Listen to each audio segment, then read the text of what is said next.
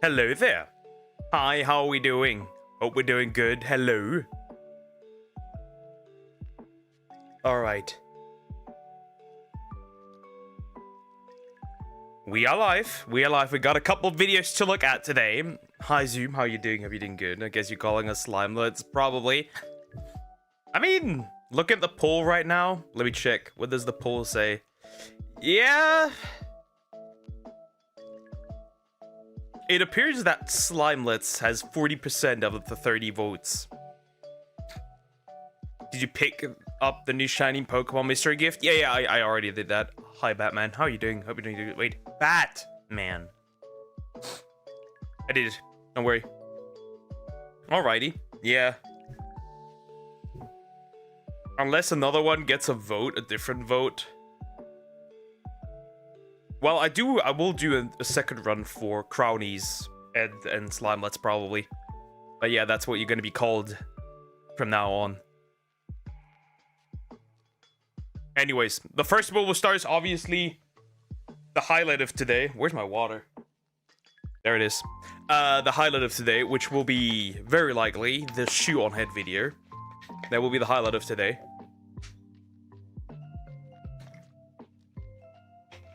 So that's the one we're gonna look at first.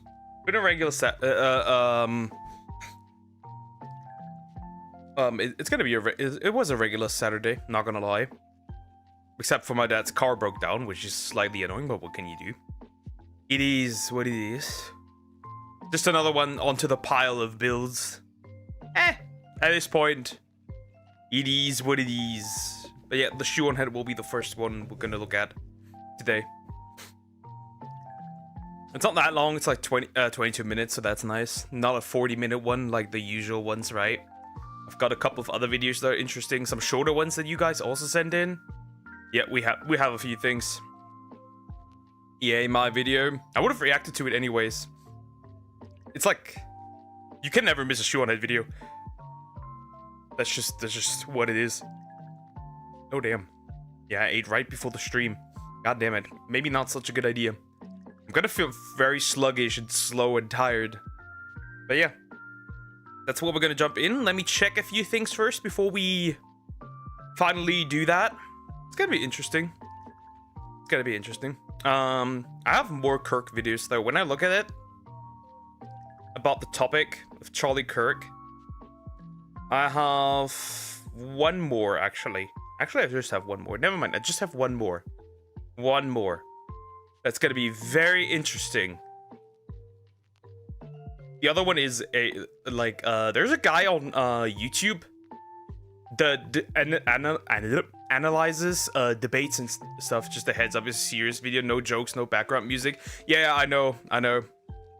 I heard that it's very serious, and my assumption was already that because of I've seen discussions about it on Twitter, and also Shoe on Head's reaction to the entire situation on Twitter. So I'm aware. I'm aware of what's been going on. So yeah, this will be a very serious one for sure. I'm not surprised that it will be serious. But yeah, I think we'll just get into it. Enough with the yapping, I guess. We'll just get into it. No time to waste here. But yeah, it makes sense that it's a serious video. Very likely. Makes sense. Okay, we'll jump over here. There we are. This is the first one we'll jump in. Okay. I will not be surprised. I think Leaflet reacted to it as well. And there will probably be a lot of other people that will likely react to it. So yeah, we'll look at it. Okay. You guys would harass me anyways if I didn't. So it makes sense that I would. Anyways. This is the new Shoe on Head video. These people are sick by Shoe on Head.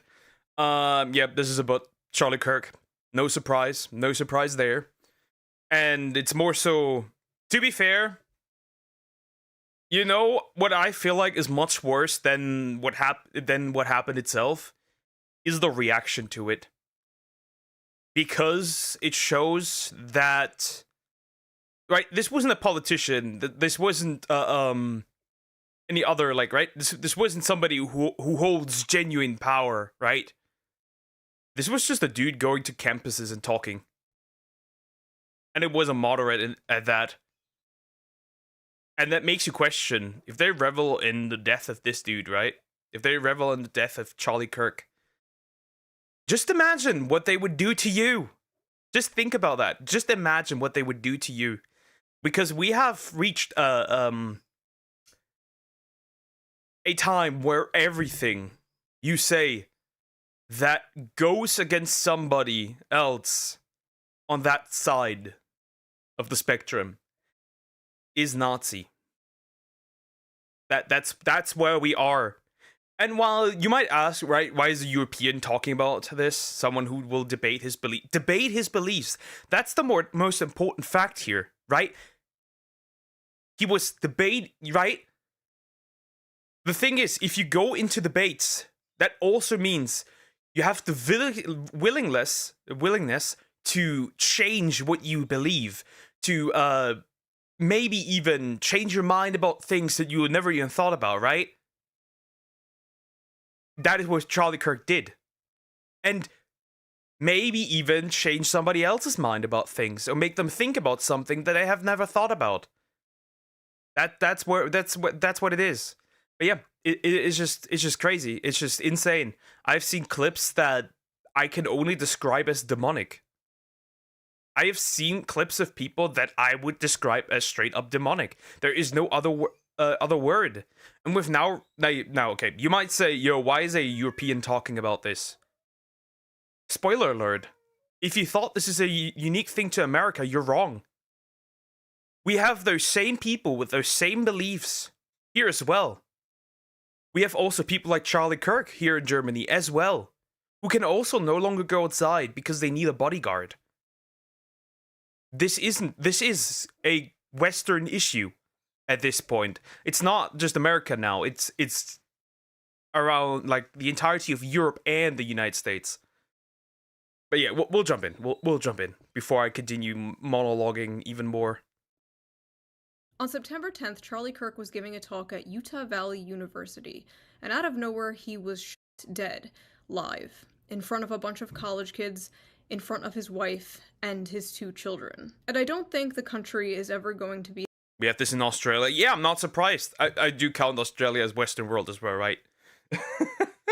Just because you're upside down, so to speak. Yeah, it is started to become a global phenomenon. The same. Not only because of this horrific tragedy, but because of everything that followed. The dark, disturbing... Whoa, I have never seen... You are right, I've never seen Shoe on Head so serious. Whoa. Whoa. I have never... Okay, this is weird. This is a weird feeling. I've never seen this so serious. Never. It makes sense to the topic, but I don't know. From what I can tell on Twitter, right? What I can tell on Twitter, something cracked in this lady as well. I don't know what it was, but something's gone. And I have friends who say it happens in the UK. Oh, it is happening in the UK, for sure. Realization that we may not be on the same page as our coworkers, classmates, friends. We are not on the same page. The people celebrating, right? They have essentially shown that there is no coexistence. That there is no coexistence, right? One side is like, here, not all of this, right? Not all of, like, the right, obviously. There is these same Mongoloids are on the right as well, right? Let's not deny that, right? Those same people exist on the right as well. But for, like, everything I've seen, when these 2 Democrats, I think lawyers, I could be wrong, were murdered. Nope. Essentially, almost nobody celebrated. Oh, I want to say nobody celebrated because that would be delusional. There's definitely people who would be like, huh, get fucked. Of course, that does exist. Or when it was announced that Biden had cancer or has cancer. I don't know if he has cancer. I hope he does not have cancer. No, almost nobody celebrated. Well, so like one side is like, trying to show, like, basically the Charlie Kirk side is trying to show, like, society's in the gutter. Here's how we fix the thing. I believe that this would be much better for you, this lifestyle. I'll show you how. And the other side is like, you don't agree with me, you must die. That's the point we have. That's the point we have reached. Neighbors, doctors. When it comes to the issue of murder, I was crashing out on Twitter a few days ago, just stream of consciousness posting about it, with run-on sentences and everything. 4 days later, I have a clearer head, but I still feel the exact same way. So we are going to talk about what happened, we're going to talk about the aftermath, and then we're going to get a little personal, because frankly, I don't see the country the same anymore, and I know a lot of you feel the exact same way, so we're going to talk about it after we talk about everything else. Charlie Kirk. To be fair,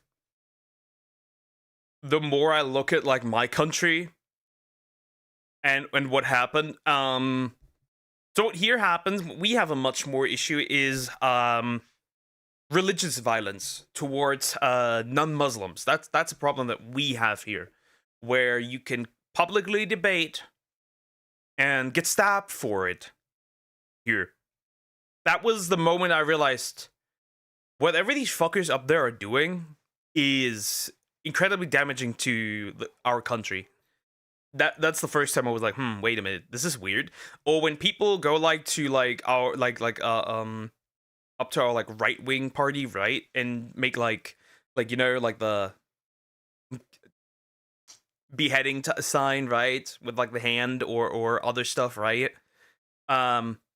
Or others saying, yeah, if this party is democratically voted, by the way, we need to beat them, we need to assault them to stop them, right? That kind of stuff.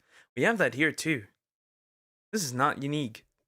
We are not on the same page. You struggle with the first word, and I already finished the book. Crazy. Kirk was not a healthcare CEO, he was not a powerful politician, and let me be 100% clear, I'm not saying this to say that it's okay when those people are murdered. Yeah, that's also, I found that Luigi thing, I found that so weird, I'm gonna be honest. I found that so weird. I found that so weird. Wow! Healthcare is a business, just like everything else in the US. Surprise, surprise. Like, if you're gonna shoot somebody because they denied your health insurance, you can shoot somebody because they denied you anything else that you would need. Which isn't a good argument. Hi, Shine Dog. How you doing? Hope you're doing good. Hello. My point is that those are positions of power that most people cannot relate to. Like, the average person is just so far removed from that world. But I think what happened to Charlie is hitting differently because, like I said on Twitter, he was just a f***ing guy. He was a f***ing podcaster. He was a guy who talked about politics. He was a guy who had conservative beliefs. Not everyone knows a billionaire CEO or a powerful politician, but they do know somebody with conservative beliefs. They know somebody who holds some or many of Charlie Kirk. It's most of that, right? Kirk is more a type of guy to you, right? You can grasp him, right? You can, like, if you really wanted to exchange words with Charlie Kirk, you would have been able to do that. You would have been able to do that. You can't do that with a health CEO. You cannot do that with a president or a politician, because you couldn't get close to these people. It's just got a shiny scyther. Nice. Opinions. Because despite what people in their little bubble believe, his core ideology and what he believed is the same shit like your conservative boomer uncle on Facebook posts. You can only disagree with this if you are unfamiliar with Charlie Kirk, or you are unfamiliar with the many different branches and different ideologies of the right wing. Now, don't get me wrong, Charlie Kirk had That's a big problem, though. We have, like, black and white, right? We have, like, the right, the left. But there's, like, different categories and different subcultures. Right? There's, like, not everybody on both sides is the same. It's just that the most extreme sides of both are the loudest. That's the problem. And named it hard. Peak. many bad takes over the years. Like, for example, the two most popular quotes I see people posting are the one where he advocated for stoning gays and black Out of context, by the way. Out of context. women are too stupid to be pilots. That is by the... Well, she misquoted that one. I'm gonna correct that one for her. It was basically just black pilots in general, because of DEI, which makes sense because you would be afraid, regardless of skin color, you would be afraid if there's a chance that somebody would be flying your plane and they would not be qualified for it. That it is important that people who need to make sure that others survive a flight or drive, right? If you're like a bus driver or something, right? Or a train, that these people are qualified for that. And DEI doesn't do that. But guess what? Both those things, the two most popular quotes people are... The black women one was, he didn't say black women, he said a black woman, a moronic black woman, right? Not black women in general. Badly phrased, but that wasn't the context. I tried to get shiny scissor too, but it didn't happen. You have to trade that with a metal code, if I remember correctly.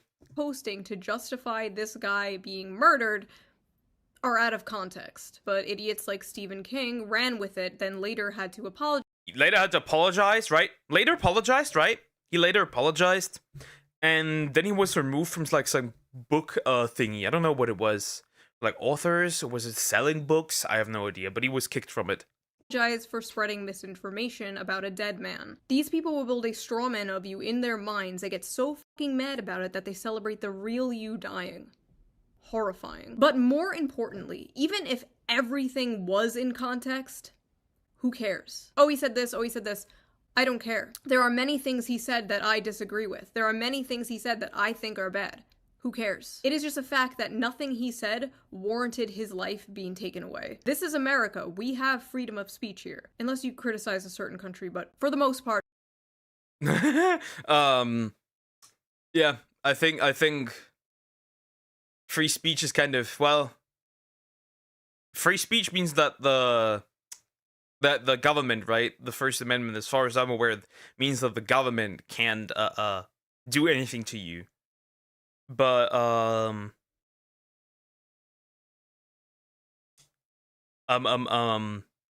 the problem is that others try to act like killing somebody is justice. That is a huge problem here that we have nowadays. Hi GT, how you doing? Hope you're doing good. We're watching Sue on Head. We have freedom of speech here. So after detaining not just one wrong guy, but two wrong guys, the FBI finally... Well, the old dude that they detained actually is a PDF, so I guess, A, one was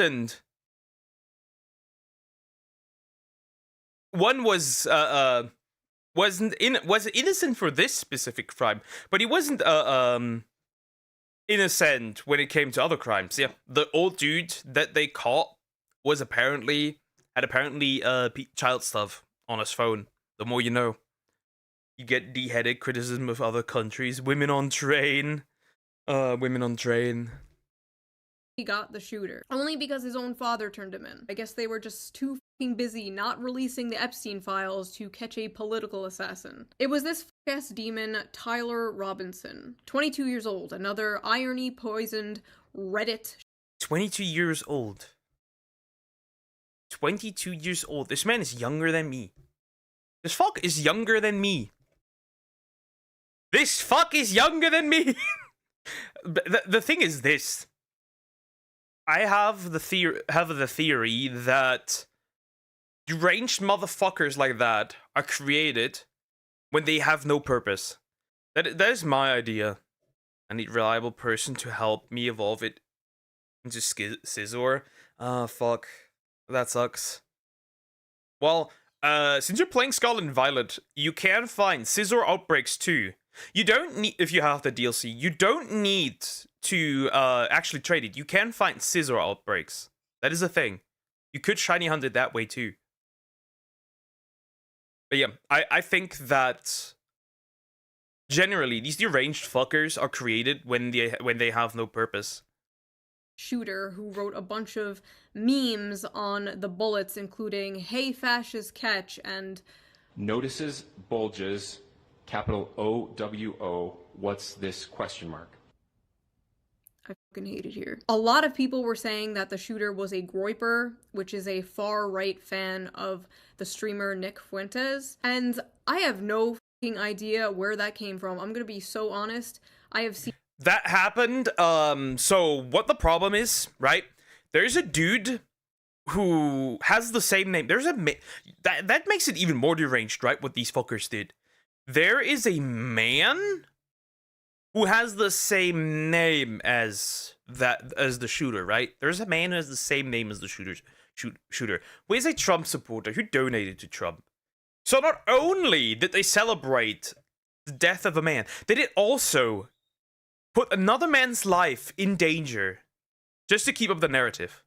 Crazy shit, huh? no actual proof of this. And it doesn't make sense because someone further right than Charlie Kirk wouldn't call Charlie Kirk a fascist, and they wouldn't say he was hateful. Their proof is that the shooter once dressed up like the Slav squat meme from 2012, and they also found a separate meme of Pepe the Frog dressed like the Slav squat meme. Therefore, the shooter is a groiper. That is like seeing a photo of the shooter dressed like a clown, and then seeing this image of Pepe the Frog dressed like a clown, and then being like, groiper confirmed. What is the connection? The shooter didn't even post the Pepe image. Like, where did the Pepe even come from? Just a bunch of liberal boomers not understanding memes. The other thing I saw was the shooter had Republican parents, and therefore the shooter must be Republican, which is just funny because we all see what these people say about their Republican parents every Thanksgiving. But I guess we'll see. It's September 14th when I am recording this. Is it more likely that somebody has, if somebody has, like, Republican parents, that they would be Republican? Sure. Certainly. Is that a guarantee? No, it's not. No, it's not. No, it's not. No, it's not. There's plenty of cases where, there's plenty of cases where children radically, believe different things from their parents because, well, for example, here in Germany, school is rather on the left, and we get fed a lot of leftist ideology, especially in colleges. Huh, what a parallel. Even in the US, that's the case.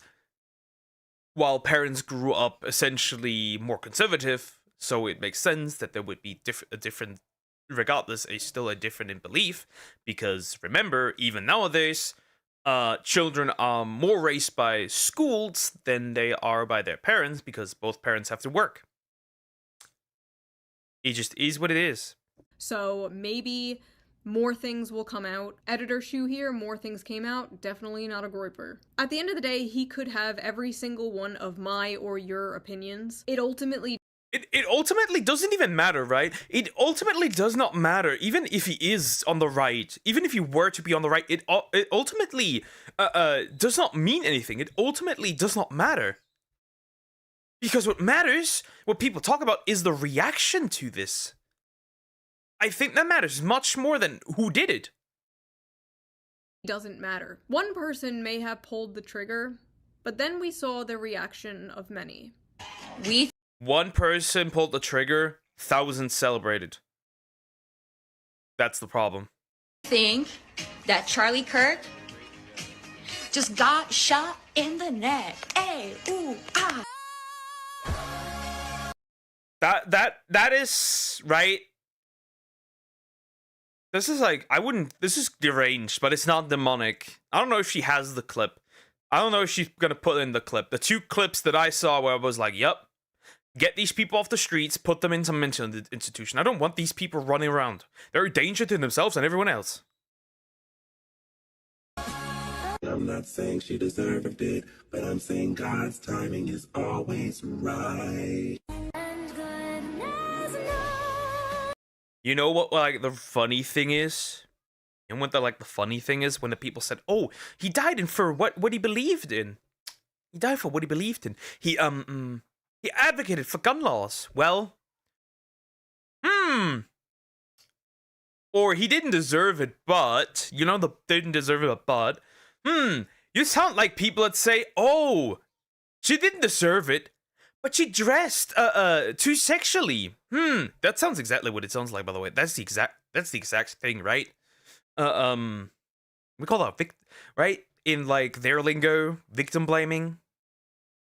Yo, they got Charlie Kirk, bro. I've never been happier. Never believe the reason I'm smiling. And it has nothing to do with Charlie Kirk. Nothing to do with... I would say pour one out for Kirky boy, but... Septum piercing theory. I don't waste good beer on little bitches. Rest in peace, bozo! Charlie Kirk just got put down like a fucking dog in Utah. I do not, and I will not, ever feel bad when bad people get what the fuck they deserve. I just heard that someone shot Charlie Kirk? Thoughts and prayers. Oh no, someone shot Charlie Kirk. Look, I don't know who needs to hear this today, but that's how you pick up a woman. What's with the autotune? Yeah, good question. Oh yeah, this chick, this fat bitch. Fuck your homie dead! Fuck your homie dead! He got shot in the head! We got Charlie in the neck. We got Charlie in the neck. By the way, as far as I've seen it, the dude with the like the speaker thingy, whatever you want to call it, got kicked out of college. So there's more. The more you know, the more you know. And a lot of people were kicked out of their work, fired, kicked out of the college, the university, and I'm here for it. Heard someone got shot today. I had a tummy ache this morning. Stay alive out there. The sympathy for Charlie Kirk is f***ing weird. You don't have to like violence, but I'm confused as to how you thought the revolution was going to be magically bloodless. I've been saying we need to bring back political... The revolution. I find that very interesting because the people that are against gun violence don't have guns, while the people that are for guns, right? The people that are against gun violence, the people that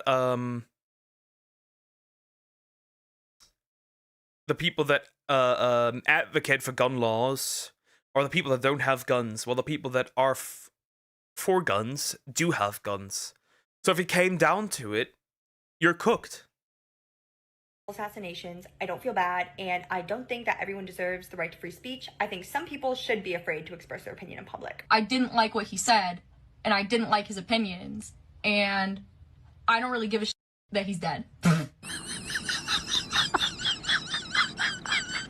The best part of this whole goddamn thing is that he is not martyr material, so his death will mean nothing.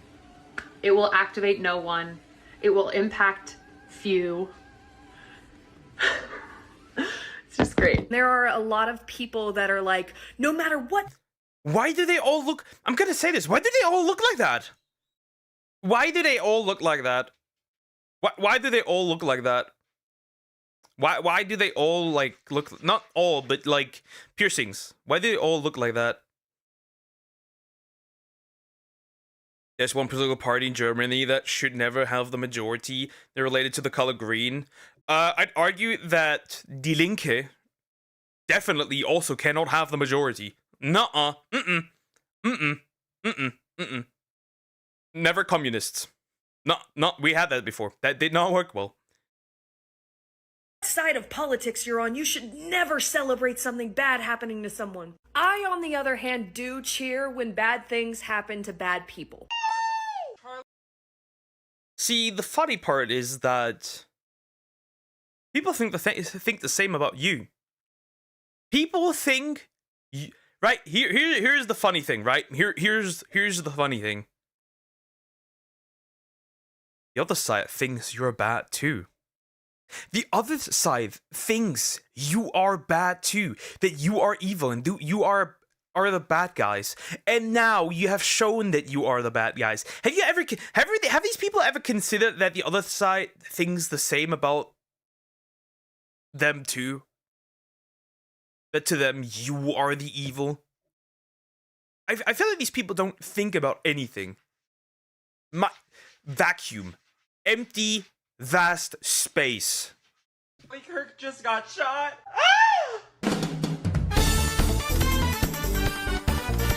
I saw the video before they even put out the confirmation. There was no chance that he made it through that.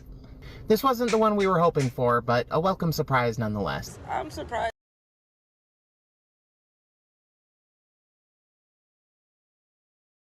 I understand a little bit of misogyny at this point. That y'all didn't get rid of him sooner. And I'm surprised that you guys...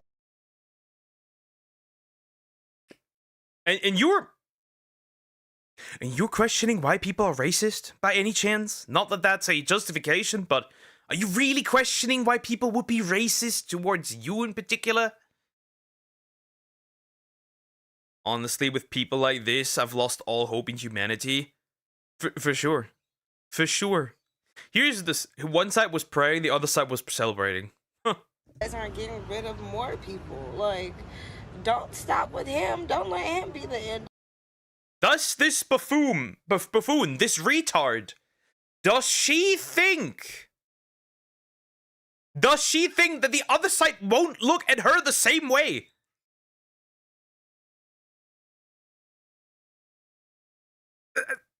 Nah, dude. Dog, get rid of them all. His wife deserves to go too. Y'all keep on talking about... What the fuck are we doing? Ah, yes, is what? The kids is... What's next? The kids as well? The kids as well? Bro. His wife and kids, they need to go too.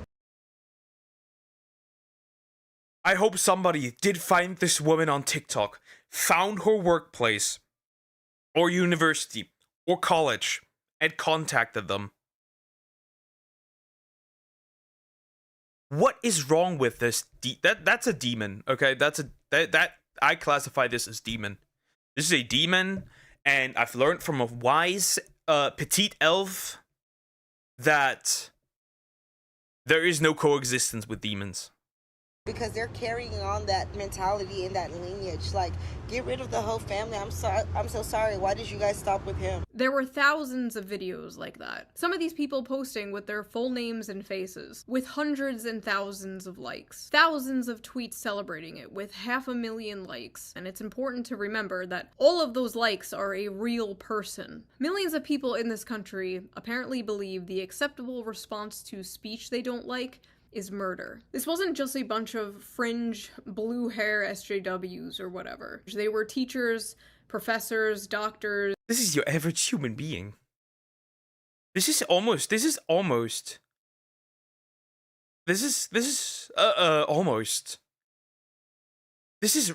a regular woman. You could pass her by and you wouldn't know that she would kill you if she got the chance.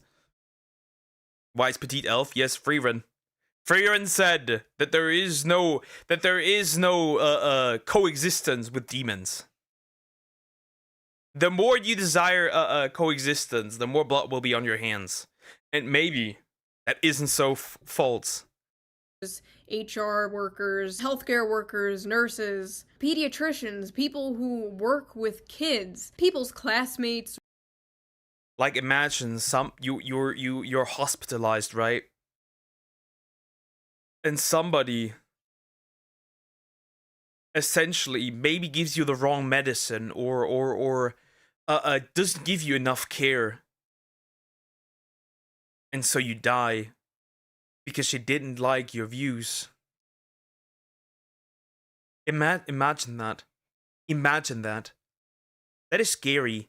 These people also work with children. There was a clip of a mother basically coming like to their two daughters and be like, you know, the best thing just happened. And the daughter just thought, right?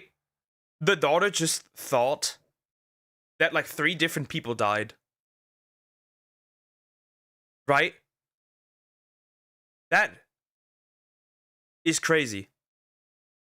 That is crazy. That is crazy. Now at least demons would eat you for food. These guys would leave you to rot and laugh at you. True. roommates. They are teachers showing our children the gory, horrifying video of Charlie's murder on repeat. The hippy-dippy "in this house we believe" shitlib mask was ripped off, and underneath was nothing but psychopathic bloodlust. I have seen people on the right celebrate the death of people they disagree with. I've seen it. I remember Heather Heyer in 2017. But I also remember the whole internet, left and right, coming together to disavow and mock the few dozen people from Stormfront who were celebrating her death. This is different. It's never been like this before. Yep, that's true. Daily know that both sides are evil. Do not trust any political side. Both are assholes. For this specific case, I would certainly disagree. For overall, throughout my internet time, I would disagree with this take. There were very few people that celebrated when the announcement happened that Biden had cancer. And the people that did celebrate were mercilessly shit on. When those two lawyers, Democratic lawyers, were their lives were taken, barely anybody celebrated. I would actually disagree with this. Does it exist? Certainly, yeah. Shu gave an example. But it's not nearly as much. It's not nearly as much. Not even close to as much. It's never been this much. It's never been this brazen. Normal people have to log into like an alternate Twitter account where they can post their more unorthodox opinions. And these people are out here, full face, full name, like hell yeah, murder.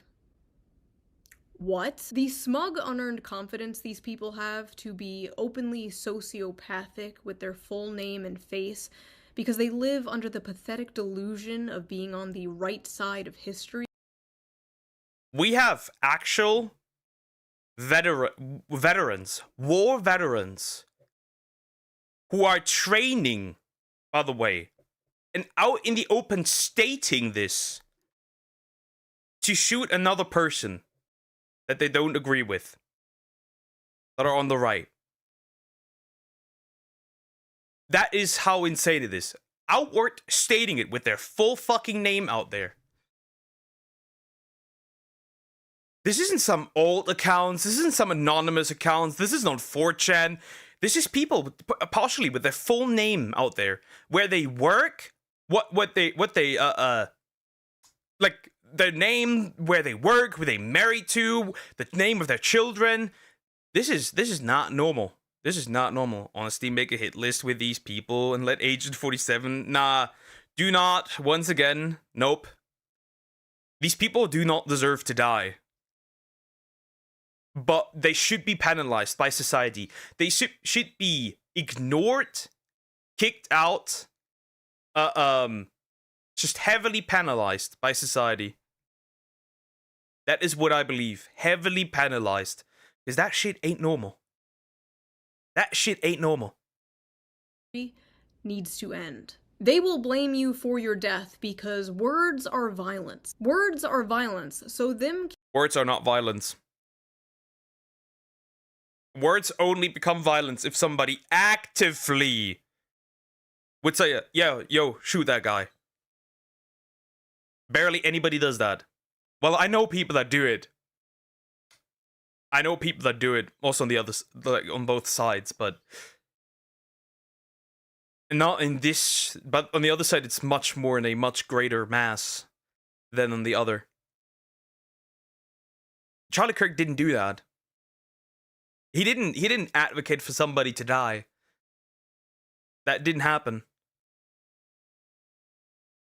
killing you is just self-defense. That's why they're using Kyle Rittenhouse as some kind of gotcha. Oh, if you don't condone political violence, why do you support Kyle Rittenhouse? They fundamentally don't see the difference between killing someone over speech and killing someone over self-defense, because these are the same things to them. Also, I'm going to be the one to point it out, because of course I am. I saw nobody else do it.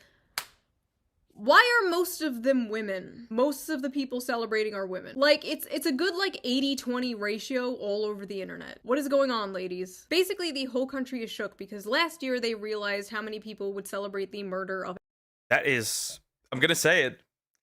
Kirsche said it best. When it comes to politics, women are useful idiots. I am sorry.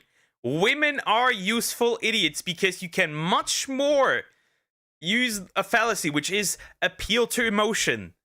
You cannot do that with men. Not in that high degree. I'm gonna say it. Unfortunately, women, when it comes to stuff like that, are useful idiots.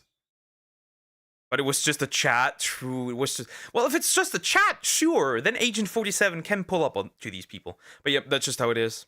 Shiny Paldeon and Taurus, Shiny Psyduck. Again? How many Shiny Psyduck do you have at this point? A president, and this year they realized how many people would celebrate the murder of them. At the end of the day, this is all the inevitable conclusion of the punch a Nazi thing from like 2017. Do you guys remember that? We always knew it was a slippery slope. The problem is that the people that say punch a Nazi would never punch a Nazi because these people have never experienced violence ever in their life. They've never been bullied. They've been growing up secure with no issue at all. They oftentimes also have more money than the average, they have never really suffered in a day in their life. And the only reason why they can argue this, the only reason why they can say this is, and be concerned about these other first world problems is because they have no real issues ever. They didn't struggle to put food on the table. They don't have to fear violence. They just, oh, I'm gonna punch a Nazi. If you stand before a Nazi, you will die. You will die. You are not punching shit. You will be punched. And this is oftentimes not just dudes, but women. You will die. That's why we were against it. And they always say this dumb shit like, if you don't want to be called a Nazi, stop being a Nazi. Even a congressman from my state, New York, was like, oh, if you want to stop being called a fascist, you should stop being a fascist. Oddly enough, that the people shooting others over their speech are fascists, by the way. And yes, I will call these people celebrating, rightfully so, fascists, because they are. Yeah, that's great, except you've called everyone and their mother a fascist and a Nazi for the past, 15 years. And I see a lot of progressives in my audience like, Shoo, you're not like Charlie Kirk. You're not a fascist. Here are all the things I have been called Nazi, fascist, reactionary for over the last few years. Would you like to see? I have been making this list since 2023. Let's go. Let's just read this together real quick. Mocking/criticizing pop feminism. What the fuck? Okay, I didn't know that criticizing feminism is Nazi shit, but hey, what do I know? Of this video. Yeah, I'm gonna watch something else, don't worry. I'm gonna watch something else after this one, something more chill. I do have another Kirk video, but it's a little different. It's more so about debating, which is interesting. Believing adults can do whatever they want. Being pro-free. Huh? Wait, isn't that the thing that they argue for?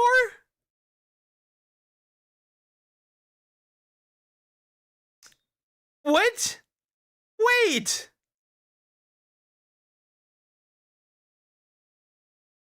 What the hell is pop feminism?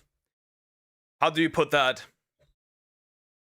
I know what she means. It's essentially just how do you put that? I think it's pretty much just third wave feminism the way it is right now, right?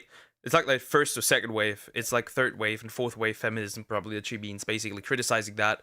The current modern feminism that basically deems men as the root of all evil. That's probably what she means. I didn't know that believing adults can do whatever they want is Nazi, fascist, or reactionary. How does that work? Does that mean the others are as well? Speech. Being liberal.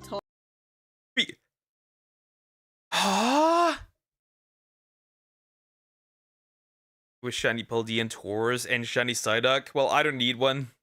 I have both of these. Isn't this inherently anti-fascist? And this as well? Right? You're not a communist, but you're not a Nazi. If you have these two. It's modern feminism? Yeah, I think that's what she means. Talking to people I disagree with. Being friends with people I disagree with. Following people on Twitter I disagree with. Supporting Bernie Sanders. That one came from the right. Being registered independent. criticizing Joe Biden, criticizing the Democratic Party, not being attracted to feminine men, not hating men in general, criticizing Canada's maid program. Whoa.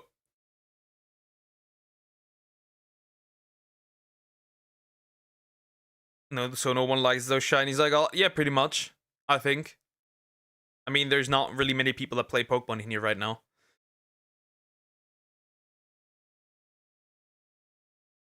Here's a hot take. It's a hot take. It's not actually not. Fuck it. It's not a hot take. It's actually the truth. Most women don't find feminine men attractive. I said it. I said it. Look at all the femboys, the straight femboys. They're all single. Almost all of them. They're all single. Almost all of them. Here's the hot take. Women overall don't find feminine men attractive. That is my take. There's a reason why women find it immediately weird when a guy doesn't pay. There's a reason why women find it weird when guys have nail polish. Just saying, I don't care. You know what's even crazier? Being not ugly. Talk to people I disagree with. Damn, I'm a Nazi. Horrendous, bro. You're cooked. Being not ugly. Being not ugly makes you a Nazi. I can't do this. I can't do this anymore. What is this? Yeah, you should know with Frog and all. True. Not hating men. Okay, well that's the thing I see. No, what I miss. Not that much. Just general talk. Dressing modestly in videos. Yeah, by the way, if you just wear like if you dress like a little grandma, you're automatically a Nazi. Good day, Booker. Good day, chat. Yeah, hi, how you doing, Cricket? Hope you're doing good. Wearing fake eyelashes. Saying there's an obesity epidemic in America? Wait.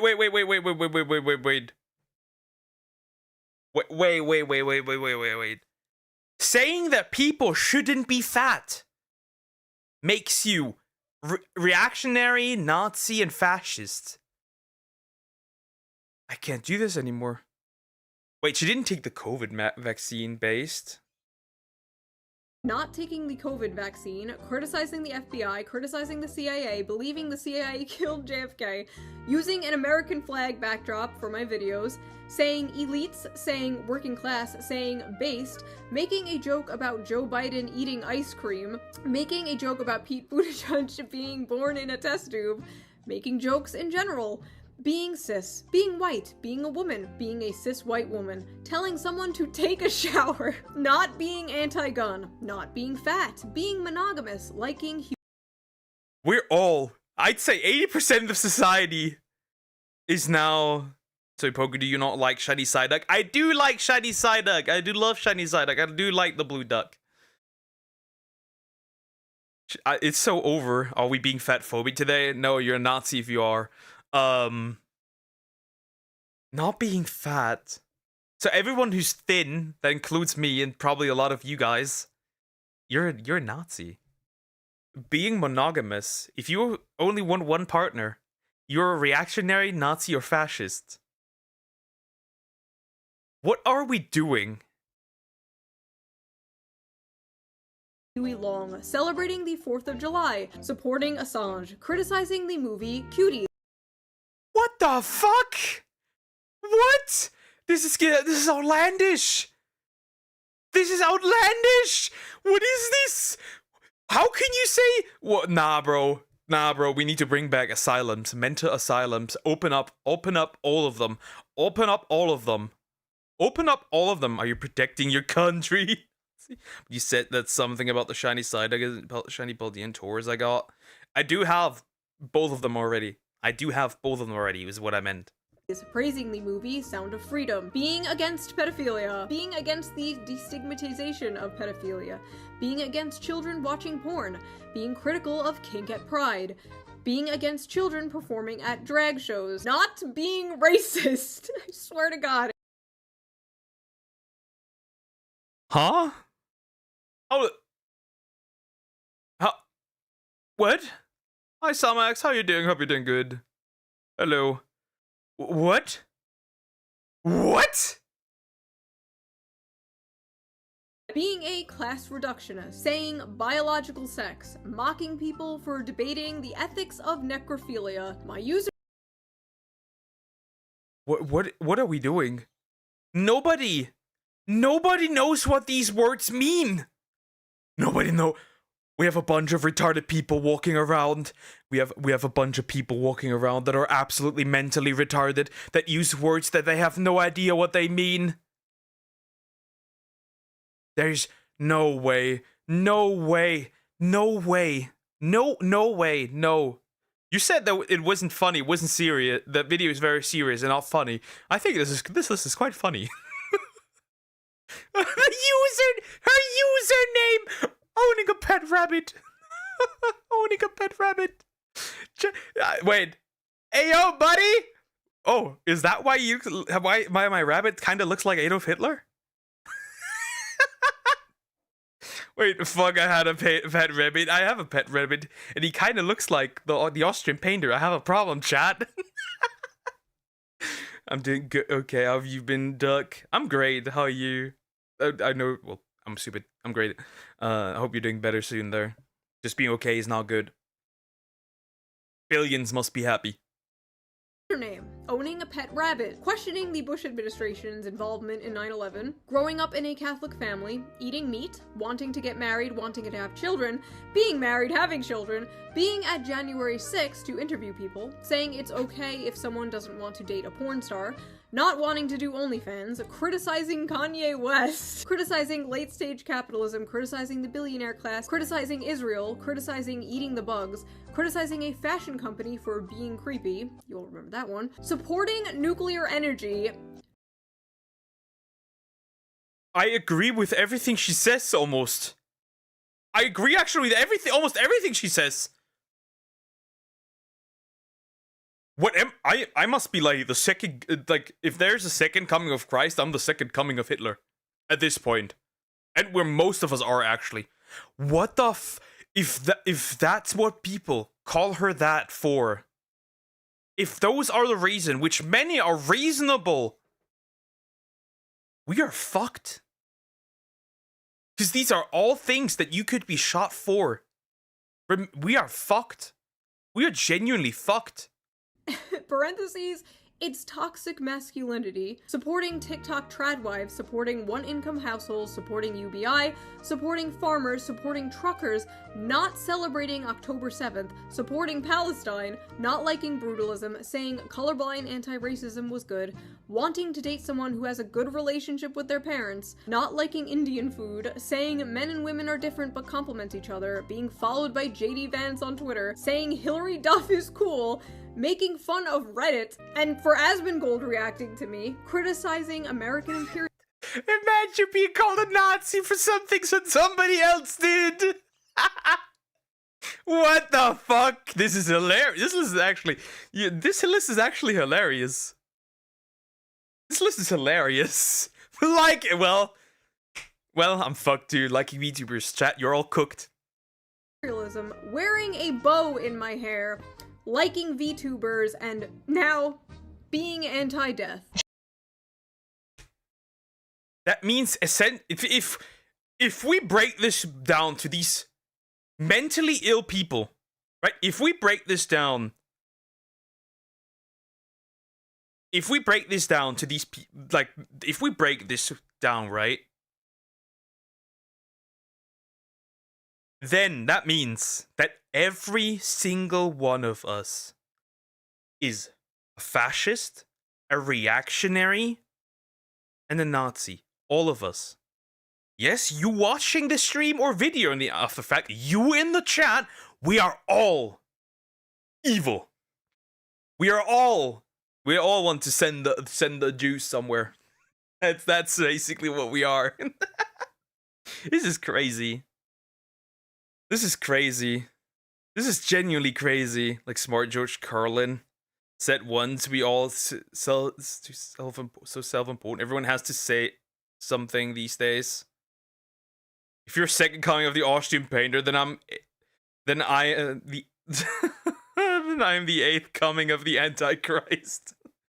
Diagonal, thank you for the $5 super chat. Thank you, thank you, thank you, thank you. I'm doing great. How are you? How are you? Thank you, thank you, thank you. How the fuck did I go from a leftist to a Nazi? Because these people genuinely, when I say this, then I mean it actually. The people using this word genuinely do not know what they are talking about. They genuinely, it's like, even here in Germany, they do not know. Right, while we cover this 3 times in history. We cover it in 7th, 9th, 10th, potentially, and 12th and 13th grade. And even here, they do not know what this actually means. What it actually means to be one. They do not understand this. I don't like VTubers. I'm on the safe side. You are an exception. Wait, you don't like VTubers? But some leftists are VTubers. Ha! Nazi. They genuinely do not know what this word means. Charlie Kirk was a fucking Nazi. He was a fucking Nazi. He was not! He was a moderate Christian conservative! He was not! Nazis don't debate! They don't! They don't want to listen to other people's views and debate them. By the way, Poker, I know it's not new, but I've seen what's going on in France. Just like, you mean like the riots? Yeah, that's what you mean.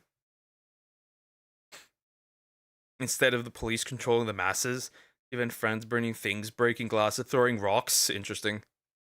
Very interesting. What is this? And you know what kind of Nazi is the best Nazi? A dead one. I am a better person than you for celebrating the death of a Nazi. And actually, it's pretty weird that you're not, and simultaneously asking people to have empathy for the Nazi. Nazis have children and families, right? But Nazis also get shot in the neck. They don't kill you because you're a Nazi. They call you a Nazi so they can kill you. Now, I'm going to talk about my personal feelings of the situation because I know a lot of you can relate. I know a lot of you have been feeling the exact same way, so I will try and put it into words for you. I have friends who were friends with Charlie Kirk, but I didn't personally know him. We follow each other on Twitter. I've been to the TPUSA Amerifest in 2021. I actually went there planning to make a video making fun of it, but I had so much fun and met so many friends that I'm still friends with to this day. Went there to make fun. Realized it's actually fun to be there. I'm pretty good. I'm heading to the store. What deal I recommend I get for breakfast? I have no idea. I don't like Kirk, but how the fuck is he a Nazi? He isn't. That's the thing. He isn't. He wasn't. He was, if anything, he was really just he was just the average, like, he had the opinion of the average, like, dude from like the 70s and 80s, not gonna lie. That's the thing. But Nazis do debate with a gun and gas. The people celebrating this are closer to Nazis than the people mourning him. So, that video never happened. I disagreed with him all the time. You can literally go to our Twitter interactions. I was always correcting him about, like... yeah. Bernie Sanders. I made an egg look like his face. It is safe to say I was no fan. But this has really shaken me in a way that I absolutely did not expect. These last few days after what happened, I kept going to every single, like, lefty, liberal, left-wing person I know and, like, checking out what they have been saying about this. And besides maybe, like, 4 or 5, every single one was being an unhinged psychopath about. How many did you block that day? Hundreds? Maybe thousands? I blocked like 400 to 500 people. And I blocked people that I know. That I found were actually pretty cool. And now I blocked them. Because they're deranged psychopaths. And you can't coexist with these people because whether they like me or not does not matter. They will kill me. This is horrible. This is holy ass. He was a dude with sometimes rude-hearted conservative takes. Just like others are also yeah. And some people have retorted leftist takes. It's just hilarious. Get a ton of retorted opinions, keyword opinions, but what went down shouldn't have happened. Very true. This. Or saying some backhanded shit like, this is why we need gun control, which, first of all, we were just watching a whole bunch of people celebrate killing someone over political differences. You are never taking our guns now. That is not happening. I felt like I— That's true. That is no longer happening. That is no longer happening. That is no longer happening. I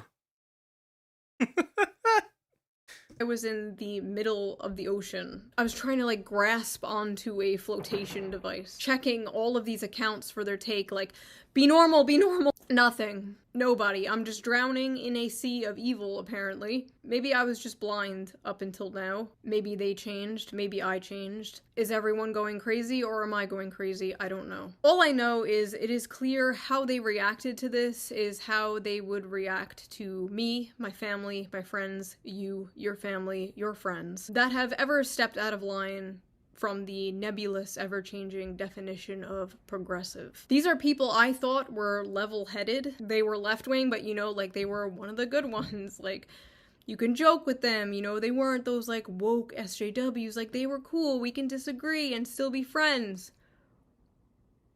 You know. Your friend— I've seen too many women cry! Yes, she is about to cry. She is about to cry. I see too many women cry. No, I don't block 4,500 people. I blocked like 400 to 500 people.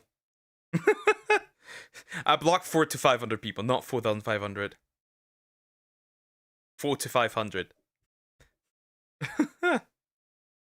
I would have gone 1,000 if I didn't stop there. Certainty. Yeah, but she's about to cry. Leaflet was crying. Now Shu is crying. The Korsha was crying. All these women, all these ladies covering this are about to cry. Or crying. Look, how many? Just 400 to 500. Calm down, not 4,500. 400 to 500. Wouldn't celebrate you being murdered, of course. But if they would celebrate an exact clone of you that wasn't you, that had all the same opinions, or some of the opinions that you have, if they would celebrate that clone being murdered, they're not your friend. I'm friends with people who are friends with Charlie, and I see how they are completely broken about this. Seeing them like this, and then at the same time my other friends posting shit like, "Rip bozo." It's just sick. It's just sick shit. Personally, I would rather live in a world full of Charlie Kirks who would sit down and debate than a world full of people who agree with me but would murder people who don't. Because if it's now normalized to just murder people who disagree with you politically, we don't have a society. Like, that's it. I don't get crying over a man you don't even know. I kind of get them being extremely upset seeing him with his family and stuff, but still weird. I don't think that the crying came because of him. Consider this, Somax. Consider this. Somebody gets shot over their beliefs. And then you realize that the other side that celebrated him getting shot would celebrate if you got shot. Now think about how that makes you feel. Because I can guarantee you, you definitely, most certainly have a take that when you had a big audience, and you would post that on Twitter, that you would be called a Nazi, and they would forever remember you as a Nazi. And they would celebrate if one day the announcement came in that you were dead. Think about that. Think about that. It's over. But some of these people in particular, like, why the f*** are you celebrating? You! They think you're a Nazi too. They'll make a nice compilation of all the hot takes you've had over the years and spread it around to justify your murder. You don't get it, do you? We are all Charlie Kirk. I have been doing this. This is very true. We all have takes that when these deranged psychopaths, if they only see this take, and they never see anything else from you, that in their mind you are solidified as literally Hitler. We all have takes that would classify us as that. All of us. Some more, some less, but we all have takes like that. And then there's a problem. Because of Charlie, if you don't know him, nobody would expect you to tear up. But the more you know, the more it hurts. I think there's a good chance that you might have also seen a lot of his debates, but also a lot of like there are so many videos of him like interacting with his children and like his wife and stuff, and that does hit hard. That does hit hard. Well, because on the one side you have like the debater Charlie Kirk, the conservative Charlie Kirk, and on the other side you have like the family father, the husband, the son, the friend, right? When we get one of those great floods like in that one book. Unfortunately, homie promised to never flood again. Well, water. You could use lava. That's still a liquid.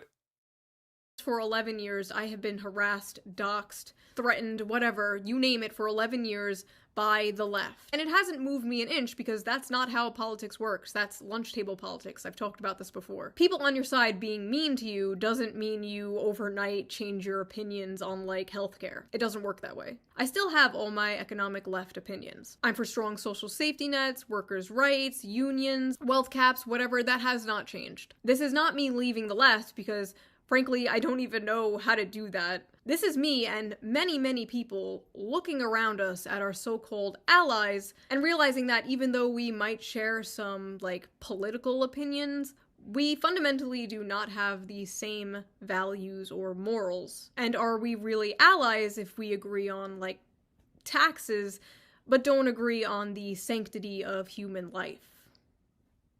I don't know. The way we view death now is just crazy. And I feel like a lot of that has to do with the desensitization, in part, thanks to the internet. You used to have to go out of your way to see gore and— Yep. Now you can just see it on Twitter, getting stabbed. Somebody getting stabbed. Now you just see that. Now that's crazy. I know that's not the position I'm in, so it's just a foreign experience, but I never have. So it's still odd, while that feeling could be justified for people who are public, but still odd. Well, maybe you could emphasize if it's not public figures, but it's your family and friends. Now, maybe considering taking your life because you said something that they don't believe in. Maybe that hits closer to home because, well, that is her experience too. Wait, it's now going to be nuke, not a flood. True. Stuff like that, and now you're just scrolling through Twitter and you see someone set on fire if someone gets stabbed on a train. And when someone like Charlie dies, it's not even real to people anymore. Like, it's like a movie or show. Oh, that character died? Good, I hate— It's also ironic when we look at what happened, right? When George Floyd died, there were riots, looting, burning, fire. When Kirk died, there was prayer. I find that very interesting. You know why? Because both are because that side once celebrates somebody getting murdered on one side, right? For his opinions. On the other side, they celebrate a dude who was known by the police multiple times, fentanyl and meth addict, died due to not the knee, but because he was an addict, threatened a pregnant woman. That's where we are. That's where we are. But if they are people who I know, then it's not a stranger. The whole point is some of these people are talking about a person they don't know IRL. You can't be upset, but crying over it is interesting. I think it depends. If you consume that guy's content a lot, right? There's a lot of people who have consumed this content a lot. There's a lot of people who have grown because of how he changed their life, even if they didn't meet him in person. Then I do think that's also a legitimate reason to cry, right? There's people who cry about celebrities dying, so why wouldn't that be the case here either? So, I guess it's simple to understand. I, for one, welcome our new my voice dying. New robotic lizard overlords. True. Did that character. Like, no, that was a real human being with a family and kids, actually. Like, that was someone's son. The internet has turned real people into nothing but cartoon characters that disappear when you Content! The internet has turned people into content! Close an app. I remember for years people would be like, oh, when you have kids, you'll change your mind on XYZ. And I was like, no, that's not gonna happen, no. And they were right. Almost overnight, you stop being so selfish, nihilistic. You stop having utopian fantasies of wanting to live in a post-capitalist society. And all you want is for the world to be safe. For the world to be safe and normal. And all that matters is your family and your community. And then your country, and then the world. You know? But we can't save the world. We can't. But here's a take on how this happened. I'm gonna say it, and I genuinely believe that. The reason why politics has turned into like this cult-like thing, let's not deny it. It is cult-like for certain. It is cult-like. We have seen that over the past few years. It is cult-like, and I'm gonna say it. The moment religion was off the table, politics took on that space, took over that space, that empty space, and since then, we have a big problem with infighting, because when religion united us, politics separates us. That is my take. The reason why we're all so fucked up and divided is because we replaced religion with something that does divide. That's what I believe. you can save the people around you. You can't say to these people who are celebrating this and justifying this, you can't say, what if that was your dad or your brother getting killed for their opinions? Because these people would say that, oh, that was my dad? Hey, he deserved it. Listen, Destiny himself said that, remember when that one guy was, killed during the Trump rally? When they tried to take out Trump, right? And Destiny said he wouldn't have cared if it was his, if it was his own parents, right? Not really. Religion can divide people. If everyone's a Christian, how much of a great chance do you think there is for divide? The only divide that could be is arguing over scripture. That's it. That's it. But those are micro issues. That's the only thing you can ask for. I'm taking Christianity because it's the most prevalent religion. It was the most prevalent religion in the West. How much is there to argue except for meaning of scripture? Ah, yes, nothing. Exactly nothing. There is exactly nothing. That's the only thing you can act for. My opinion is people being really invested in politics more than ever. Before it's so widely talked about, people get really protective about their opinions because it is treated like a religion. Politics is treated like a religion. Off the top, you know that Gold Ship is not the only horse girl, but a god, an evil overlord, and apparently has recently been found being a helldiver rather than doing her training. Funny. they've already cut those people off. They've already cut those people off out of their lives. And posting videos and pictures of Charlie's wife and young kids. It's like the horrible part. There is people severing their precious family bonds over politics. over politics.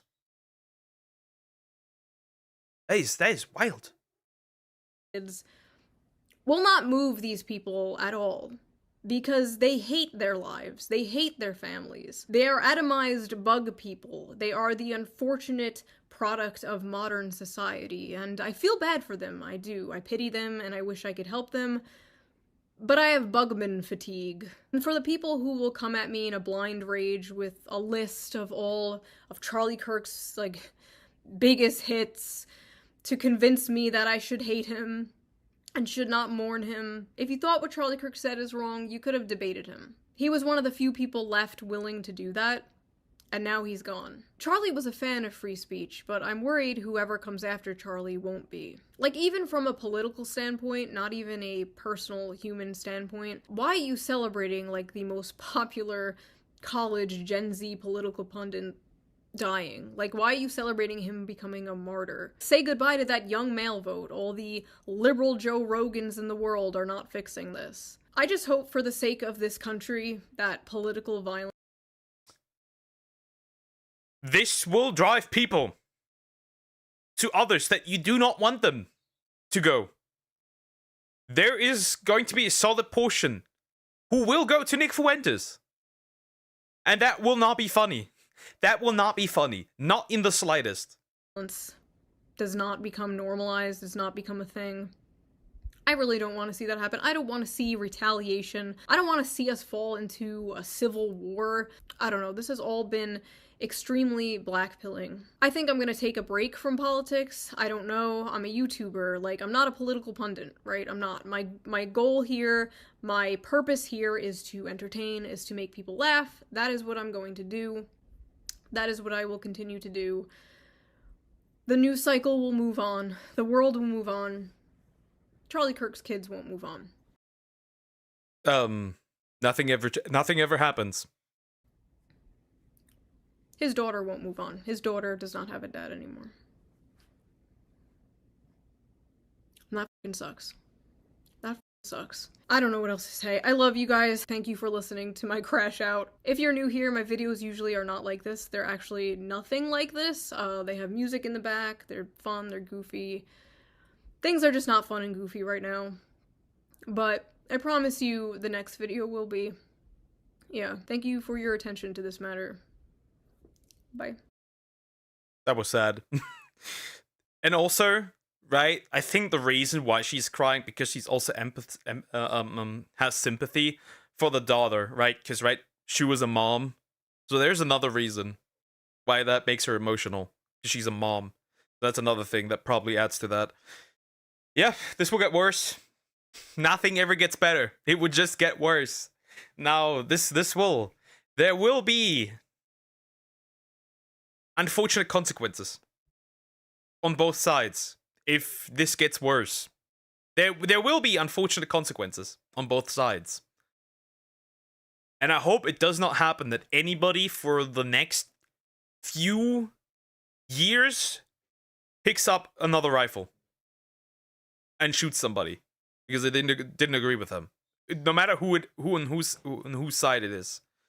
That is a problem. War never changes, and these weirdos will never disappear, sadly, for sure. For sure. Yeah, it's just horrible. It's just horrible. I hope that this gets not even further out of hand. That's all I can say. Wow, that was depressing. Except for the list part. That was hilarious. Could be, yeah, it could be.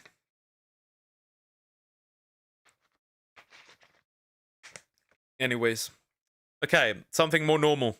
I do have another Kirk video, but this is more so about debating. But yeah. Hi, Walker. How are you doing? Hope you're doing good. Hello. Okay, which one are we going? Wait a minute. I need something hilarious. Wait a minute. What do we have here? You know what? Let's do something that's not too depressing. My voice dying.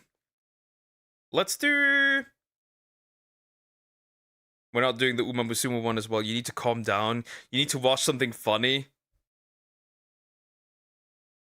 You know what? We'll watch something interesting. This one. A ship.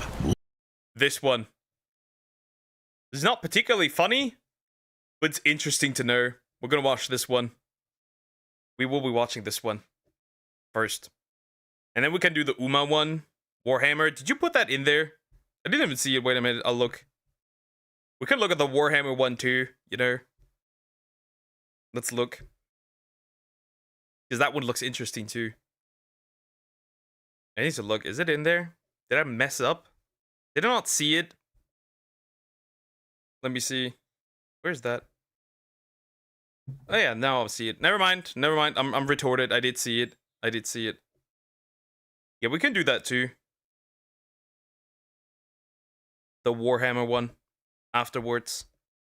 Sure. Sure. I need to put it in first. But there it is. How long is that actually? Really need to see that real quick. How long is that actually? Aw. Are we in Australia? No. Not yet, at least, from what I can tell. I hate when stuff does not get added. 38 minutes! Goodness.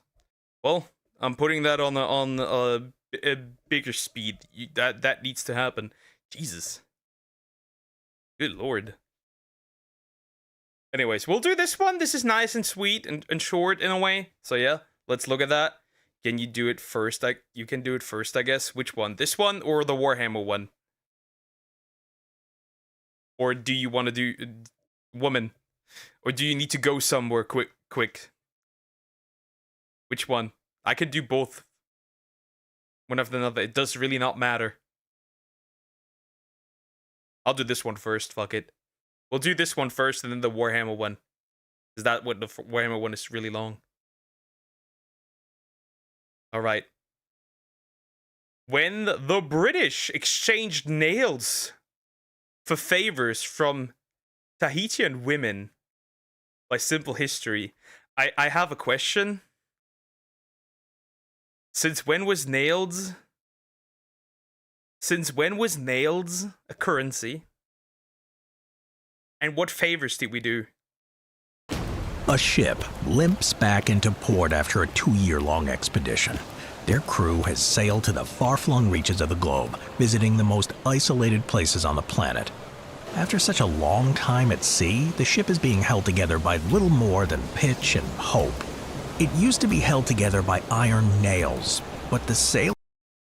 The Tahitian women had essentially... They needed OnlyFans. Essentially. Sailors had other uses for them.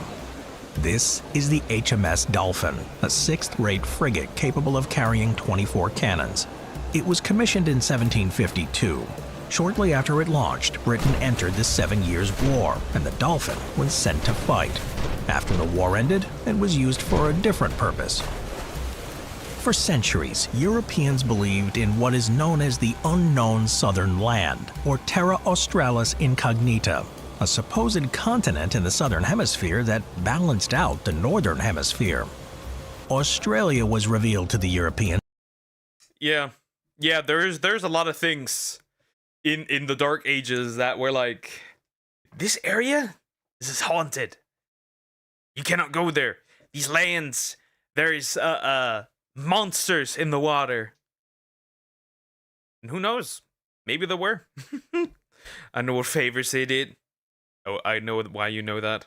In the 17th century, but there was still a strong belief that there was another landmass somewhere in the huge expanse of the South Pacific. In 1764, the Dolphin was sent out to explore and exploit this uncharted part of the world. Captained by John Byron. It's ironic that the ship is called the Dolphin. And exploiting is also something that's there.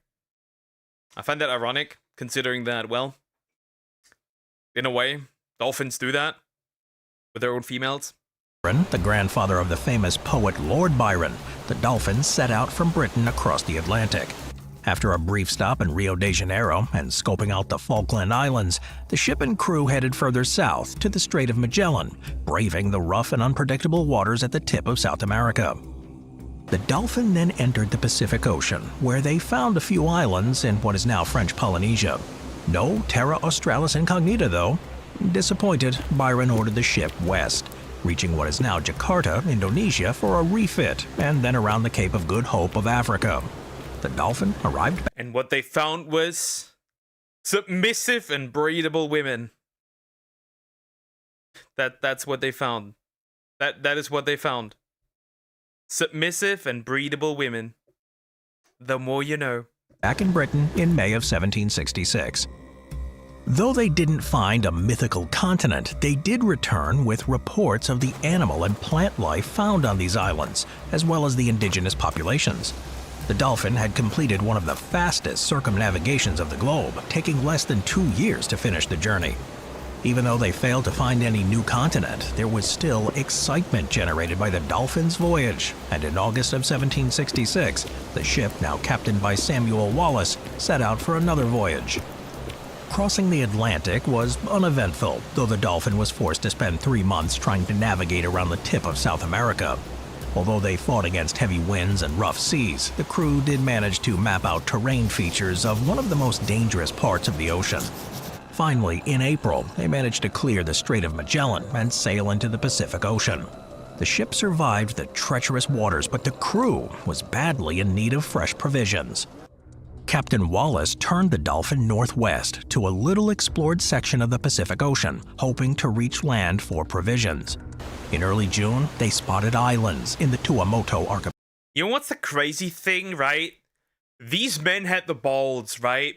These men had the... You have to consider this, right? These dudes had the balls to go out into an area never explored, not knowing what they would find, with the chance of never being able to return, but they still did it. And nowadays, going to like a restaurant is already like world travel. What they found was your mother. Well, there's a slight problem with that. When Columbus set out, he found your mother. Yes, an entire continent. Anyways, I mean, imagine being one of the first people seeing a Megalodon for the first time. Think it's a monster too. Well, homie doesn't exist during humans, so all is good. But you know, you never. The thing is this, right? You never know if there were bigger animal species still around in like when this happened, right? Underwater species, because a lot of species died out before humanity even saw them, when humans were around, even in that time period. So you would never know. That's the thing, right? The crew was able to stock up on some food. Remember, around this time, dodos were still a thing. Dodos were still a thing. And mammoths haven't been gone that long, too. Not around this time, obviously, but dodos were still a thing. We know there were bigger species in Australia, for example. Yep. Food and fresh water before heading west. On June 18, 1767, more land was spotted, and on the 23rd, the HMS Dolphin dropped anchor in Tahiti, which Wallis named King George's Island. This was a massive relief, as much of the crew, including Wallis, was sick from their months at sea. Of course, they weren't alone. Tahiti had been inhabited by Polynesians who settled the island centuries earlier. When they saw the large British ships sailing in, they hopped in their canoes and paddled out to greet the newcomers. Captain Wallis saw that their canoes held not only the Greetings! Do you want some sex? They were like, greetings! Do you want to fuck? Tahitians, but also pigs, chickens, and fresh fruit, provisions that the crew desperately needed. When they approached the Dolphin, Wallis ordered the ship's gunner and 2 midshipmen to trade for them. In exchange, the British gave the Tahitians beads, knives, and iron nails, and fired cannons if they didn't get their way. On June 24th, according to Wallace's report, the ship was surrounded by hundreds of canoes, which he described as, quote, furnished rather for war than trade. He states that the Tahitians gave a shout and began to converge on the Dolphin, hurling stones as they paddled closer. The British opened fire, and the Tahitians scattered. Wait, the fuckers lied? That's crazy work. That's crazy work. So when do the women happen? When do the women happen? Greetings, once slaves. No, that's Africa. That's Africa. Sorry, wrong place. That's Africa. When a cannonball tore one of their canoes in half. Things calmed down after that, and while there was no doubt some tension, friendly relations were soon established. The Tahitians traveled to the Dolphin and traded. So they were fighting or not? Interesting. They were fighting in this case. Surprise, surprise. Yep. With the British, and in short order, the ship's holds were refilled with fresh supplies. George Robertson, the ship's master, kept detailed records of these exchanges. Above all, the Tahitians valued iron, especially iron nails, because they couldn't make any yet. Soon, a basic exchange rate was created, with certain goods being worth a specific length of nail. For example, a 3-inch nail was claimed to be worth a 20-pound pig. Provisions weren't the only thing that nails were used for. One day, Robertson was ashore with a group of Liberty men, those who were allowed off the Dolphin. While there, he and the others were approached by 3 Tahitian women who kept making a specific gesture. The Liberty men assured Robertson that the women only wanted an iron nail and didn't elaborate. Confused, Robertson gave them each a nail as a gift before departing. A while later, back on the ship, Robertson told this to the gunner, who explained the Tahitians were engaged in. Well, poke it everywhere. Yeah, obviously, but I meant more like for specifically for Africa. It was like, want some slaves?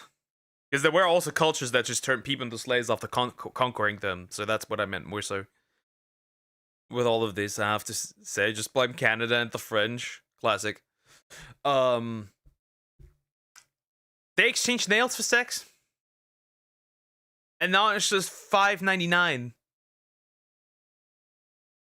Now it's just $5.99 on OF. The world's oldest profession, and the price was an iron nail. Over the following weeks, the sailors soon expended the ship's supply of extra nails and started to pull nails from the Dolphin. They started using up all the nails just to fuck. That's crazy. Evil Evil Poke? Yeah, let's go. Hello, Evil Twin. What's going on, brother? Evil homie. That's hilarious. I got an evil twin, chat. Itself, including the nails used to secure the sailors' hammocks and also from the cleats, which were used to secure the ship's ropes in place. According to popular legend, the sailors were so eager for female companionship that they started pulling apart the ship, so the structural integrity was jeopardized. It's a funny story, no doubt, but highly exaggerated. It was reported that the sailors were forced to sleep on the deck rather than in their hammocks, and securing the miles of ropes needed on a sailing ship became that much more difficult. But the Dolphin was still seaworthy. These reports, combined with tales from other explorers of the tropical paradise and the perceived promiscuity of the locals, caused the tale to be exaggerated. On top of this, most of the accounts were written later, especially. It's crazy. It's actually crazy. These fuckers went out there just to get like they basically tore apart their ship just to have sex. I've seen what pussy does to a motherfucker, and it's much worse. By Captain Wallace, who was bedridden on the Dolphin during their time in Tahiti, so his accounts were secondhand information told well after the fact, which adds to more confusion.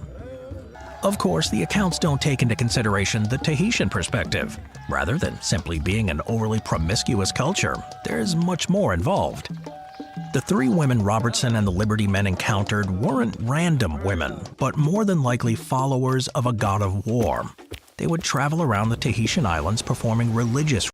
Are we sure this is God of War and not God of Whore? By any chance? What the fuck? Rituals to encourage fertility and prosperity, which did involve sexual acts. However, this was a very select portion of the population. The men had been unknowingly cutting a sacred grove of trees when the women confronted them. They were followers of the God of War, and the British had arrived during one of their seasonal festivals. The Tahitians may have believed that the sailors were somehow associated with their gods and included them in their rituals.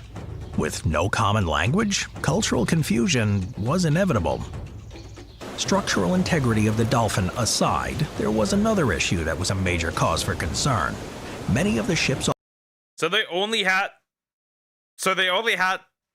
sex due to their religious beliefs, so to speak.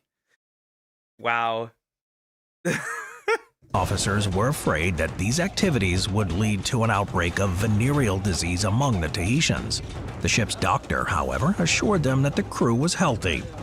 Unfortunately, when James Cook visited the island in 1769, there was a major syphilis outbreak among the native population, which they...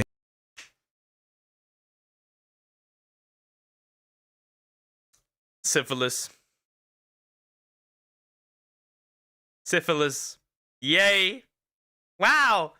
That's spreading sexual disease, spreading STDs 101 here.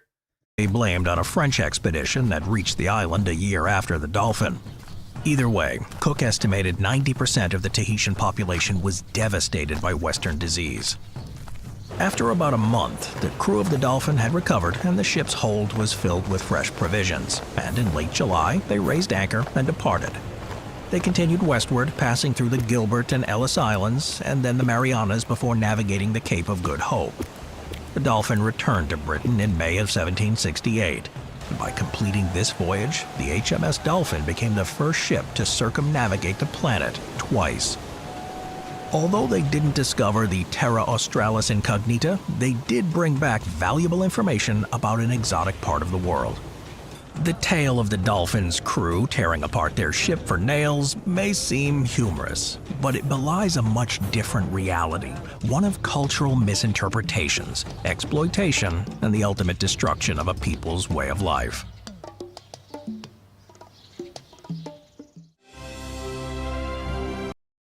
That was very interesting.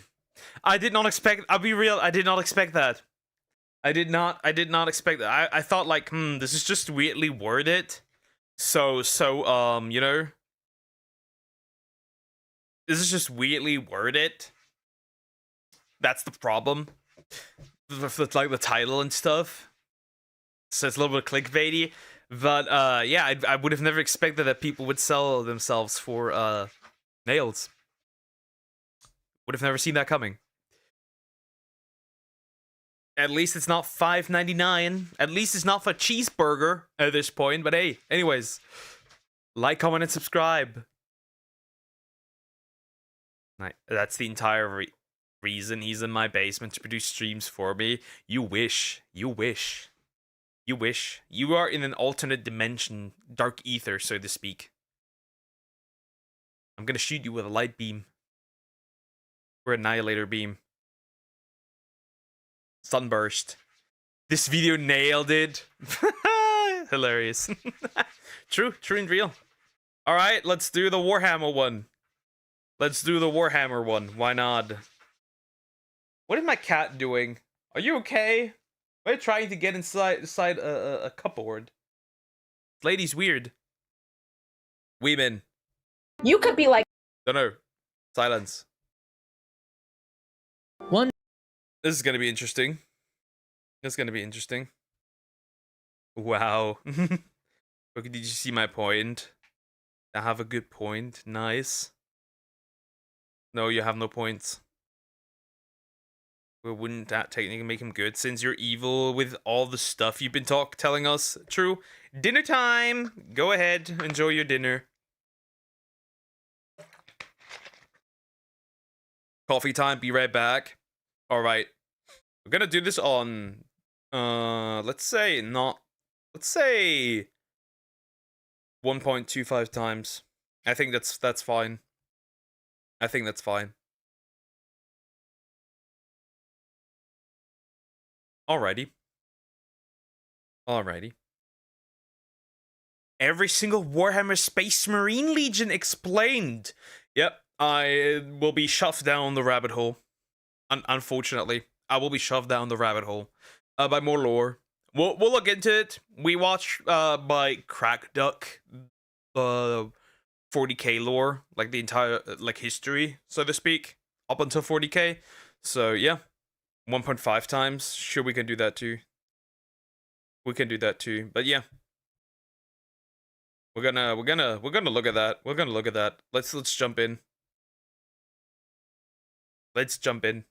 One day, a god decides it's time to bring humanity back into the stars and creates giant superhuman soldiers in a basement on Terra that would be known as Space Marines. The 20 legions of these super soldiers will struggle with their identity. I would have loved to play the new right. I would have loved to play the new game, right? Because it looked it genuinely looked fun. Problem was, I don't have the means of playing it. I'm still sitting on an Xbox One, by the way. Identities, their purpose, their faith, and ultimately, each other. And each of these legions is unique in ways you wouldn't believe. So, welcome to our breakdown of the 20 legions of the Adeptus Astartes from Warhammer 40k. We might as well start at number 1. The first Legion Astartes is also coincidentally one of the most... Dark Angels, okay. Interesting. I prefer the Sisters of Battle. Why am I not surprised? Warhammer for real, for real. Yeah, it appears to be fun. It appears to be fun. From what I've seen yet, the Salamanders are what I like the most. Celebrated despite their habit of secrecy. Often tasked with some of the most important and high-profile missions, the Dark Angels enjoyed much of the spotlight during the Great Crusade. Their first recorded deployment was the defense of the Imperial Palace during the Palace coup attempt during the Unification Wars. Many of the first legionnaires of what would eventually become the Dark Angels were used to experiment fighting styles and organizational techniques to be used in the other legions. This led to an air of superiority that hung over the first in every encounter with their fellow legions, leading to the unofficial nickname, the Uncrowned Princes. Many First Legion warriors started taking names of epic heroes from Terran myth as they slowly started believing. It's kind of that's a crazy aura name, right? The Uncrowned Princes. That is aura. Believing their own hype. However, this led them to start believing that there was nothing they could learn from the rest of the Imperium or even their brother Space Marines. And so, by the time their Primarch Lionel Johnson was found, the first was a legion of secretive and superior traditionalists ruled by a circle of pseudo-nobility called hosts. Oddly, the prideful leaders of the legion did not at first enjoy the presence of their Primarch like other legions did, and it took quite a few duels for the Lion to beat some sense into this group of Astartes. And unfortunately, this feeling of bitterness and wounded pride became a festering undercurrent of heresy that came to a head when Horus attacked the Imperium. The legionnaires that had still shown resistance to the Lion and his new tactics had been sent. I do like the coloring though, right? I do like the coloring, like this we have like white or silvery parts and then mostly black and then some red stuff in between. I do like the coloring. The coloring looks good. And like the wings there, right? Because of angels, right? The coloring I enjoy here. To guard their homeworld of Caliban and were very upset about the perceived slight against their honor. In a final act of rebellion, these Marines would become the Fallen, turned against the Imperium, forcing the Lion to destroy most of Caliban and fighting his former best friend Luther. Heavily wounded, the Primarch slept for over 10 millennia until waking up during the Indomitus Crusade. Currently, the Dark Angels are one of the strongest Space Marine chapters, working in concert with their successor chapters better than any other legion, all while hunting down what remains of their fallen brothers in secret.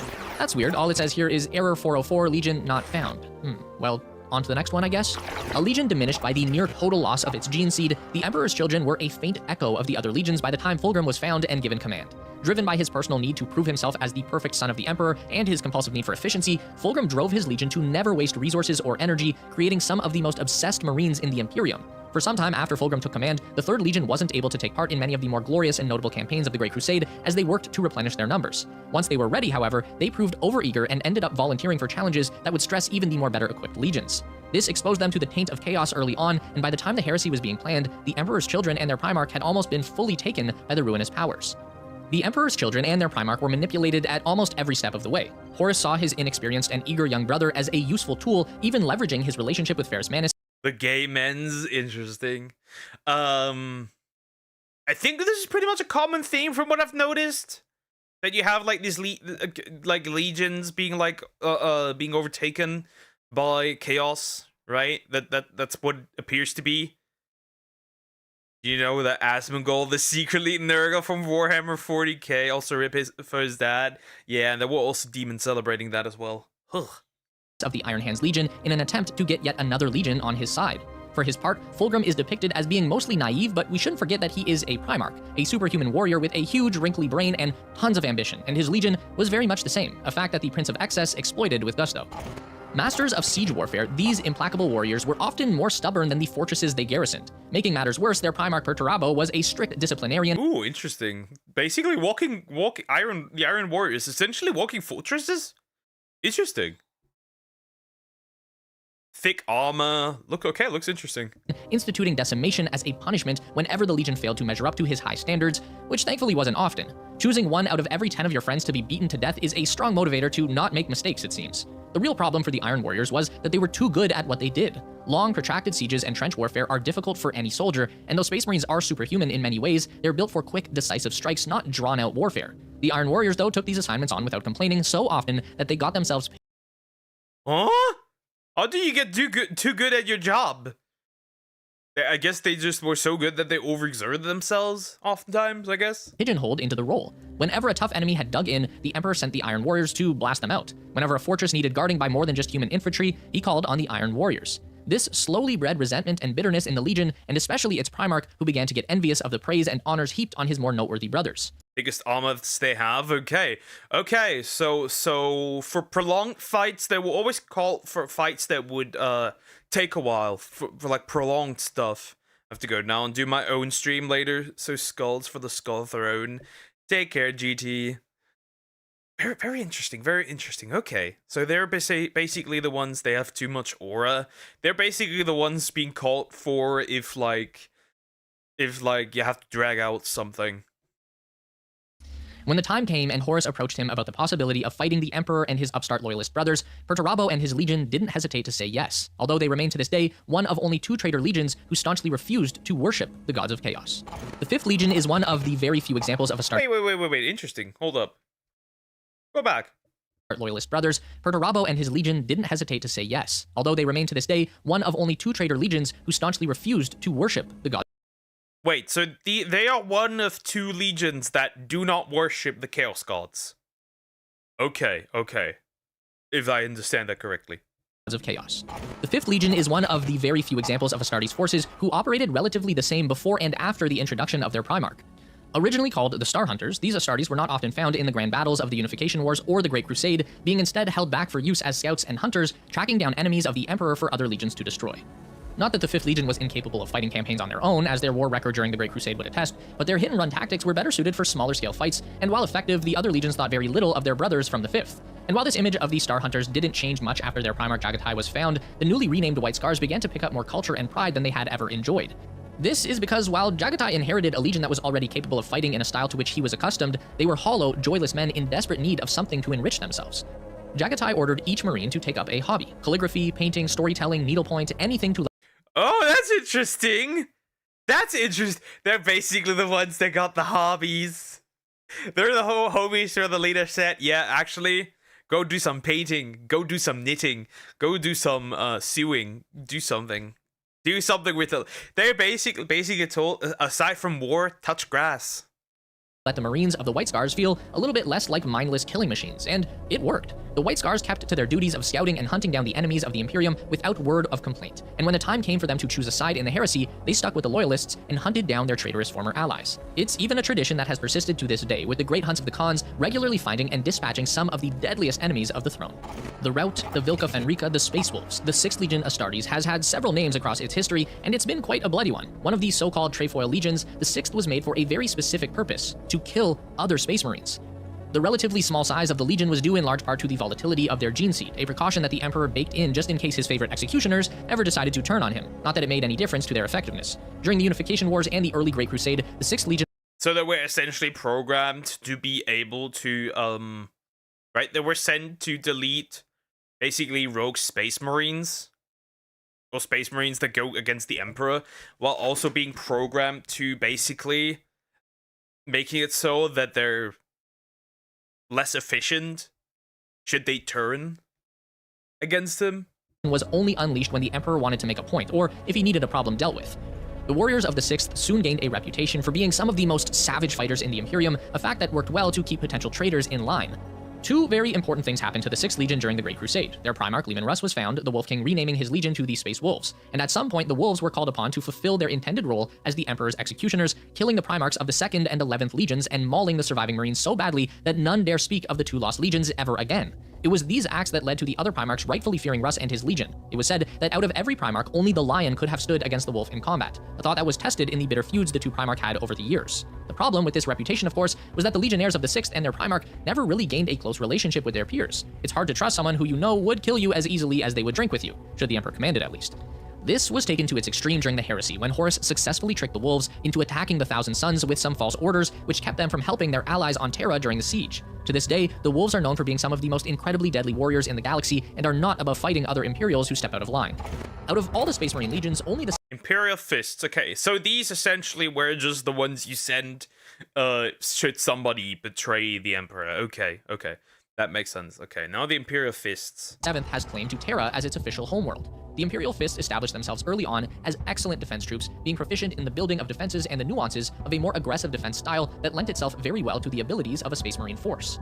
This changed very little once they were reunited with their Primarch Rogel Dorn. Dorn was staunchly loyal and favored uncomplicated, straightforward approaches to every problem. Under his stewardship, the Imperial Fist Legion became as well known for their heavy assault tactics as they were for their ability to defend. This led them to be used quite often as the Emperor's blunt instrument, either breaking sieges that had held on for too long or defending desperate last stands that the Emperor could not afford to lose. In this way, the Imperial Fists gained a rivalry with the Iron Warriors, the latter of which became very bitter that the Fists often received honors for the daring actions that they were assigned to, while they themselves were often relegated to fighting the longer, less exciting parts of those same sieges. For his part, Dorn seemed completely uninterested in that sort of rivalry, thinking only of his duty to the Imperium. It was Dorn who constructed the imposing defenses of the Imperial Palace on Terra, and it was Dorn who accompanied the Emperor onto Horus's battle barge at the climax of the siege. So they are essentially the ones protecting the Emperor. The coolest name. I mean, yeah. That name is cool. Imperial Fist. Sure, yeah. Inability to stop the deaths of both his brother Sanguinius and the Emperor very nearly broke him, and while he very nearly came to blows with his brother Guilliman in the aftermath, he eventually decided it was best to keep what was left of the Imperium together. Today, the Imperial Fists and their successor chapters fight as roving armies, crusading from one system to the next, never settling down. So while the Fists claim Holy Terra as their home world, their real headquarters is their ancient mobile battle station called the Phalanx. The 8th Legion, the Night Lords, are one of the most controversial of the Astartes forces. Night Lords, okay. Interesting. From the first designs I can see, they do have a little bit of something demonic. You know, skulls, horns, a lot of spikes. Ooh. And that's saying something. The Emperor had his executioners to deal with traitors and his spies and his scouts, all roles useful for warfare on a galactic scale. But the problem is that, like any tyrant, the Emperor was worried about the masses of people rising up in revolt. No matter how many Marines he made or how many campaigns he fought, the trillions and trillions of people in the new Imperium would always outnumber his armies and could force him. They do have something demonic, sure. Night Lord's favorite, okay. They do have something demonic. To spend too much energy putting out the fires of revolution instead of conquering the enemies of humanity. So the Emperor chose to make himself a terror force. The Legionnaires of the 8th specialized in scare tactics, not like the Space Wolves, who were so terrifying in combat that other warriors would know that they couldn't win. The Night Lords would cut your power and creep in dark shadows. They would take over the Vox feeds and blare the screams of the dying to the rest of the populace. They would flay people and leave them to be found in the town square. They fought dirty, ugly. They made the idea of fighting the Imperium terrifying, and it wasn't long before the other Primarchs took a stand. And here is probably... So they were basically the ones terrorizing, right? They were the ones, like, dirty tactics, cruel, gruesome, disgusting, right? Interesting. Probably the biggest instance of cowardice by the Emperor himself. It's very clear that the Emperor created the Night Lords to be this way and encouraged them, ordered them to act like this. Just like with Angron of the World Eaters, the Emperor knew that the Primarch of the 8th, Conrad Kurz, was racked with mental instability brought on by conditions that might have been curable, but chose to do nothing and disavow the Night Lords when it became known that they committed acts of terror, even and especially upon the citizens of the Imperium. Needless to say that the Night Lords decided to work with Horus and the other traitors when the time came, even though they never accepted worship of the Chaos Gods. Their only goal post-heresy has seemingly been to tear down the rotting edifice of the Imperium that betrayed them. Originally designed as one of a... Okay, well, then we have the you know, Orochimaru, kind of. Looks a bit similar. Yeah, we have they're basically assassins, yeah. Okay, Blood Angels, the 9th Legion, okay. handful of shock troop armies, the legion that would become the Blood Angels were often deployed either as the very tip of the Emperor's spear or wherever a stubborn enemy needed to be wiped out wholesale. It was a job the 9th Legion excelled at, often replenishing lost Marines with new stock taken from their enemies, and in this way the Legion gained a reputation for returning from dangerous campaigns with the same number of Marines it had departed with. But that wasn't the only rumor. All Marines are capable of eating flesh to gain information or emergency sustenance, but the 9th Legion became known for— Oh, I didn't know that. Wait, they can consume others and then gain knowledge from that? Interesting. Ritualistically eating their slain foes after battle, indulging in a red thirst for blood. This reputation pushed them further from the rest of the Imperium. Well, that makes no sense. The Blood Angels now make sense. A bit weird, a bit odd of a taste, but hey. Just be sure to not get HIV, I guess. As they were shunned and slowly began to devolve into feral murderers. And then Sanguinius was found. The angelic Primarch had grown up on the world of Baal, and when he was given his legion, the incredibly psychic Primarch instantly felt a connection to his gene sons. Instead of demanding they swear an oath to him, Sanguinius swore an oath to them. They would either rise together or fall together. Under his leadership, the Blood Angels went from pariahs to one of the most decorated assault legions in the Imperium. It's no surprise then that the Marines of the Blood Angels Legion had the strongest bond with their Primarch, only strengthened by his psychic abilities. When Horus slew Sanguinius aboard his ship at the climax of the Siege of Terra, the entire legion broke, succumbing to an illness which would become known as the Black Rage. As the rage takes hold, afflicted Marines begin to believe they are Sanguinius, facing down their treacherous brother Horus, and dying. No one knows how or when it will affect a Blood Angels Marine, but the effects are almost always irreversible, with no— Wait, what? There's a legion made of only females? Oh yeah, I know that. I don't know if it's this video. This video has it. I have no idea. We'll see. Interesting though. So basically, I wonder if that comes from the consumption of blood. Who knows? Notable exceptions. Today, the Blood Angels are one of the strongest chapters of the Adeptus Astartes, but the rage still afflicts them, forcing Blood Angels leadership to place their raving comrades into doomed squads called the Death Company, so that they might seek their end in battle. The 10th Legion had always been as relentless— Iron hands! A lot of hands and fists here. —as their Primarch, even before Ferrus Manus was found. Called the Stormwalkers during the Unification Wars, the 10th Legion had a very simple, straightforward approach to warfare, not unlike the warriors of the Death Guard. In fact, by the beginning of the Great Crusade, it was apparent that the Stormwalkers had gained an affinity for using heavy vehicles and mobile artillery pieces to simply advance towards an enemy until it wasn't a problem anymore. This hardly changed when Ferrus Manus was given the Legion, and it was named the Iron Hands in honor of the Primarch's literal metal hands. What Manus really brought to his legion was a need to purge weakness. The warriors of the 10th became known for using their advanced machinery to turn aside enormous enemy armies, breaking overwhelming forces with their technology. The Marines of this legion would also make extensive use of bionic replacements for limbs as the sort of fighting— So they're basically the ones using, mostly, like, focusing on technology. Okay, interesting, yeah. Basically the engineers, if you want to put it like that. Many legions by the end are corrupted, I'm not surprised. They were used to often led to mangled soldiers. This led to the Legion having a much stronger working relationship with the tech priests of Mars compared to other legions. This affinity for machines, coupled with their belief that the flesh is weak, led to some dire consequences after the heresy began. Fulgrim and Ferrus Manus had been some of the closest friends out of all the Primarchs, but when Fulgrim tried to get Manus to join the traitors, the stoic Iron Hands Primarch tried to kill him. When they finally met again on the battlefield, neither man could kill the other until Fulgrim in his grief gave himself to the demon in his sword, and Manus was decapitated. The Iron Hands shattered, with different factions following various captains on missions of vengeance. This almost destroyed what was left of the Legion, with factions blaming the traitors for their cowardice, their allies for their lack of strength, and even blaming Manus and the Iron Hands captains for indulging in their emotions. Seeking to purge this weakness, the remaining Iron Hands became cold, calculating fighters who want nothing more than to purge the weakness of humanity. There has been some pushback against the doctrine recently, but the Iron Hands remain ruthlessly emotionless as a whole. Sorry, your Legion is in another castle. What's going on? There can't be two missing— Your Legion is in another castle? Okay, 10th wait, so this what? Wait a minute. So we had the 9th Legion, and then the 10th Legion is gone? No. Yeah, the 10th and the 11th Legion are gone. Interesting. Like mecha suits. I mean, hey, they are superhuman, right? So it makes sense. After you die as a space marine, they will take your body and shove it in those robot armors to stay alive forever. Yeah, that's one. That is one I'm aware of. Yeah. That's something I'm aware of. Yeah. legions, can there?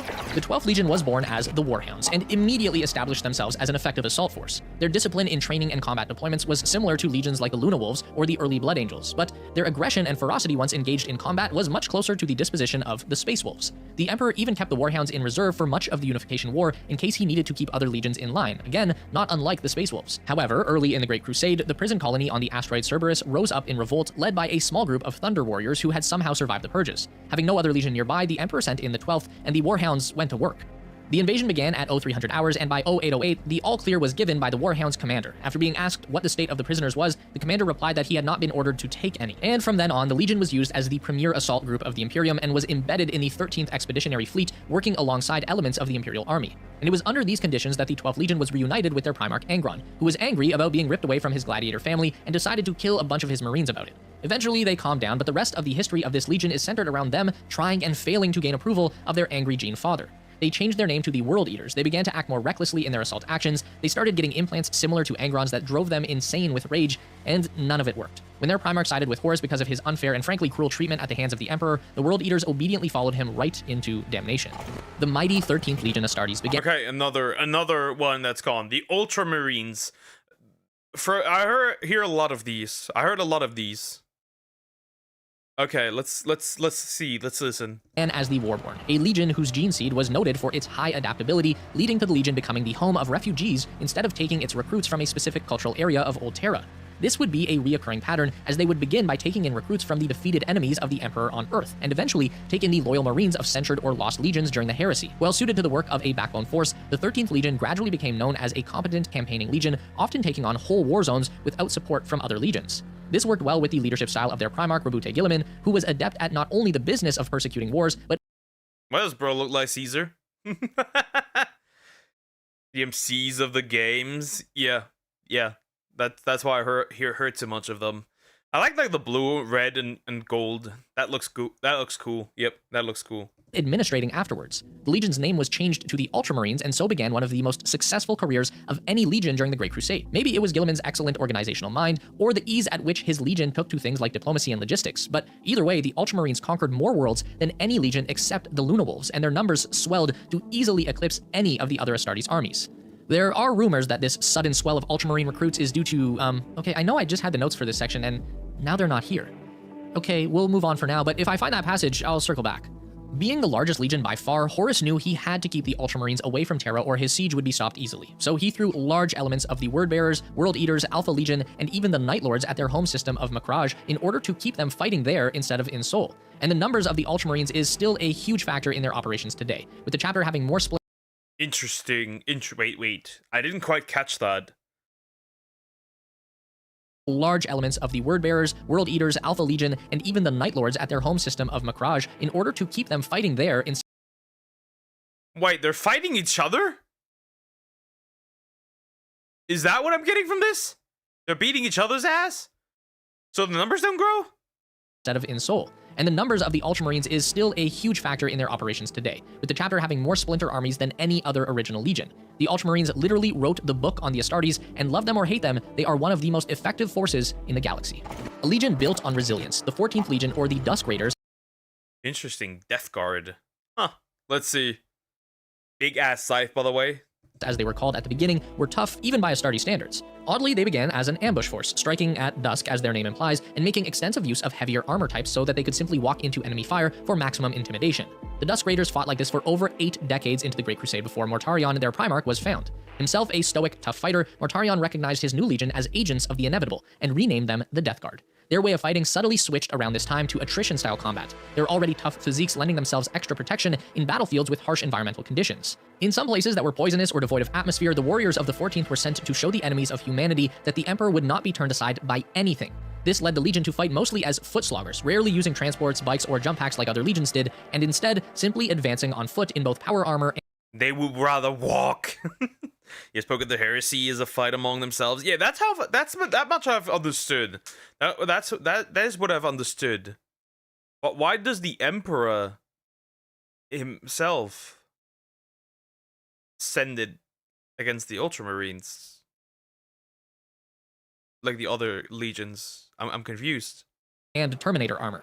Mortarion only really became close with Horus, and so even before the heresy began, it was very likely that he would have fought for his brother against the Emperor. But it should be noted that not all his legionnaires felt the same, and if it was not for Nathaniel Garro and the flight of the Eisenstein, the loyal forces of the Imperium would not have known about Horus's treachery until it was too late to stop him. And while Mortarion originally had no intentions of lowering himself to worshipping the powers of chaos, the Great Unclean One had other plans and marooned Mortarion's fleet in a pocket of the warp.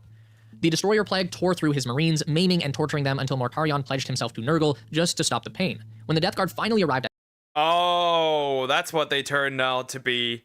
Oh, not Nurgle. Wait, joining Asmongold. At Terra, the bloated forms of the new Death Guard were terrifying and nearly unkillable. Mortarion himself ascended to demonhood and plagues the Imperium to this day. The Thousand Sons are probably one of the most tragic stories in the Interesting. Oh, okay. That legion also got corrupted. Now the Thousand Sons, the 15th Legion. There is no wait, yeah, so that was the 14th? That means here's the 15th Legion, okay. Imperium. They were originally formed from recruits born inside the Emperor's lands on Terra, and so many hadn't suffered war much before the Unification Wars. They were the sons of nobility already loyal to the Emperor, and many had been educated in some manner before volunteering. They were formed by the Emperor himself as the Unification Wars were coming to a close, and exactly 1,000 carefully picked student aspirants were the foundation of the 15th Legion.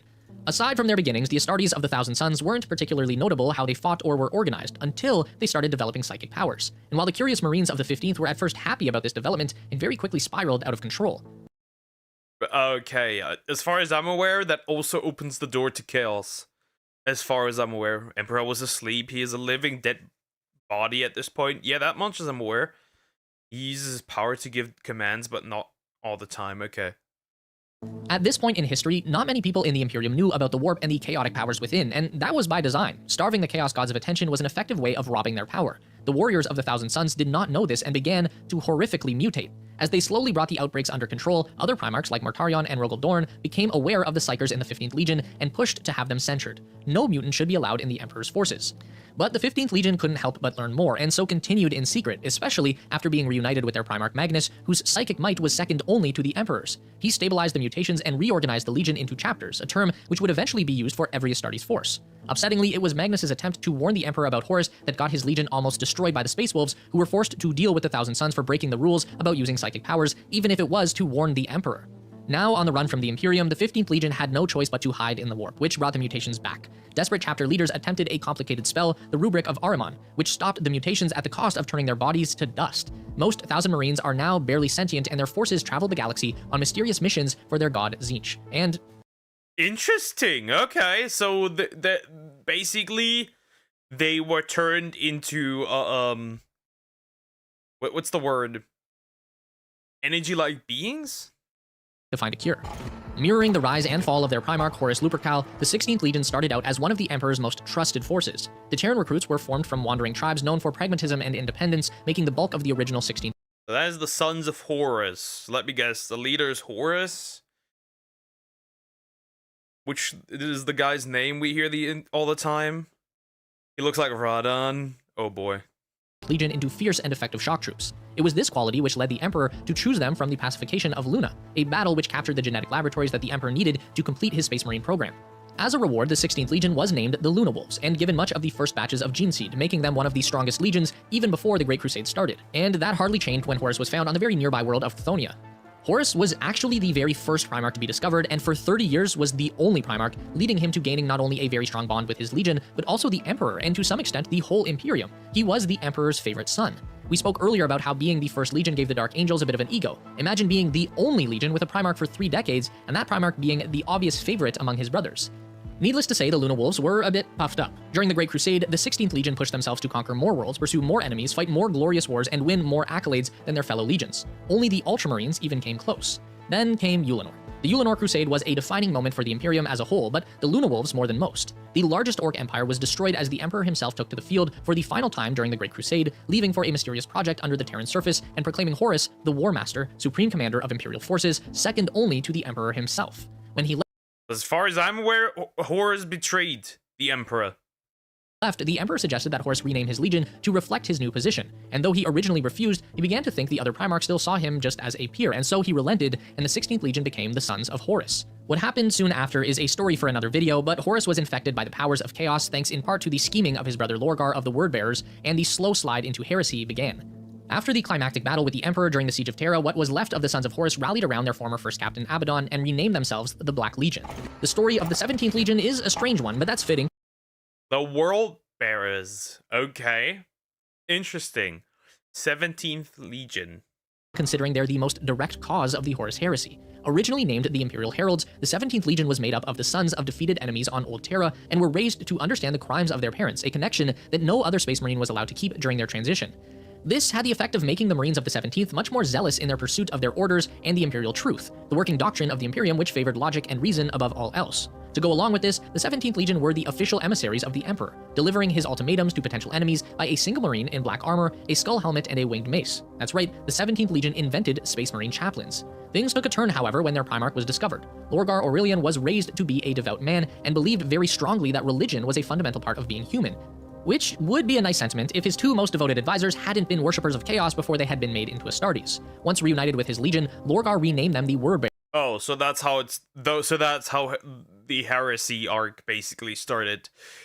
He added it started with religion, so to speak, and began twisting the imperial truth into a true religion with the Emperor at its center. Wherever they went, they built shrines to the Master of Humanity until finally, the Emperor had enough. He was going to sick the Space Wolves on them, removing them from history like the 2nd and 11th Legions, but the other Primarchs convinced him to show leniency, and so the Ultramarines were ordered to level the Wordbearers' capital city, and they were made to kneel in the ash and repledge themselves to the imperial truth. And that was all that was needed. Lorgar's advisors told him that there were other gods more worthy of his worship, and so the first Primarch slid into chaos worship and began planning to corrupt his greatest brother, Horus. Today, the Wordbearers continue this sort of work, seeding cults in Imperial territory and furthering the worship of the ruinous powers. The second of the most carefully and secretly made legions. Those appear to be my favorites for now, still, because of their compassion and self-sacrifice. As far as I've understood the Salamanders. Here we go. Always the religion, always. The 18th Legion had a very specific purpose like the Space Wolves and the Alpha Legion. These Marines and the special changes to their gene seed were kept secret even from the other legions for quite some time. For the 18th Legion, this purpose was to be the heroes of humanity. Kept in reserve for most of the Unification Wars, the 18th was suddenly unleashed against one of the Emperor's most dangerous enemies. 26,000 Astartes went in and only 1,000 walked out again, but the enemy was defeated and no other lives had been lost. Their Primarch Vulcan saved the day in much the same manner during a desperate fight against a large orc raiding fleet. Vulcan, who had been found but not yet reunited with his legion, suddenly arrived with 3,000 new recruits and master-forged equipment for his battered legion, who had been holding the line without him. Too late to save the former commanders of the 18th, Vulcan knelt to the men he had been too late to save, and the legion was his, renamed then to the Salamanders. This is why the 18th Legion was always the smallest. They'd swoop into these desperate situations and hold the line until their charges were safely away, or until they'd won, but always at the cost of many Astartes' lives. As for the heresy itself, the Salamanders did their best to be effective with their small numbers, but were subject to several terrible defeats at the hands of the traitor legions. Vulcan himself was even captured briefly by the Night Lord, but after several executions, the Night Haunter admitted that he didn't know how to kill the apparently immortal Salamander's Primarch. The journeys of Vulcan are too complex to voice here, but just know that he's still out there somewhere waiting for his chance to return to his heroic gene sons. Until then, they'll continue being the Imperium's shield. In the very beginning, the 19th Legion was a guerrilla force. The Raven Guard! See, that's why I like them. That's why I like them. The heroes. Okay, the Raven Guard, 19th Legion. Striking from the shadows at targets that would cause the most disruption for an enemy. They operated quite similarly to the Night Lords in this regard, the intent being to sow terror wherever they went and ensure that the prospect of fighting the Imperium was too frightening to contemplate. Earlier, however, they were often tasked with supporting the larger Luna Wolves Legion in their campaign, so they never really gained the disgust of their peers in the same way that the Night Lords did. Regardless, after almost a century of the Great Crusade, the 19th Primarch was found. Corvus Corax had been living on a world called Deliverance, and had spent much of that time leading a rebellion against the cruel rulers of that planet. When he saw how his legion made war, he was disgusted and purged the old leadership. He believed there were better ways to make an enemy fall than to terrorize innocent people. Instead, he trained his legion to become expert trackers and assassins, using their already prodigious skills in stealth operations to make them even more effective against dismantling power structures. Their success led to the newly renamed Raven Guard being requested for many campaigns, including the conflict at East Van 5. Already one of the smallest legions, the Raven Guard were set upon by an ambush as the traitor legions revealed themselves by turning their guns on their former allies. Outnumbered and fighting a straight-out battle, not something the Raven Guard were well suited for, they were almost completely wiped out. The problems didn't stop there either, with the Raven Guard gene seed beginning to deteriorate faster than normal, produce horrible mutations, and forcing recruitment to a crawl. This is a problem that persisted for most of the Legion's existence until the recent introduction of the Primaris Marines, which finally seems to have solved the problem. The Emperor had his wolfish executioners and his The Alpha Legion. Okay, interesting. Let's see. The 20th. Okay, so these are so he basically has two legions that are used for the dirty work. Though one is dirtier than the other. Draconic heroes, the last thing he needed was a legion of Serpentine spies. Kept intentionally at low membership like the other 2 specialty legions, extremely little is known about the Alpha Legion, originally known as the Ghost Legion. This seems to have been intentional as well, with false records being implanted at the same time as others are simply erased. This is because the special purpose of the Alpha Legion was to run subterfuge operations. Imperial records only confirm their existence with vague reports of small Alpha units operating far ahead of the main battle lines, gathering intel, assassinating key targets, and setting up informant networks among the Emperor's enemies, sometimes years before they even saw an Imperial fleet. From what we know, the standard operating procedure of the Alpha Legion goes like this. A small handful of Alpha Legion operatives, Astartes and mortal humans, arrive at the target location and begin setting up a network. This network Still Night Lords have more aura, true. So these guys essentially are the Anbu of 40k.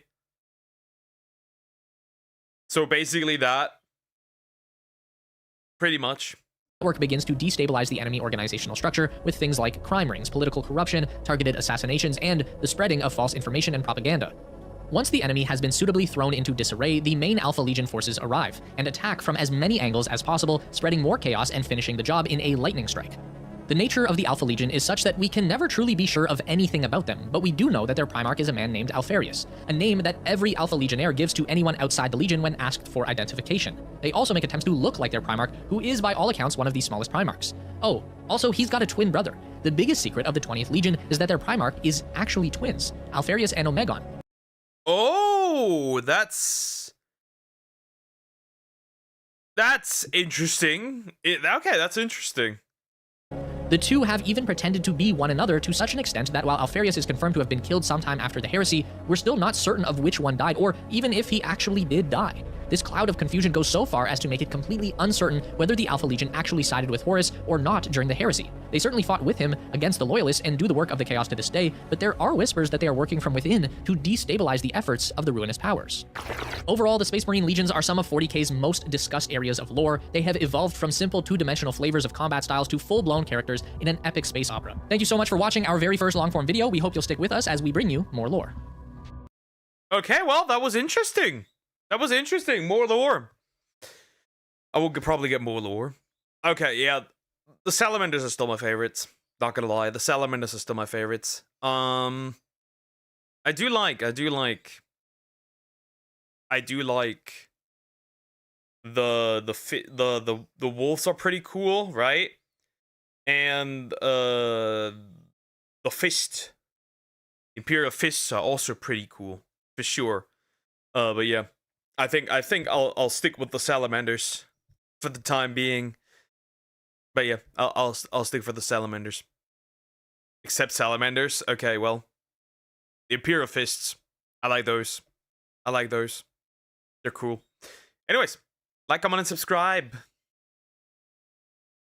Didn't understand 95% of it, but the 5% I did understand, I liked. Yeah, right. It's a lot of lore. The stuff is quite has existed for a while. Minus Night Lords and First Legions. Yeah, okay. Okay, let me turn that to normal again. All right. I'm taking a quick bathroom break. I will be right back. But I'm taking a quick break. See ya.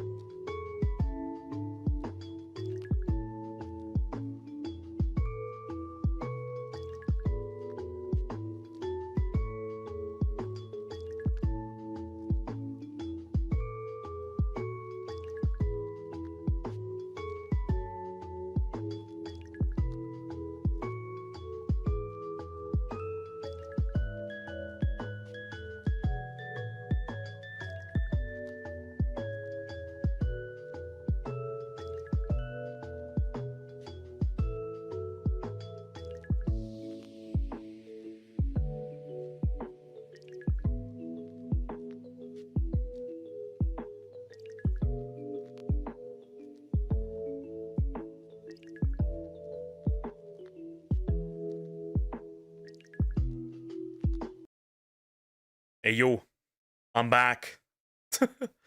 Alright. So another small video, 5 minutes, okay. Just 5 minutes, okay, let me look at that. Let me add it real quick. That's needed.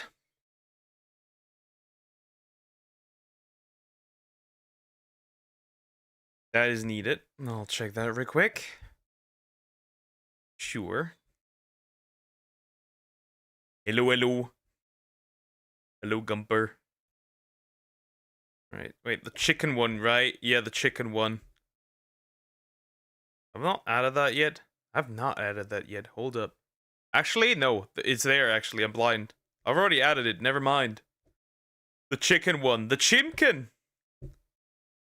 I'm back. We'll get some shots. Anyways. Back shots. Alright, let's see. Fine, we'll do this one, this short 5-minute one. Back to the land of the living. We do not live. We breathe. Anyways, yeah, let's look at this one. Why not? Let's look at this one. Throat is doing throat things and it's annoying as hell.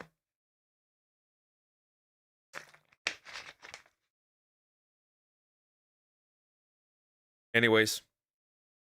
Alrighty. What? The entire history of Buckethead, I guess. By Buckethead Disciple? What are we looking at here? What is this? What is going on? Okay, we'll look at it. We'll look at it. I have no idea what this is about. Hey, look at that guy. He has a bucket on his head and a white mask. I can tell. And he looks like KFC, Michael Myers. It looks like Michael Myers and KFC had a collab. That's what it looks like. And he plays that guitar really well. And look at all the friends he's made. How did he make all those friends? Hey, look. Also, homie has the video style of, the sun is a deadly laser. There he is again, except he's a kid. A tall kid who plays video games and watches lots of martial arts and horror movies. Then one day, somebody, probably his aunt, gave him a guitar. Then he was like, hey, I want to learn every dang thing about this guitar as humanly possible. So he read like a million music theory books, took like a million guitar lessons, practiced for like a million hours, and watched like a million videotapes of Yngwie Malmsteen, Sean Lane, and Paul Gilbert. A virtuoso is born. It is the exact it is the exact style. It is the exact style. Okay, yeah, it is. That's what it is. Yeah, I could tell. Michael Myers did eat ya. Then one day he's eating some chicken from a bucket and watching Halloween. Then he takes that bucket and puts it on and is like, oh yeah. Then he had a hankering to make some of his own music, which he did. Mostly about chickens and horror stuff. Then one day at school during lunch he meets this guy and he's like, hey, let's form a band. Okay, what should we call it? The Deli Creeps. That sucks, but okay. The Deli Creeps? Wow. Dude is more than 6 feet. That's interesting. Joe! Could you fix me a ham and cheese sandwich? They play a few venues, make some more horror music, and people are like, hey, they're really good.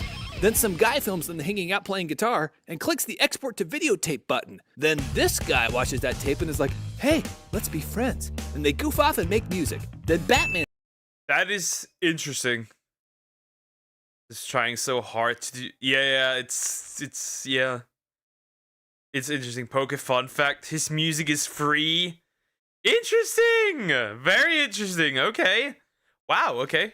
Very interesting. What an oddity. What an oddity. I don't know. Very interesting. Very interesting. I must say. I must truly say. That's very interesting. Sees the videotape and is like, hey, let's form a band. I'll invite your friend, this guy, and maybe even this guy too. I would have never expected that, okay. This is about music, okay.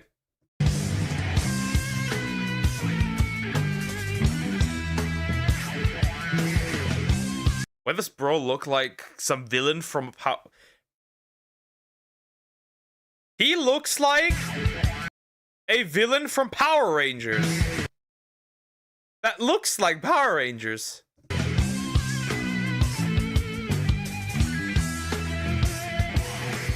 They're so cool and popular that they start touring, and a big line starts to form of people that want to play music with that bucket dude.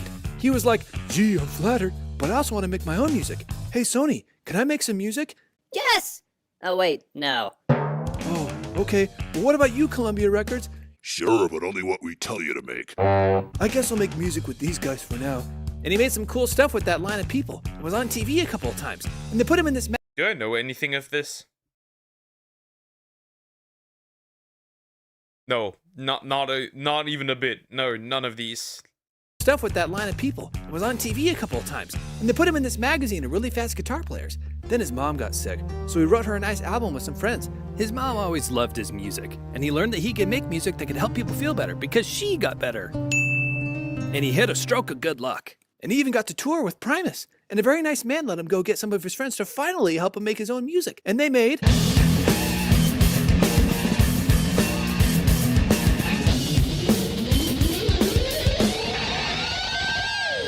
It sounds like a #1 jam. It tastes like a #1 jam. This album is my #1 jam. Everyone likes it, especially this guy who needs a new friend because his other friend left him for some Velvet Revolver or something. Interesting.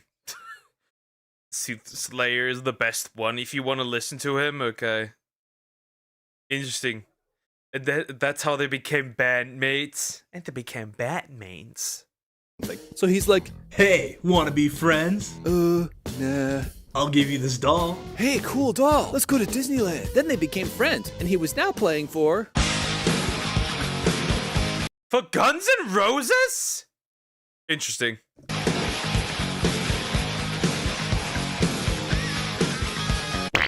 Guns N' Roses is popular, so he made a lot of money and decided to buy this. Hey, fellow musicians, would you like to make some music? Meh. Oh, okay. Let's go on tour!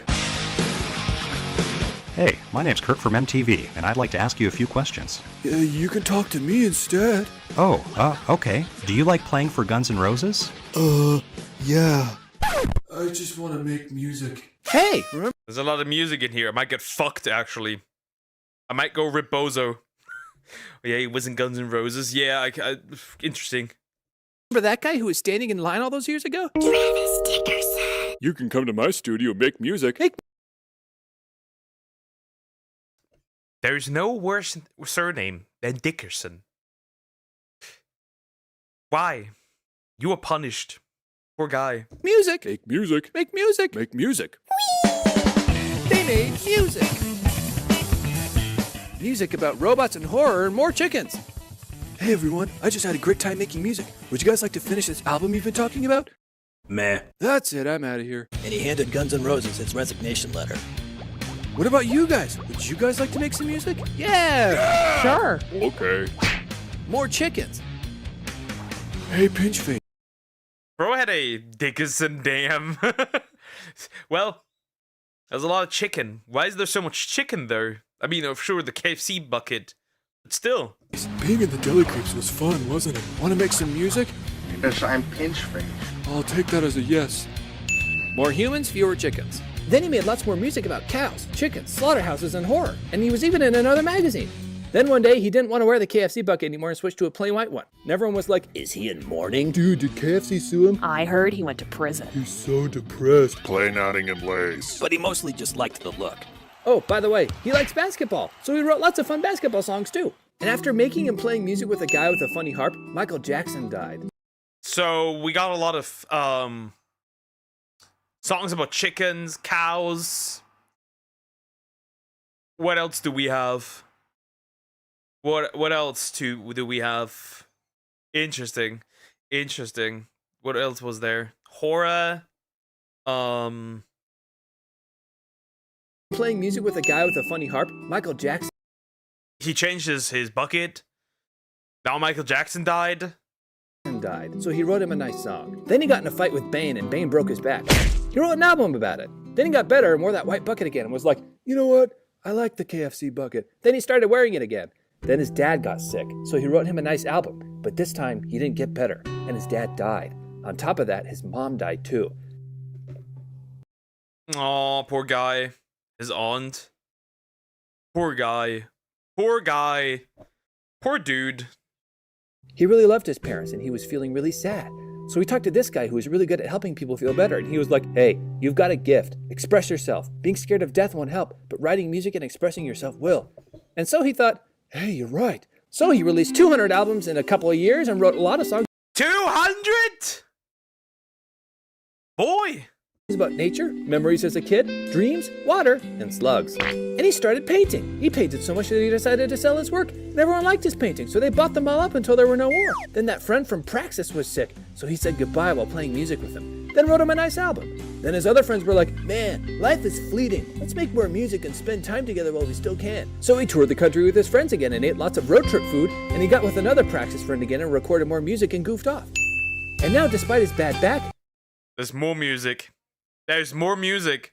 Bro's in the thick of it.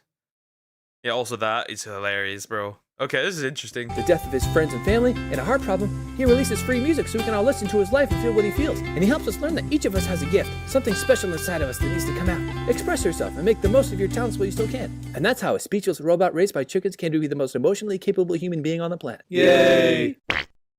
That was interesting. That was interesting lore that I didn't know I needed until I was told so. 200 albums plus, yeah. Bro, put in some work, and it's free. And it's free. And it is free. Which means y'all should check it out. Most certainly. Interesting. I never heard of that. I never heard of that. Very interesting. Anyways, like, comment, and subscribe. Interesting. Wow. Never heard of that. New interesting information.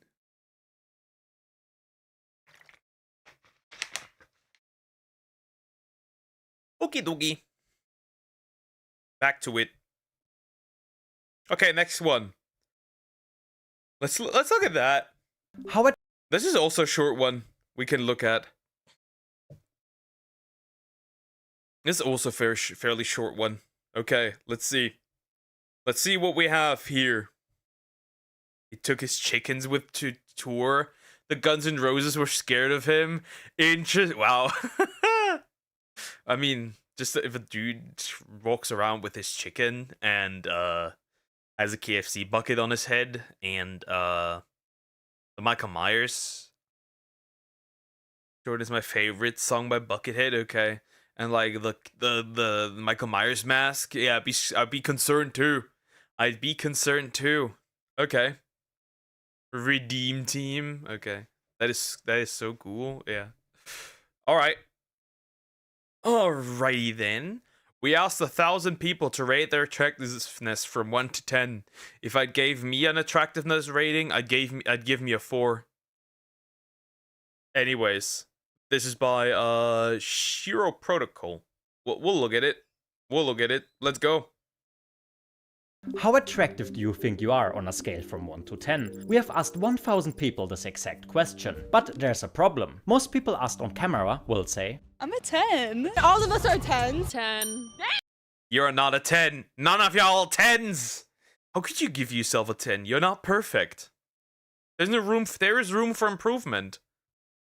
Wait a minute! So we wanted to find a way to get real honest answers. That's why we created our anonymous survey asking 1000 people to rate their appearance as honestly as possible from 1 to 10. To get real results, we also reminded them to keep in mind that a 5 out of 10 is the average score and not bad at all. We then collected each person's age and gender, so we could compare the different groups later. And finally, for reference, we also asked each participant to rate this person in the photo from 1 to 10, which will play an important 5?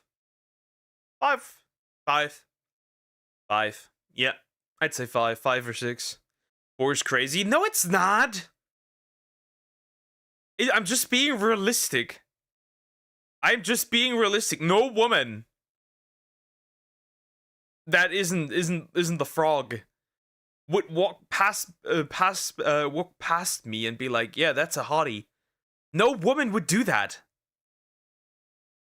Roll later in the video. After collecting data for about 2 months, we finally hit the goal of 1000 participants. And the results were so much different from all the public street interviews you always see. Out of exactly 589 men and 411 women, the most common answer, as you might have guessed, was 7 out of 10. Nearly 20% of all participants picked this number. For many, it's probably the safe zone. Not arrogant, but above average. On the other hand, 98 people called themselves exactly average by rating themselves a 5 out of 10. And then there's the bottom of the scale. 45 people gave themselves the lowest possible score. That could be me. Like 1, 2, 3, and 4. That could be me in any order. The guy is a 6.5 to 7 easy. He looks just fine average. But 7 isn't average, you moron. 5 is average. 7 isn't average. 7 is above average. 1 out of 10. Most of them were men, by the way. More on that later. Now let's look at the opposite side. 71 people gave themselves a perfect 10. That means 7% of the 1000 participants believe they are basically the most attractive of them all. The rest of the scores are spread out in the middle range, resulting in an average score of 6.3 out of 10. In total, 678 participants gave themselves a 6 or higher. That means nearly 70% of people think they are better looking than average, which is mathematically impossible. But psychologically, totally expected. A study from the University of Southampton, England, actually gave this behavior a name: the self-enhancement effect. It's the tendency. And what is it for people that rate themselves below? 5 is literally average. 5 out of 10 is literally average. 5 is literally the middle. 5, well, in the middle, that's not average. Yes, it is. 5 is average. It's in the middle. 5 is average. Woman, what are you talking about? 5 is the middle. Tendency to overestimate your own qualities, especially regarding attractiveness. But theory aside, we wanted to test this directly. That's why every participant also had to rate the attractiveness of the reference person we included. As you can see, his ratings were all over the place. 18 people gave him a 1 out. And people agree with me. 5 and 6 are the highest. People agree with me. Hi Dream One, how you doing? Hope you're doing good. Hello, I'll give you 10 hits to the face. I am German. You know what's going on with my DNA, right? You know that, huh? You know that. Just saying. Of 10, while 59 others gave him a 10. On average, he received a 5.8 out of 10. And if you paid attention, you might have noticed something. That's lower than the average self-rating of our participants. In fact, 654 participants out of 1000 rated themselves higher than they rated their reference person. That's 2 out of 3 people who think they are more attractive than him. To put this into perspective, we had the face of our reference person professionally analyzed. We will spare you the full report, but it's linked in the description. We concluded that the sample person rates somewhere between a 6.0 and a 6.1. That means statistically he should be more attractive than about 70% of participants. But in reality, our participants thought it was exactly the other way around, proving that the self-enhancement effect was very much present in our small experiment. But the ratings of the reference person also revealed something else that's really important. Looks are incredibly subjective. 18 people rated him a 1 out of 10, while 59 others gave him a 10, believing he's one of the most attractive people out there. You simply can't be everyone's type. And honestly, you're not supposed to be. No matter how you look, there will always be someone out there that sees you as a perfect 10 out of 10, even if 999 others don't. Okay, what's also really interesting is the differences between female and male participants. Yeah, women would rate themselves higher than men. That's not surprising. give myself a 4 or 5 for myself. My saving grace is basically my economic status. Basically, I mean the amount of money I have for my hobbies with animals. And overall, what I bring to the table. Yeah, that makes sense. Managing barely. Man, I hope it'll get better soon again. I give myself a solid 7, I guess. Yeah, I'm a 4. I'm a 4. I probably, to be fair, without Frog being Christian, yeah, no woman would look at me and be like, yeah, that's a man I want. I'll be real. We had exactly 589 male participants with an average score of 5.9 out of 10, and 411 female participants averaging a score of 6.9 out of 10. But here's where the results completely surprised us. Out of the male participants, only 28 rated themselves a perfect 10 out of 10. In contrast, 43 female participants also gave themselves a perfect score. In relation, that means just 5% of men rated themselves at the very top, while over 10% of women did the same, meaning that they were more than twice as likely as men to rate themselves a perfect 10. Additionally, the total average score of the woman was also nearly 1 whole point higher. And we're not alone with this finding. A 2018 study titled "Almost Every Woman Thinks She's Hotter Than Average," yes, that's the actual title, found that 94% of women believe they are more attractive. Which is accurate, yeah. That is accurate. 94%. That doesn't look good for a certain someone in my chat. Than the average woman. But why? The most common theory explaining this phenomenon is called the social feedback loop. Women usually tend to get way more positive feedback and praise about their looks. This kind of overly positive feedback, combined with the self-enhancement effect, could explain the significant differences in 10 out of 10 ratings we saw in our experiment between male and female participants. But how about the lowest score? In total, 45 people rated themselves a 1 out of 10, which statistically speaking Paki, thank you for the sub. I appreciate it. Thank you so much. Thank you. No, stop throwing yourself pity parties. It's fine. No one is expecting to be, I don't know, Henry Cavill. But that's exactly what they're expecting. That's exactly what they're expecting. What do you mean, nobody? That's exactly what that is. Wait, what is this even about? Looks. People rating their attractiveness is also pretty unrealistic. But here's the really interesting part. Of those 45 people, 34 were men and only 11 Accurate. Yeah, this makes sense, not gonna lie. Yeah, that makes sense. were women. Even in relation, that means that men are twice as likely to rate themselves at the very bottom. But again, why? It might have a lot to do with body image pressure. The fitness industry, Instagram aesthetics, and the whole high-value male culture constantly push the idea that you need to be tall, shredded, rich, with a perfect face, or you don't measure up. And while women often tend to get more external validation and compliments, men sadly tend to suffer in silence. Which might explain why so many guys in our survey felt like they were at the bottom, even when that statistically and visually not even close to the truth. Yeah, and that's why we have a significant increase in short men inserting metal rods into their legs. Yeah, fun fact, this is one of the biggest booming upcoming beauty or surgery industries, leg lengthening surgery. It's becoming bigger and bigger by the week.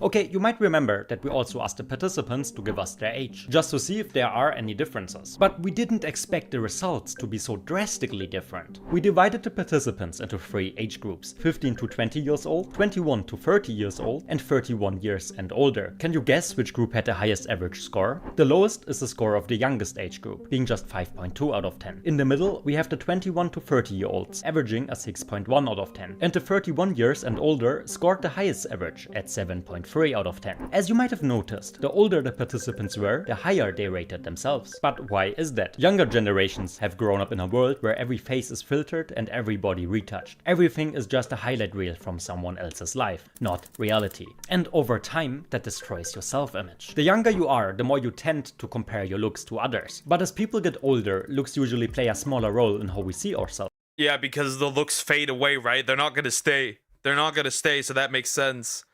No one should feel feel they are a 1. Well, I felt like I actually was worse than a 1, like unsavable.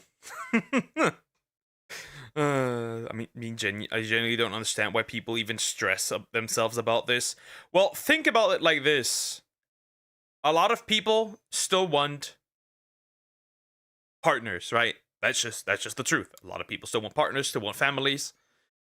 And the problem is that you get bombarded on a daily basis by each other's expectations. Men more so than women, right? Like, you see these absurd clips of like women being like, over 1 million. Like, I don't know if you've seen the video of that blonde-haired hamburger being like, over 1 million. Making money and stuff. So that makes sense. Teen least confidence, max 31 plus. They are over the shit, true. But yeah, it's pretty much just that. That's why men rank themselves also lower. Confidence starts to come from other things, like caring for people you love. So that concludes the experiment we've been running over the past 3 months. If you appreciate the work and time we put into this, then please leave a like and subscribe. And if you want to understand how others actually perceive your face, check out our website link below. There you can get a professional facial analysis and a science-based transformation protocol tailored specifically to you. We will analyze your face shape, your hairline, the depth of your eye bags, your skin complexion, and 30 more metrics to help you become the best looking version of yourself. So check out the first link in the description. Bro, trying to sell this thing, their counterparts to these people as well. There it goes both ways. Yeah, but one side is way worse than the other. One side is way worse than the other. One side is significantly worse than the other. Because, like, women are bombarded with, like, affirmations. Men are not. You will see no video about a man being like, yes, you go, king. You are a beast. You are you don't need to change. You are the best thing ever. You are hot shit. No man makes videos like that for affirmations. That does not happen. That does not happen. That just does not happen. So that's how this happens, right? That's how these different ratings for like men and women are happening. That's why women overestimate and when men underestimate. Simple. That's from what I can tell. Anyways, that's interesting. I'm still a 4 or 3. I'm still a 4 or 3. Anyways, like, comment, and subscribe. You go, king. Those arms, like, yeah, that doesn't happen. Wait a minute. I'll be right back. The sun is literally burning my eye sockets.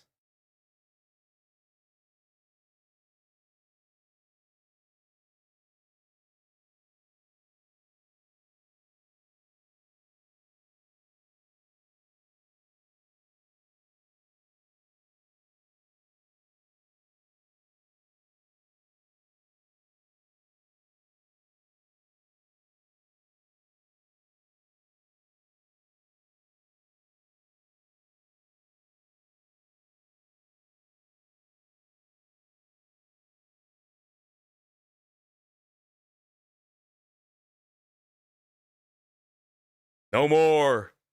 No more eye socket burning. His eye holes burn, hurt. Eye holes hurt. Ugh, that sounds terrible, eye holes. That sounds terrible, woman. Horrible.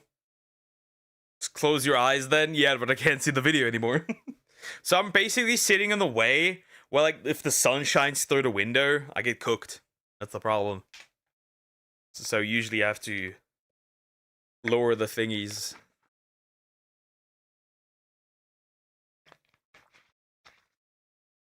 Sad world we live in.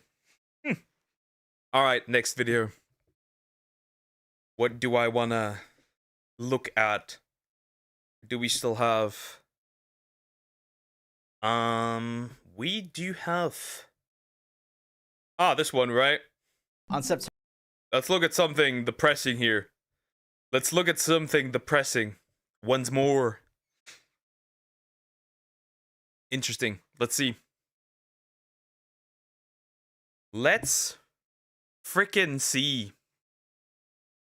The David allegations are disturbing. All updates explained. As far as I'm heard, this is a 20-year-old kidnapping and deleting a 15-year-old. I could be wrong. I'm currently not in a mental state where I can form good ideas. I can tell. I can tell. I hope you're doing better soon. Treat yourself nicely. Okay, kill your ex. I don't know. Whatever makes you happy. Except, well, the apple, by the way, is fine with killing her ex, but not kicking her out at night, by the way. The more you know. Anyways, we'll look at this. This is by Matty Balds. Anyways, let's go. On September 8th, news broke that a badly decomposed body was found in a Tesla that was in an impound lot registered to the singer David. A Tesla? Interesting. Now, David is a 20-year-old kid, ex-Fortnite pro. He has a grassroots type. Ex-Fortnite pro. Ex-Fortnite pro is a new one. Okay, well, that's interesting. Come up making music on his iPhone, and on top of that he was on tour. So because of his personality, everyone just assumed it couldn't have been him, right? Until some Wait, so he's fairly popular too? Wait, he's fairly popular too. Wow. Okay, wow. Are you telling me this dude is genuinely popular? Wow. So why do you always say it? Stop, we know. You know, but not everyone else knows. more news came out just recently that may change the entire story. Real quick, I want to say I'm making this vid because the story is really confusing. There's a lot of theories and misunderstood things floating around right now. I mean, you have people like XQC who are investigating this on stream, and it's probably not the best source, as well as people who are just straight up. XQZ's on a mission. His music isn't bad, by the way. He's popular. Yeah, I'm not surprised. If XQC looks through his shit and starts investigating, so to speak, yeah, this is fairly popular in this case. Making things up or posting misinformation. So I'm going to separate this video into two different sections. The first is going to be stuff that we know for sure, and the second is just going to be like theories and speculation from all the fans online. Also, here's a quick trigger warning because a lot of the stuff in this video is pretty disturbing. So with all that in mind, let's continue. If you don't know who David is, like I said, he used to be a Fortnite pro. He had a cool come-up story saying he wanted non-copyright music for his montages, so he started making his own songs with just his iPhone on BandLab. After uploading a couple songs to SoundCloud, he released the song Romantic Homicide. This song went super viral. Oh, nah, brother. So this is the song, okay? So this is the song that is apparently linked to the girl. Okay. And I'm sure you've all heard it. It's the "In the Back of My Mind, You Died." That song. And this track absolutely blew up in July of 2020. I did, in fact, not hear that song. I have, in fact, never heard that song. Too. And shortly after, he signed a record deal to Interscope. He continued releasing music and even opened for SZA on his tour. He also got to do the track Feel It for Invincible, a song that fans absolutely love. Even recently, David just did a song called Locked and Loaded, which was a collaboration with Fortnite. He had a montage of his own gameplay as the music video. I'm saying all this to say he had a very... He was genuinely very successful. What a downfall, bro. Very organic come up, a family-friendly vibe, and a likable personality. So you just literally only made music so you could make a few more dollars. Exactly. Okay. That was it. I've seen this dude somewhere before. I can't pinpoint it, but I have seen this man somewhere before. How did you make your first song? And I looked up how to make music on iPhone, and this app called BandLab comes up. I click on it, I put my Apple earbuds in, and I use my sister's closet as the studio. That's why when the news first broke, most people just assumed he couldn't have possibly done it. I even said to a friend when it first came out, I was like, I feel like the Fortnite kid who's pretty normal didn't do something like this. Because that was always the impression that I got from him, but that may not be the case. When the news first came out, it was reported that there was a body in his car that had been there for an extended period of time. What does extended mean? Also, that's pretty damning. If, like...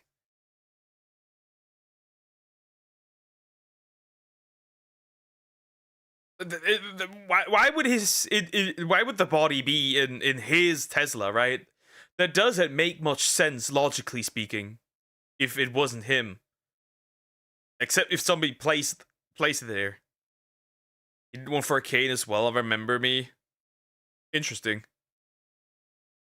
Before being found. It was too badly decomposed to be identified. Apparently, the car had been at the impound lot for a few days. This was after the car had been abandoned a few days before that, without ever being reported missing. According to NBC, a spokesperson for David said He has been informed about what's happened, and although he is still out on tour, he is fully cooperating with the authorities. But he would have been touring for over a month before the body was decomposed according to his tour dates, which is why, like I said, most people figured it couldn't have possibly been him. On top of that, the LAPD said it is one of several vehicles owned by the musician, with many different people using any of the vehicles at any given time. The police didn't arrest him or anything, and he just went on to perform like normal the same night. David giving out Labubus to fans during his show in Minneapolis. Last night, hours after decomposing body was found in the car registered to him. I'm gonna say something. It was him. A man who gives away Labubus, psycho. Absolute psycho. I'll leave now. I gotta get stuff to drink from Reve. Take care, Dream Warden.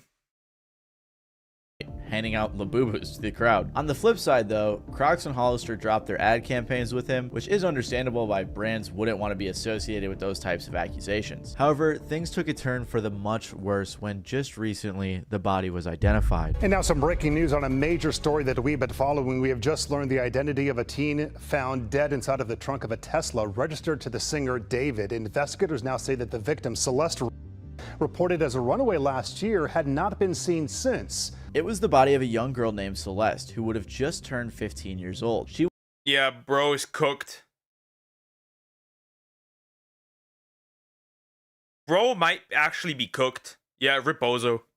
Went missing in April of 2024 when she was 13, so she was missing for over a year. Of course though, this in and of itself doesn't directly link her to David, but TMZ interviewed the girl's mom, who said that her daughter had a sh tattoo right on her index finger in red ink. Well, David also has a sh tattoo on his right index finger. This tattoo isn't necessarily unique to David. I mean, Rihanna has it, Lindsay Lohan and Lily Allen do too, but what makes things miles worse is that the mom claimed her daughter had a boyfriend named David. Right after this news came out, David last seen a year ago. So when she was 14, so even worse. Canceled his upcoming show. TMZ confirmed that a house David was living in was searched by the LAPD. The house was being rented by his manager from Interscope, but there are a ton of pictures and videos of him in the house over the past year. Apparently, LAPD homicide detectives searched the house Wednesday and walked out with a computer and several evidence bags. Mike, do we know if the search has anything to do with the girl's death, though? Yeah, so Susie and Juan, we are working on those details right now. What I can tell you is that it is literally right where we know that the car was towed from. So remember how this all happened, as you heard from Nicole? The car was towed from the Hollywood Hills. It wasn't until it was at the tow yard where the body was found. So if we go back to where the car was towed from, tonight, there's a presence of Los Angeles police detectives that are out there. We can see them in their plainclothes suits. We also see crime scene techs. It appears to be centered at this home. Sky Cow was able to get a peek before it got dark. To be clear... Yeah, this doesn't look good. Why would you let your 13-year-old get a tattoo? It's America. Not surprising.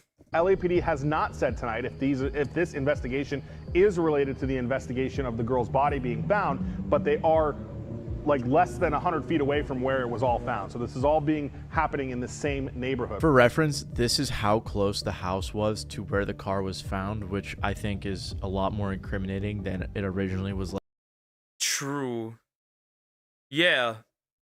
That oh nah, this won't end well. This won't end well. This won't end well at all. Oh no. From what I can tell, it would, the only option that would rationally be a thing, right, is if somebody else used the car and somebody else hanged around the girl.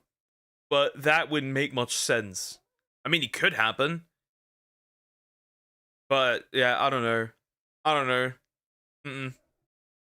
I'd not allow it unless you're 18. That stuff is permanent. Yeah. They still don't care. On to be. And on top of that, the police are saying that the car was driven through an alley, possibly with the intention of trying to avoid traffic cameras or something like that. So it's just crazy how close it was to the house that he was staying in. The only other thing we know for sure is that there was a photo taken of David oh yeah, it was close to the house he was staying in. Yeah, this doesn't look good. brief walk away from where the victim lived. The person who posted the picture was alleging that David was paying people off, but there isn't any concrete proof on that. All we know for sure is that he was in that area. Callie Uchis even said she's in the process of taking down the song she has with him following this news. So this is everything we know for sure, all of our information from official sources. However, as you can imagine, the internet detectives got straight to work. And a lot of this alleged information looks really bad if we're being honest. Again, I just want to... Well, obviously, internet detectives. When the internet sees something going down, they're gonna analyze it. Somebody has the autistic desire to analyze it and figure out what's going on. That just makes sense.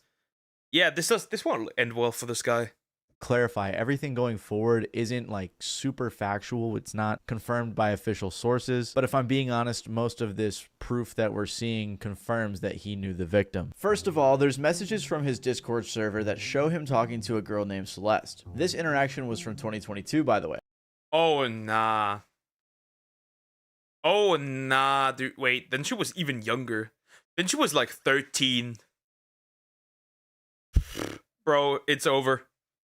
And it says she joined the server back in 2021. There were also people who had a convo saying they were pretty sure he had a girlfriend named Celeste in 2024. One of the strangest messages from his server was someone who said in response to him saying he was in a song crisis, drop the one with the missing girl, Celeste.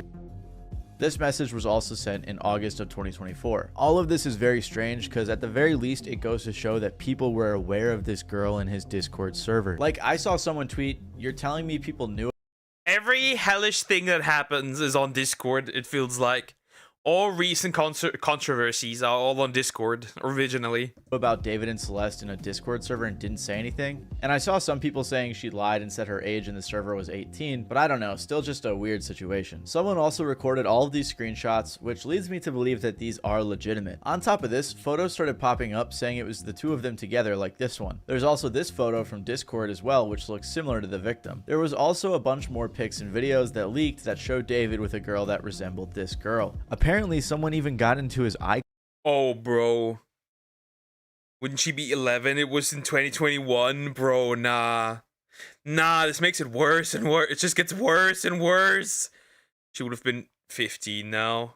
Yeah, she would have been 15 now. This gets worse and worse, bro. And she's been gone for a year. This just gets worse and worse. Cloud and started leaking photos of them together. Then there's also this really strange Reddit post. On September 8th, the day the original news broke, someone responded on r/hiphopheads in response to the news. This guy is a weirdo. A close friend's little sister from the LE ran away last year, and this is who she was with. We think her sister was pimping her out. She was in the 7th grade at the time. LAPD sweeped his place in the hills. I'm terrified that's who's in the car. Nobody has heard from her in months. I won't release names as she's still a minor, but she was from Lake Elsinore. At the time, everyone thought this was just some random Reddit user who was tweaking. And now with the latest news, it seems very real.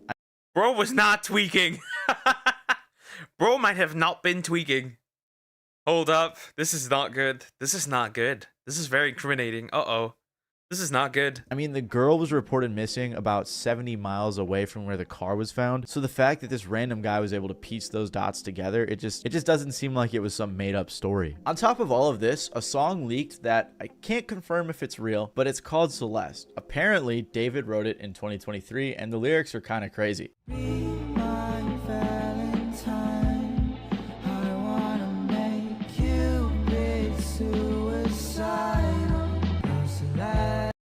Oh, nah, bro. This does not look good at all. Oh, no. Well, somebody's going to jail for this. That's for sure. The girl with my name tattooed on her chest. Smell her on my clothes like cigarettes. This very well could be AI or something, I couldn't tell you, but a lot of people believe that it is in fact real. There was also this weird tweet from 2022 where he said, "When I was writing this, I got a notification from you. As you were talking about wanting to be with your mom and your sister again, take me where I belong. But our circumstances won't allow us to be in our ideal situations. We gotta push through it, bro." This was from an old thread where he was talking about Romantic Homicide, his breakout hit. Another crazy coincidence was that the music video for Romantic Homicide was released on the victim's birthday. Fans also pointed out that the lady in the video resembled... Oh no. He sure is obsessed. Yandere. Male Yandere. Oh no. Yeah, I think there's a very solid chance that he did it. The victim. On top of that, the lyrics just look a little weird now. Everyone has been looking at his old lyrics under a new lens, and a lot of them don't look great. Like this one where he says, this could be taken like, look at this. This could be taken very literally. Like, in the back of a mind, I deleted you. I didn't even regret it. Right? Considering that he's in his car, and in the back of his car is a girl. Right? Interesting. Has been looking at his old lyrics under a new lens, and a lot of them don't look great. Like this one where he says, he might have you, but I've got your ghost. Everything just looks so weird now with this news. Like he apparently brings a casket and stuff to his shows, and his TikTok reposts just look terrible. Like there's this one that reads, imagine we were two cannibals in the late 80s who randomly met, and then we fell in love and tried to be better and start a life together, then you died and I ate your bones. Like why would you do that? Why would you do that? Why would you do that? Replant everything and was enjoying it because only he knew the real situation? Possibly. You ever repost that? Or this one that says, me watching her scream after I poured boiling water on her after she told a boy happy birthday because why you happy he made it another year. What the yeah, bro. Yeah, that is not looking good. That is not looking good. Also, why would you repost this? This is horrid.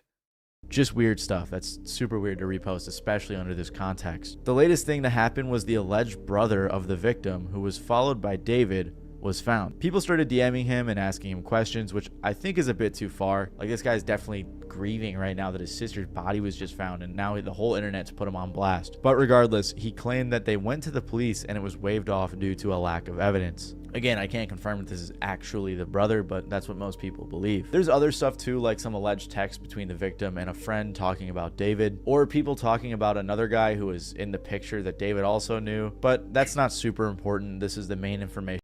This is horrible. It's crazy. Why repost it on your OG account? Do you think that if he actually did it, that this guy's mentally sane? Are you no, he's not. That everyone's focused on. Like I said though, this is all speculative stuff and theories that come from fans, although if I'm being honest, a lot of it looks pretty legit. Most of the public believes that he is guilty of being a pedophile and a murderer, and honestly I'm not sure how David and his team could spin it in a way that make him seem not that way. However, some people do believe his innocence. Streamer and collaborator of David, Jason the Ween, who just made a song with him, was asked about whether or not he thought David did it, and on stream he said he didn't think so. Situation with David? Yeah. I remember this dude. The bro that got PTSD from the word gang. Because he was friend zoned the streamer awards. I remember this dude. He didn't do it. He's not a murderer? No. Thank God, bro. Because I was still going to listen to his music. I was just worried that I'd be an asshole if I did. No, listen, he didn't do it. He literally performed the next day. If he was a suspect, the police would have been after him. He's not a suspect. He's not just escaping. But how does she see, cars are usually closed. Cars are usually closed. So, how did, right? He must have, see, the thing is, he must have an alibi, right? If he didn't put it in that car, if he didn't put her in the car, that means somebody else drove the car. Then he must know who drove the car. If he didn't do it. Right? Because otherwise, you're not getting that body into that car. Except like if they nowadays leave their cars open for everyone to access at this point. But even then, somebody has to drive it. So aren't insane people supposed to be more cautious because they are paranoid? No. The police clutches? No. And I'm going to perform. We're going to perform on the 20th. Me and David. Tesla. I don't think it's him because he's been on tour. No, but also I don't think it's him either. I think it's like almost obviously not him. Quick little update. Jason, among a bunch of other people, celebrities and influencers and friends of David, have all unfollowed him. So his case is clearly getting much worse. But as of right now, with everything that's come out, people in general are assuming he's guilty. Like this person who said, TikTok, you will crumble for running to defend this not only a killer, but a pedophile. Or this person who said, he's 20 and she was 15. He's a pedophile and a murderer. Yeah, no, he needs to be locked up now. This person even said, I'm usually an innocent until proven guilty type of person, But with the amount of evidence against David, you're just delusional if you think he's innocent. I don't know about the delusional part, that's kind of harsh. And I don't want to jump to conclusions in this video or make some false accusations, but I have to say the allegations look very bad for him. Even if he wasn't involved in her passing, it does seem like they dated or were very close based on everything we know, which at the very least, allegedly, would make David a pedophile. I don't know though, this whole situation just leaves me with a ton of questions. Like, if the mom of the victim knew that she was dating someone named David, did she not know his age? And I'm not blaming her specifically, but it seems like the people around her knew a bit about it, like the guy from the Reddit post who apparently— Yep. The question is this. There's like multiple questions. Did they date? And if they did date, did he know her age? Or did she lie about her age? That is usually the question as well. And if he's innocent, who did it? Because somebody else needed to have access to that car. That's the question. And, you know, technically he would have receipts. Except somebody stole the car. But then if somebody stole the car, there would be some evidence of stealing the car. And why exactly his car, right? Who would... There is no logical motive that I find reasonable, except there was a second guy involved, and the second guy made it look like, I don't know.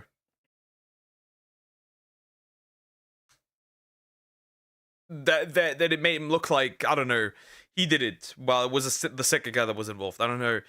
How could he not know? They've known each other since 2021. No, she was in the Discord since 2021. We have no idea how long they've been talking, but we know she has been in the Discord since 2021.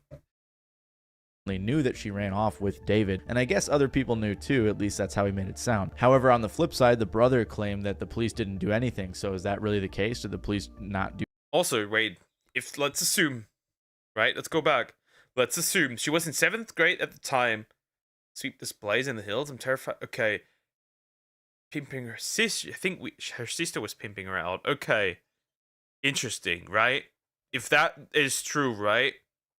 That also would mean that she probably ran away with... So there's two options. Either she ran away with him, or she was kidnapped. There's two options here.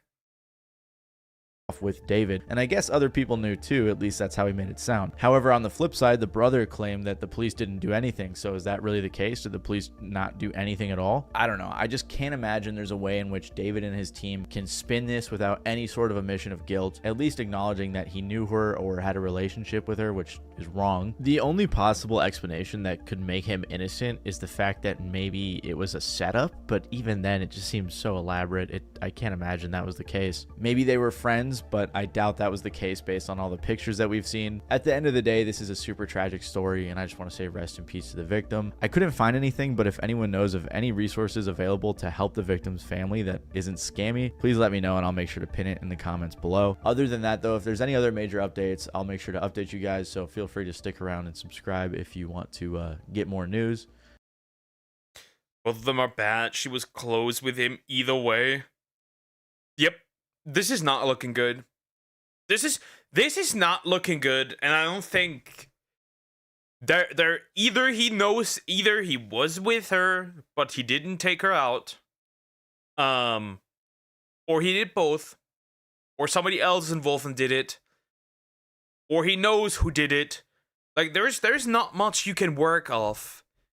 There's no way he gets out of this scot-free regardless, because of he definitely knew her. There's no way he's getting out of this. Realistically, there's no way. No way he gets out of this. None. Zero. There's no way that he gets out of this. I don't think so. It's his car. There's evidence of him interacting with her.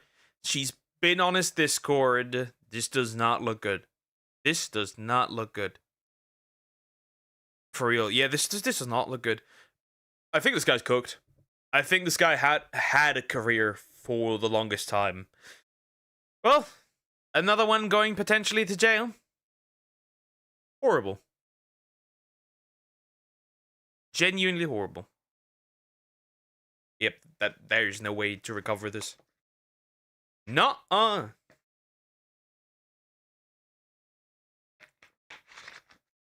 Interesting. Okay. Anyways. Next up. Let's look at... Do I have a shorter one still? No, not this one. Let's look at... Oh. Well, I do have a short one. This is sad. I like this guy. Remember Me has been on my playlist for ages. Well, now you will remember this music differently. Now you will remember this music differently, for sure. You will remember it, but you will remember it differently. That's for sure. That is for sure. You know what? This one is silly. I have had to... This one's silly, which is why I'm gonna look at it. I've heard about this one. This one's silly. I've heard about this one. I've heard about this one online. It has become somewhat of a meme now, for some odd reason. Yeah. We'll look at that. Lesbians defeat straight white malians in gay space movie. Critics give wokest movie ever 100%. I'm genuinely curious if that song is genuinely the wokest movie ever. But alright, Dark. We'll look at this. I'm curious. This has been on my mind for a while. It has been talked about online. I'm curious how bad it truly is. I'm genuinely curious how bad it is. I have had to talk about and review some truly horrendous content on this channel. Flintlock, The Siege of Dawn, Dustborn, Kong... An hour and 27 minutes. Lesbian space princess. What the fuck is this? Oh my god, this kid. 17 reviews. 100%. 17 people gave this 100%. There's gotta be a troll. There's gotta be a troll. Oh my goodness. Well, let's go. The list goes on and on. But now, there might be a show that tops it all called Lesbian Space Princess about a woman who has to go on a quest to save her ex-girlfriend from straight white men. I have a few different things to show off. This can't be. Nah, this is rage bait. This is rage bait. No way. This is rage bait. This is rage bait. This gotta be rage bait. But before I get into the topic, if you enjoy the content I create, check out the links in the description, follow me on social media, and consider supporting through Patreon or YouTube memberships. Now, I say it all the time, creators can make whatever the heck they want, but that doesn't make them immune from criticism. And wow, does this look absolutely horrendous, and the critics are giving it perfect scores. They are saying that this is flawless, which is insanity. So I actually hadn't heard about this, not shocking, given it's literally... If you did watch it, how are you still alive? Like, this would give me a brain tumor. I'm not gonna lie, this would give me a brain tumor. What the fuck? Just a piece of propaganda, but I was sent a thread on it. It says an anxious and introverted space princess Sarah, who has thus far led a sheltered life, launches into a galactic quest to save her ex-girlfriend Kiki, a bounty hunter, from the straight white malians, a runaway gay... The straight white malians. If they're actually called like that in that movie... Also... This is from Australia. This is from Australia. Well, not only are there the worst animals there. Also, hi dear, how you doing? You're doing good. Apparently the worst media also escapes and it exists in Australia. The more you know. Pop idol named Willow joins her as she encounters dangerous maniacs wielding blades, gloom goo, and other hazards as well. The scariest thing of all, her own self-doubt. This is genuinely one of the worst things I have ever heard of. I thought that it was a joke. I could not believe that this was a thing, but it actually is real. This is something that people decided to put a lot of time and effort into. This is something that they thought people were going to want to watch, and it is getting absolutely wrecked from what I have seen on social media. So that is the legitimate description. It's not like a dramatization. This also looks horrendous. It's like they created something for absolutely no one. Now, they think, of course, the team behind this believes that they are like stunning and brave. I have to say this. What is the stereotype that lesbians look like dudes? What is the stereotype that even one lesbian in that couple looks like a dude? By the way, also 1.4k dislikes versus almost 400 likes. Who like this? Who like this? Right? That they are actually creating something that could potentially change the world and I guess change people's thoughts on the LGBTQ plus community, I suppose. Yeah, that did not change my thoughts. That made it worse. Everyone who watches this is now more homophobic than they have ever been.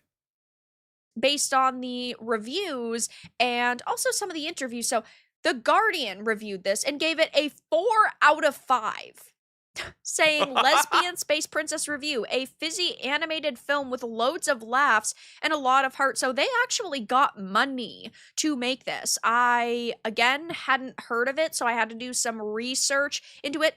This is the plot of the show, which sounds horrendous, but it actually got a lot of attention following a film festival, and the team was actually...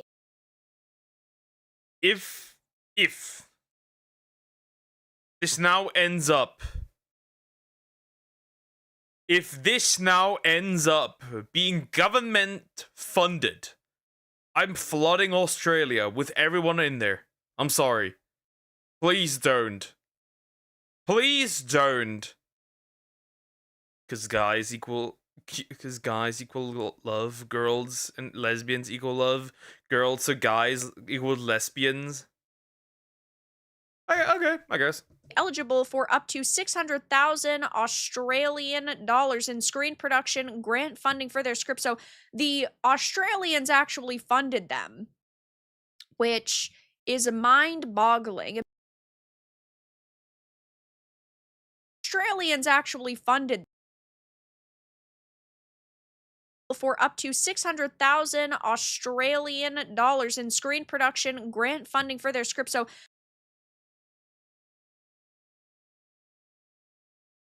the Australians actually funded them.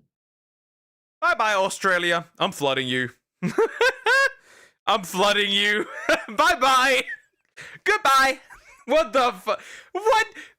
Guys, this is your tax money, by the way. This is your tax money, by the way. If you're Australian, this is where your tax dollars went. This is where your Australian tax dollars went. The more you know. Which is mind-boggling. Imagine being part of this film festival and losing to this and this getting money over your project. I would be horrified.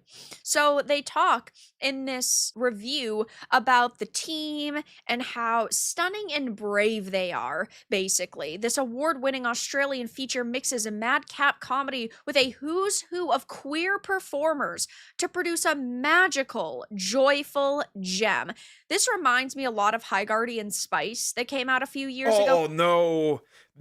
Knights of Guinevere is another one. And by the way, the homie that recommended me watching the pilot episode of Knights of Guinevere. What is wrong with you? What is wrong with you? I know who you are. What is wrong with you? Or Duck, you remember the guy we talked to across buildings? He's such a sweet guy, bro. Nice, good to hear. Samak's collecting cute dudes.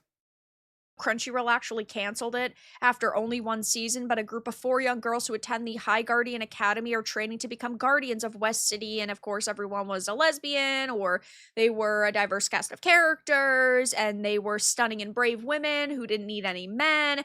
It wasn't good at all whatsoever, and the team behind that actually claimed that they were getting review bombed by anti-LGBT plus trolls, and I think that the same thing is going to happen here with Lesbian Space Witches, given over on YouTube, the trailers being negatively ratioed, 392 likes, that's the best they could muster, to 1.4k dislikes. The comments are absolutely brutal. 2014, Tumblr is going to love this.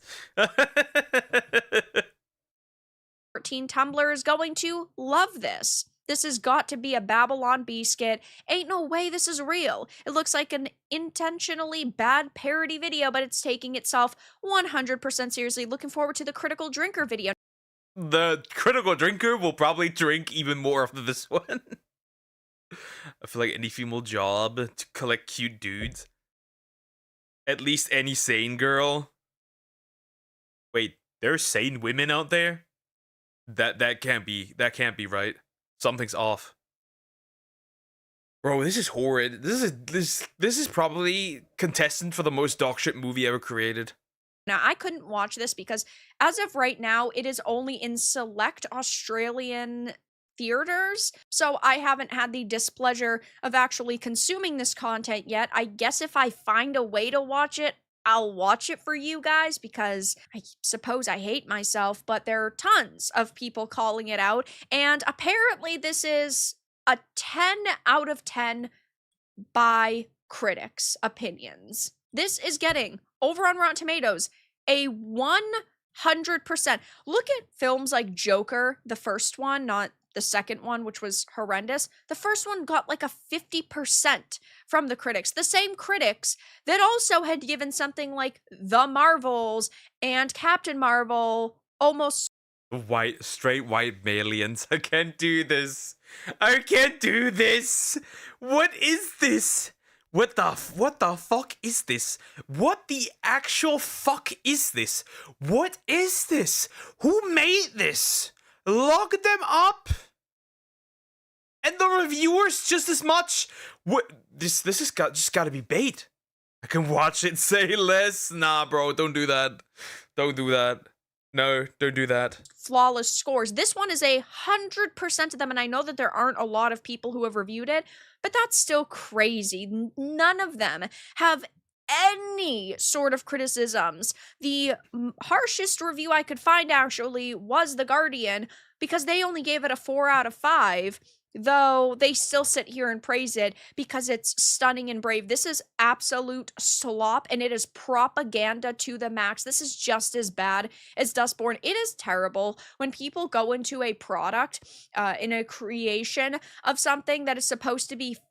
Remember the game that they dropped where basically African people, I think, or black people, just, I don't know, I think it was African people, were stealing back stuff that was taken during the colonial time, right? That game releasing on the PlayStation. It had a max of 22 players. The more you know. There's 22 poor souls who played this.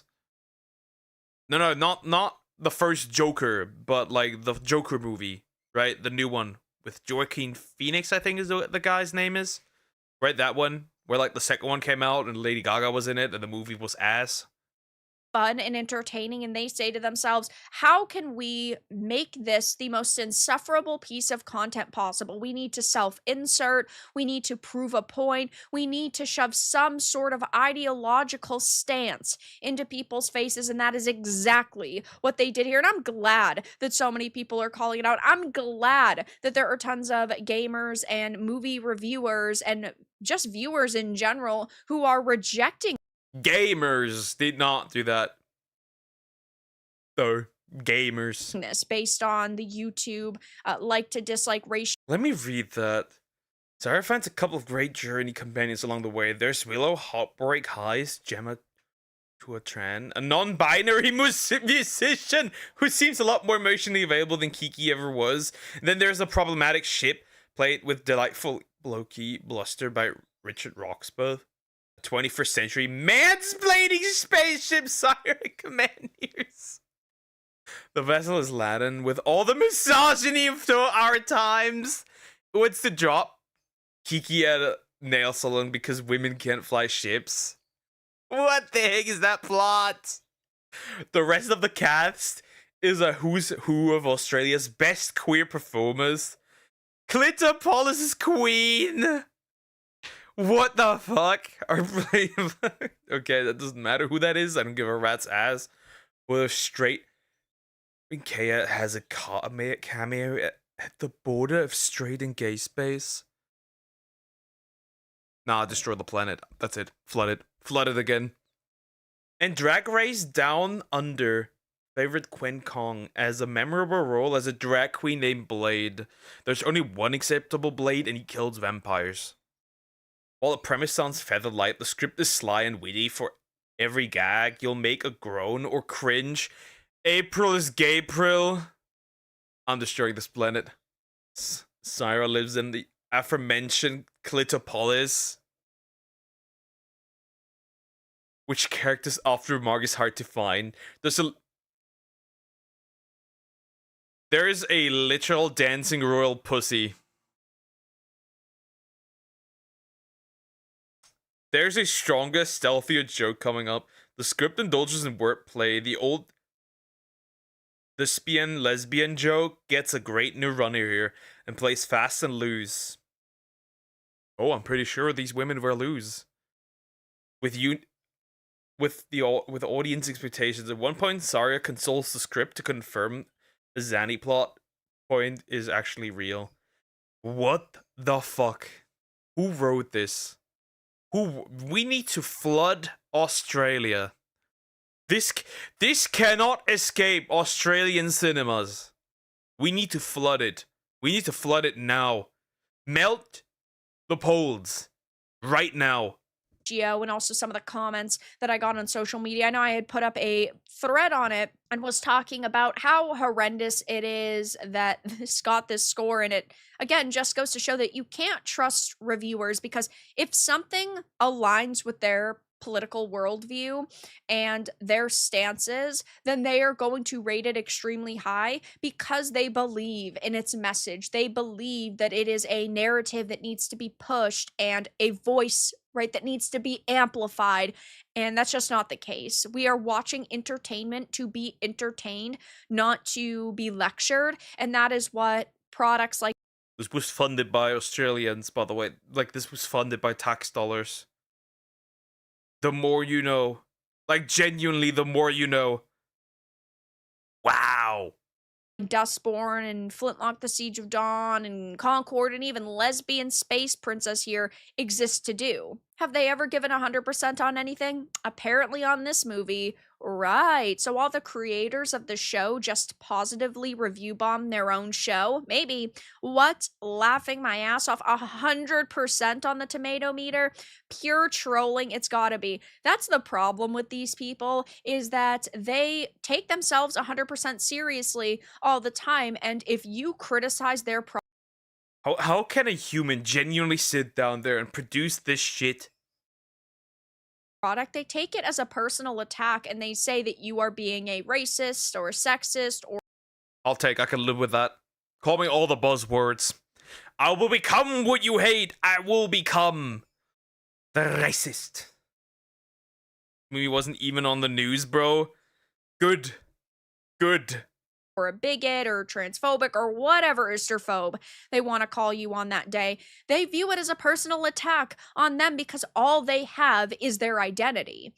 Malians, it looks like trash exclusively for the brainwashed and the stupid. So I might watch this if I ever come across it. I hope I genuinely don't. But if you thought that creators might shy away from creating propaganda because they face so much backlash, you are sorely mistaken. And this sci-fi fantasy comedy LGBTQ plus stunning and brave animation is apparently getting 100% from critics and yet wrecked from moviegoers. But that's all that I really had to discuss in this video. Let everyone know your thoughts in the comments below. My thoughts are simple. This cannot escape Australia. It cannot. It cannot. It cannot. You cannot expect the movie Lesbian Space Princess to be on any platform. No.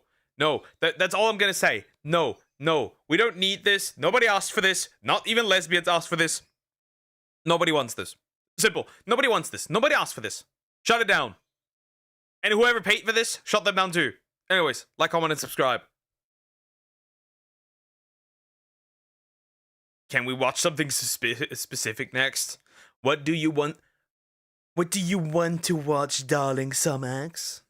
Okay, what do you want to watch? What is the specific thing you want to look at? I'll send it to Germany. I will find your mailbox and put the hot, stinky, messy dookie into it. That is such a... No, it's not. I already have it added, dear. I already have it added, but the Sumax wants something specific. What is it? What is it? I touched my fat cat. This one, huh? Look at this. 40 minutes?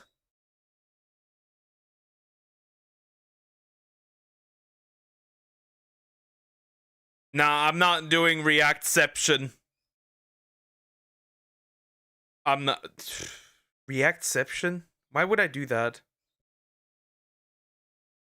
Why would I take a reaction from somebody else who's reacting? That makes no sense. That's weird as hell.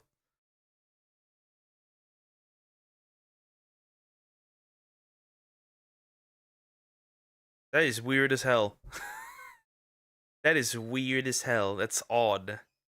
Who is first? I'll probably take less time. Yep, it does. Duck. I don't know if I want to upload that. To be fair, after that, I can react to it, but I don't know if I would upload that. To be fair, that is weird. One day. No, chill. Oh, nah, brother. Because he's the one who compiled it all, sure. Okay, but I'm gonna put this on 1.5 times. I'm not doing this on... Nah, bro. Oh, no. Oh, no. Oh, no. TikTok cringe. Oh, no. This can't be good. This can't be good. Why do you make me want to suffer? Why? What is the purpose of this?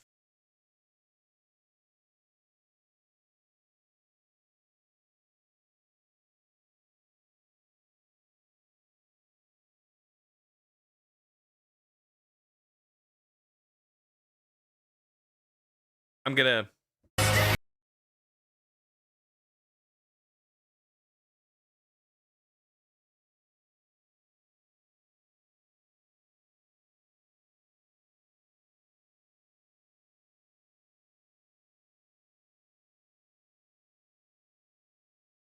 It's horrible. There's a lot of music in here. I might die because of that.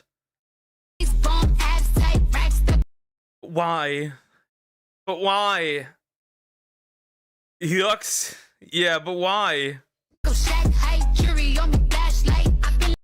Inflation fetish is so weird.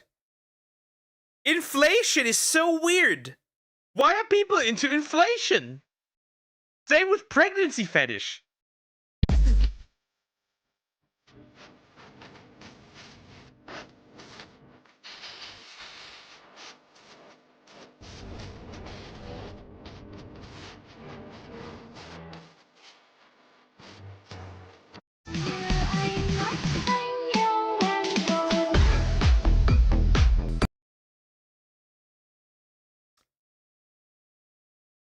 I have no words, but I must scream.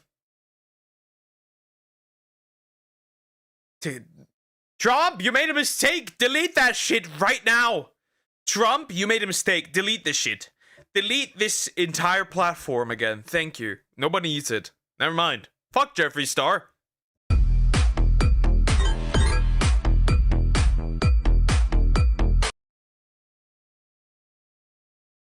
We need to bring back wars. I'm sorry. Nah, we need to bring back wars. We need to bring back military, forced to be in the military for a while. We need to bring that back. As a furry, I love to drink water out of a hamster water bottle because it confirms my identity as an animal. As a what now, sir? Oh, Jesus. This is why we get bullied, because people like you. No! You're he does it for a joke. He does it for a joke. He does it for a joke. Right? He does it for a joke. You actually mean it. That's the difference. You are the cringe one. You are the cringe one. I might as well just quit. I've seen a lot. I'm always Why don't you just quit? Why don't you just quit? 23. I've been a furry since I was 7. I'm probably done. Thank you. With your heart on the line, I really fucked it up this time. I really. I'm probably done. Thank you. With your heart on the line, I really fucked it up this time. Huh?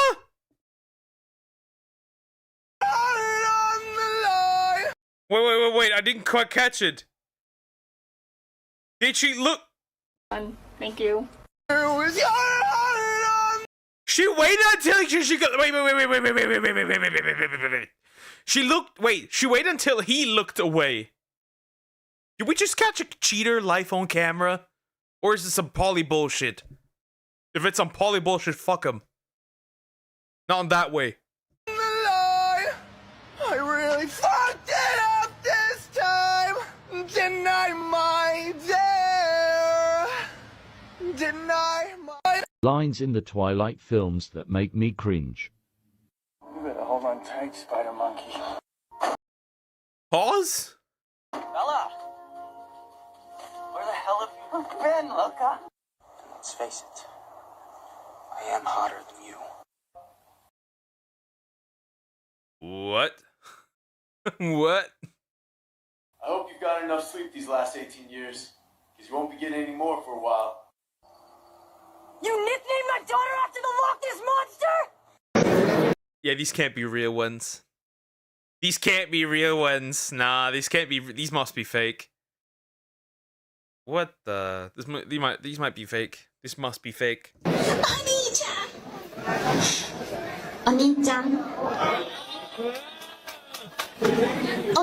When she did, okay.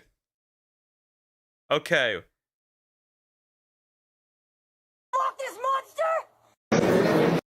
When she does it, it's cringe. Not gonna lie. When she does it, it's because the dude's finally cute. And she looks pretty. That's why the dudes are more happy. She can already tell that, by the way.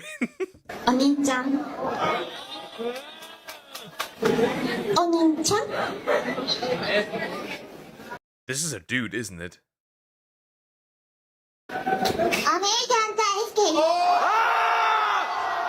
That was actually not bad. That was actually not bad.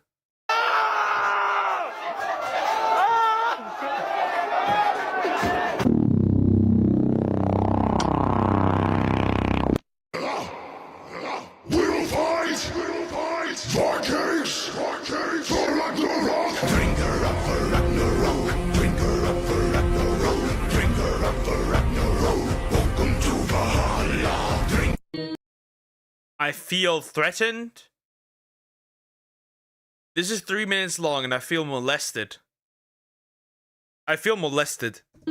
Happy birthday, dear Christopher. Happy birthday.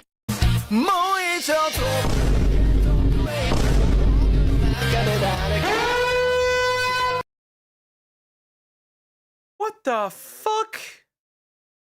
What the fuck I came back to? Cringe. Cringe.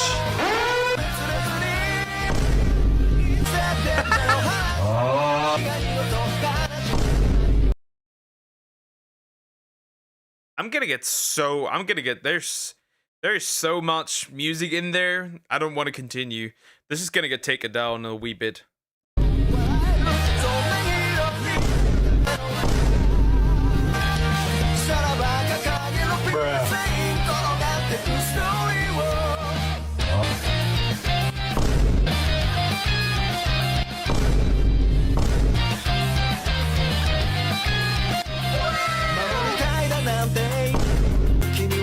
Yeah, the Ochaku one was okay.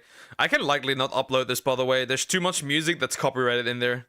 This is gonna get yanked immediately. I can likely not upload this.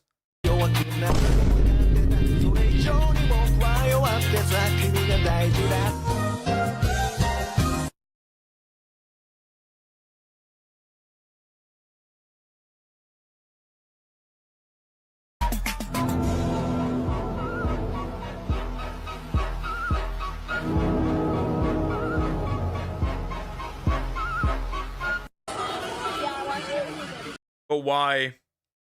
This video won't exist if it was copyrighted. No, it will be copyrighted. It is most certainly copyrighted.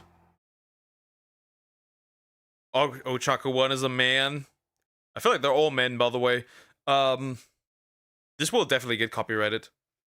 I'm even surprised I'm still live. I'm surprised that I'm still live, actually.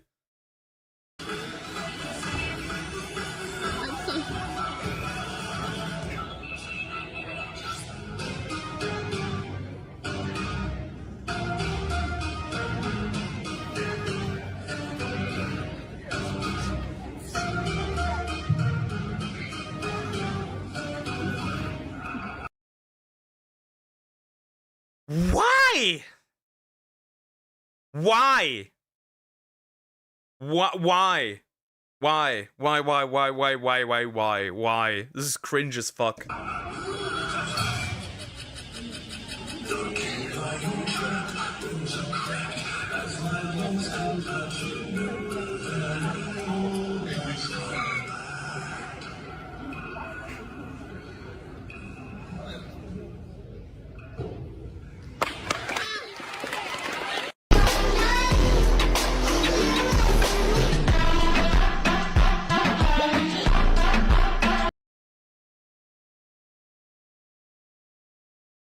Jesus Christ. Where's my phone? Yeah? Jesus? Put your sandals on. This is an emergency. This is an emergency. Put your sandals on right now. You need to come back. This is an emergency. Feels like to be strangled to death. First, you feel the pressure in your throat. And you start to taste something. Very sour in your mouth. Then, it's like... I'd be more afraid that she would eat me. Or he. Or whatever this is. That is what I would be truly afraid of. Getting eaten. Hi, Joe. What the Sigma? Hi, my name is... Instead, I'm 17 years old. I am very similar to you. No, I like this guy. He's cool, actually. What do you mean? No. I like this guy. He's not cringe.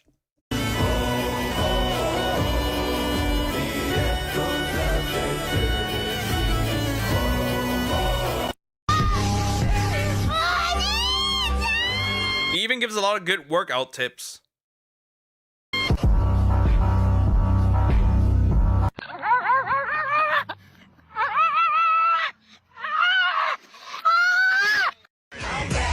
That's not really cringe. That's just one of those dark clips. Eh. How bad could I possibly be? Let's see. All the customers are fighting.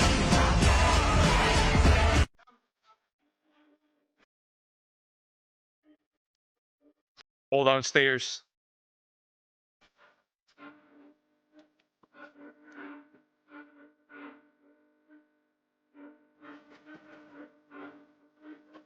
Oi, watch this. Oi, Sarah. Yeah? Are you TT? What does that mean? This is what I imagine Deer talks like. This is exactly what I will now. Always when I will listen to more Australian accents now, and I will also imagine that this is exactly how Deer talks like from now on. Every time I read anything he types into chat or sends me in DMs, I will read that how she talks. I can't tell you. You just have to answer. Yes or no. Well, how can I answer without knowing what it is? You just have to. Yes or no. Are you TT? No. Oh my god, everybody. Sarah isn't toilet trained. I am not doing this.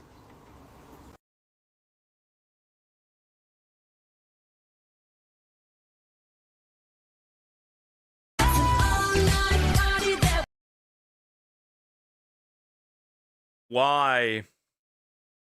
Why is the entirety of the My Hero Academia fandom so cringe?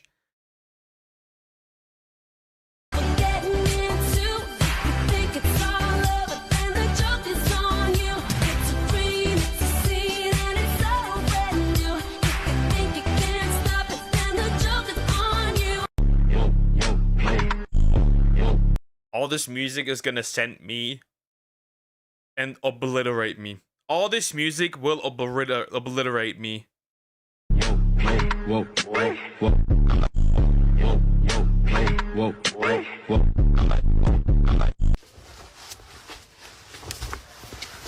Well, he's just making fun of it, but these dudes are also really cringe. Thirst traps.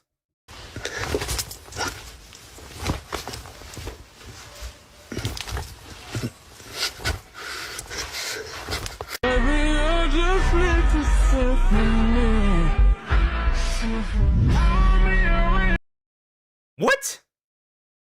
Because they can be. It's just people having fun. If that's fun, we should bring back camps.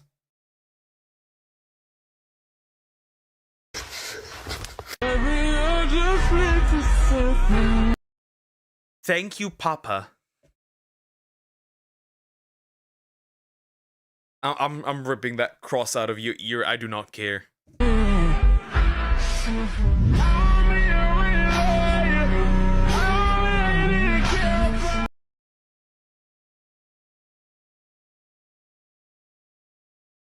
Why? I know that the audience of this dude is women. I can tell it is women. I can tell. Oh no.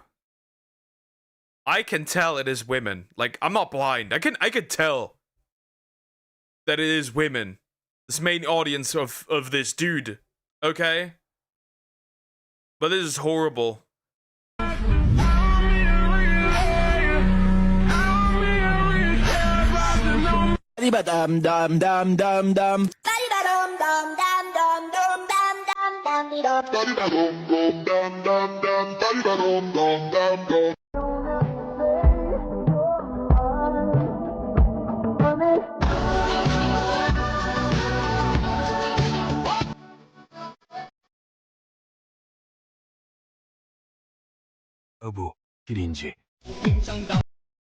I'm ending it. I'm ending it. I'm ending it. I'm ending it. I'm ending it all.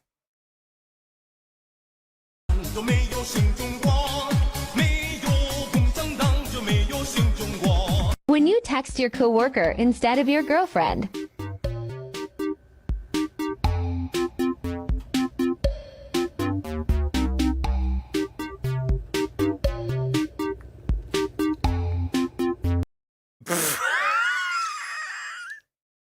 Okay, that's embarrassing. That is embarrassing. That is so embarrassing. I see Salmax doing this. This is so embarrassing. This is, oh my god. Who gave this vid? Think. It's not that hard. It's not that hard. This is so embarrassing.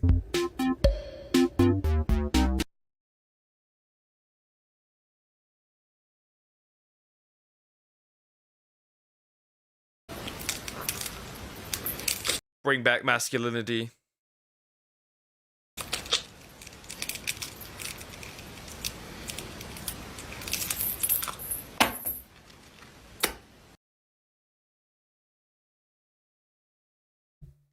Look, she looks so much better. Now if she removes this grotesque cow thing, you look normal. Get your natural hair color back, right, brown? And we're happy. We're all happy.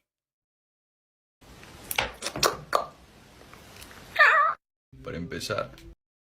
I did not expect that. I did not. I did not expect that. I did not expect that. I did not expect that. One magnet and she's done. You know, like those right? Where like the where the cars go, they're like broken, like those ginormous magnets. Yeah, she's gone. She's as good as gone. What the fuck is that? What the fuck was that? Always blamed everything bad on me. Duck, are you seeing this man's audacity? I'm a fridge magnet guy, true. That's just, it was dear. It was the Australian. Of course. Estuve investigando del por qué, no sé, les atrae o les gusta escuchar el Good Girl. Y es porque sale en la película de 365 días. Así que va, lo voy a decir por ustedes. Ponte así, Good Girl.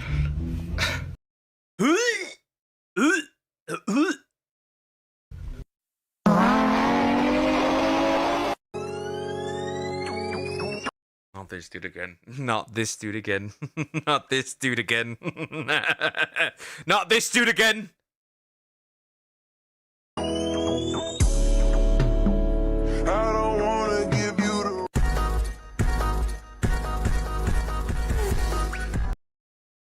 To bring back men. We need to bring back men. We need to bring back masculine men again.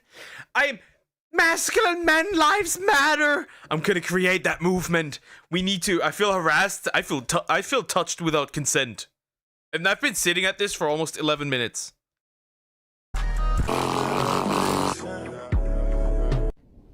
You cannot be for real. Oh my god, you for real. No, you for fake. No, you for real. And I hope I'm not sounding too desperate.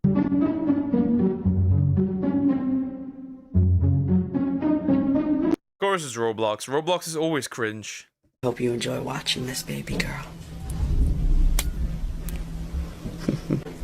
See you at school tomorrow, baby girl. I love you. And 14-year-old girls are like, he's so hot. That's what I'm seeing. 14-year girls in the comments be like, he's so hot. I do. It's true. I love you more than anything else in the world. Bye, baby girl. Stay perfect. Just for...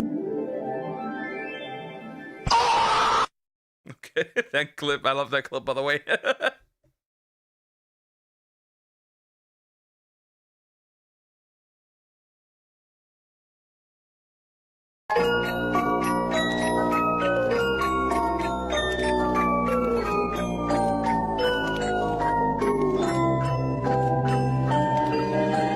Miroir, dis-moi qui est le plus beau, qui t'a devenir mégalo.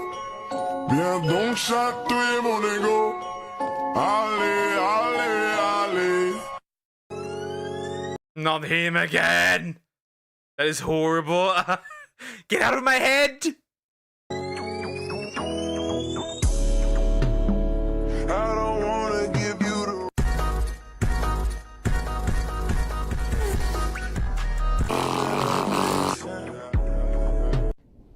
You can Why would he put in the same clip twice? Is there even anything coming here at this point? Oh yeah, there's something cringe at the end. not be for real. Oh my god, you for real? No, you for fake. No, you for real. And I hope I'm not sounding too desperate.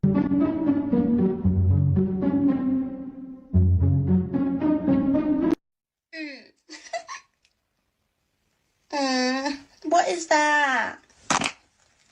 Lip gloss. Do you dare me? A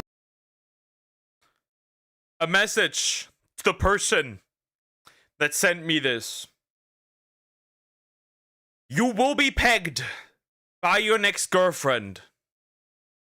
You will be put into a cage by your next girlfriend. And you will be a sissy because of your next girlfriend. You will be rigorously pegged every single hour of the day. Back and forth. Front door, back door, under your foreskin, inside your pee-pee, through the nose, through the ears, anything. Anyways. Nah.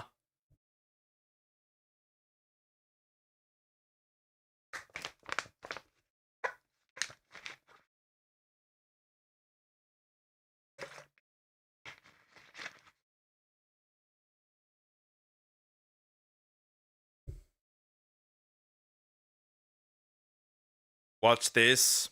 Not now. Now we'll do Sumax, because Sumax is super long. Damn, that's graphic. Is it? Through the ears? Yes! Every hole! All holes! Every single one. He will be used and abused. He's a walking cum dumpster. Anyways. No, lock all your doors?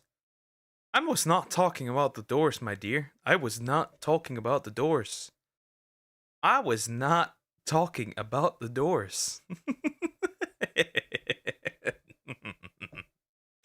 I was not talking about the doors. There's something else you can lock up as well. I was not talking about doors here. Use and throw.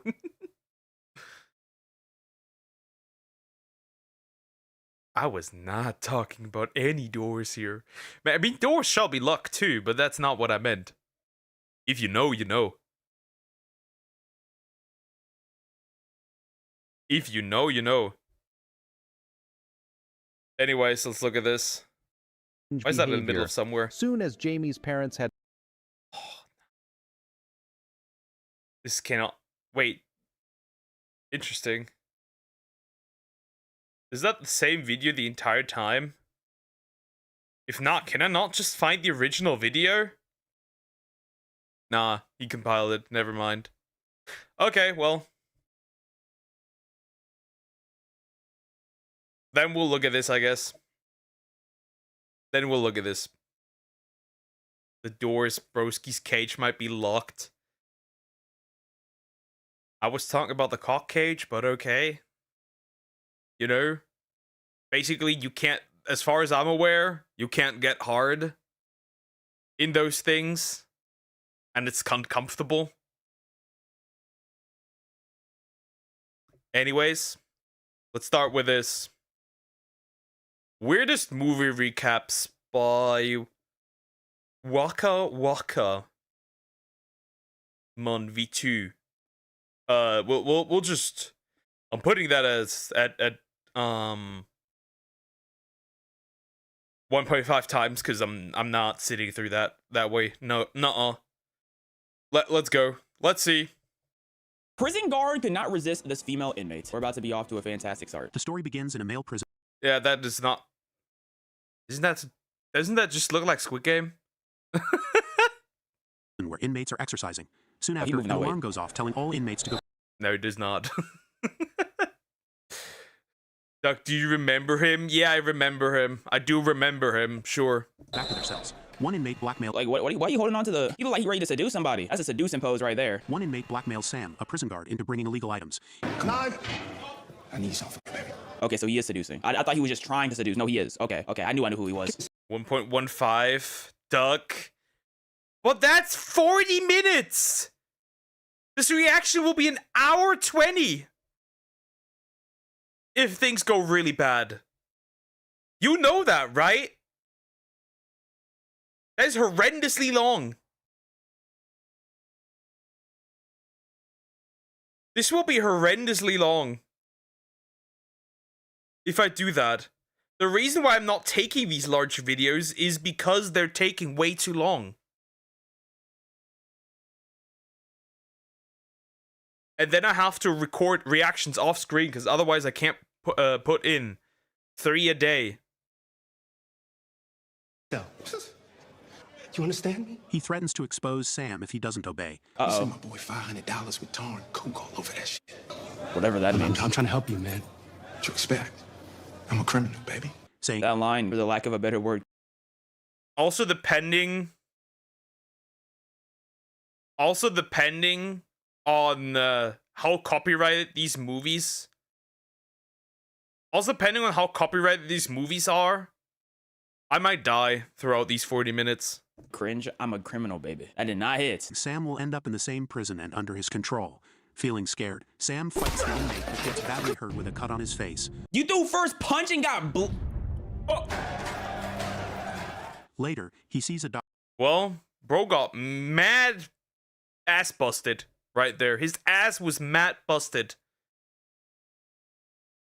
To check for a head injury and get stitches. How? Bro, he hit you for like 30 seconds. How did you get put in stitches already? When Tim and other guards ask what happened, Sam lies. He says the inmate had been causing problems for a while. He's been giving me a lot of lip for a while.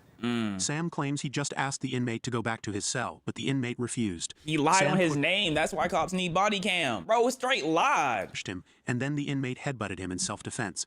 Sam hit the inmate with a nightstick to protect himself. Well, son, your first mistake was allowing him into your space and not calling for backup then. To keep Sam safe from other inmates, they decide to move him to the tower. A few days later, Sam is on the roof. Roy's been put somewhere else. They didn't want him there. They didn't want no homie there. They didn't want his there. Because he got his ass beat. Of the prison when he sees something suspicious happening in the yard. He uses a telescope to get a closer look. Suddenly, a fight breaks out among the inmates. Oh yeah, Sam but this is all fake. It's all fake. Alarm. The guards rush in, armed with tear gas, and position themselves. Yo, I didn't realize this is how they would like control the crowd. Like they really just have like grenade launchers, but instead of grenades, it's tear gas. On the roof as the fight goes on. Yeah, what did you expect? What did you expect? They somehow need to control these guys, and that's the best way, right? Because like walking in there and expecting like that this would stop, you probably get your ass beat too. Tear gas is used, hitting several inmates. When the fight doesn't stop, the guards fire warning shots. This makes the inmates lie down on the ground. Then accidentally, 2 inmates attack another inmate. Were they getting shanked? 2 inmates attack another inmate. The guards, fully geared up, enter the yard and start tying up the inmates one by one. So, and somebody got shot. Ribozo. What happens if they miss a shot and they shoot somebody that wasn't a problem? Like, do they have to face any consequences for that? Like, what's the repercussions for that? Meanwhile, Sam realizes his mistake while still on the roof. Warden Mills, along with guards Ed Simmons and Tim, discusses what happened. After the issue with Daryl Johnson, we felt it best he be separated from the inmates. Well, yes, he certainly can't get him go out of back here. in the tower. Tim supports Sam, but Warden Mills is angry. I don't see how these are weird movie recaps. This seems fairly normal. This seems fairly normal. This is normal. I see right? When like weird movie recaps, I genuinely expected really weird shit. And I haven't seen yet anything weird. So Prison Break coded, but it's from the perspective of the guys working there and not the inmates.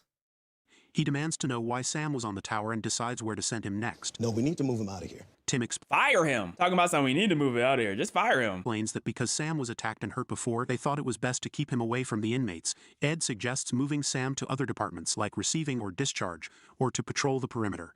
Tim keeps defending Sam, questioning why he needs to be moved. They will kill him if they get a chance, and you know it. Despite objections from Ed and Tim, Warden Mills orders Sam to be sent to the women's prison and calls for a lockdown. First off, Sam needs a body cam, right? Because he's already lying through his teeth. Now he's killing inmates. And now they're like, you know what? Let's send him to the women's prison. Those girls will be all over him, sir. That could create a whole new set of problems. But if he can't be trusted to not the inmates, then maybe he needs to find a different career. That's what I'm saying. Get him out.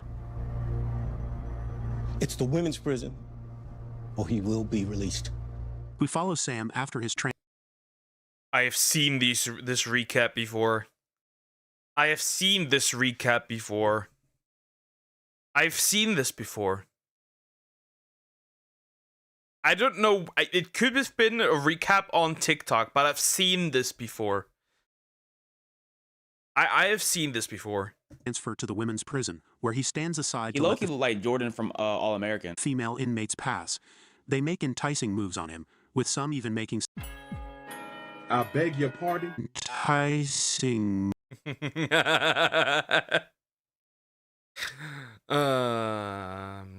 Interesting. Very interesting. Damn, Duck, you are too chronically online. You know what? This is you in front of the cute guy. Which is why he hasn't asked you out yet. Moves on him. How many of y'all are going? Man, most of y'all cannot be in this career. Y'all cannot be. I don't have faith in any of y'all. With some even making suggestive gestures. It is very apparent that a lot of men who would be in there, would be using this for something. For sure. I need search, Daddy.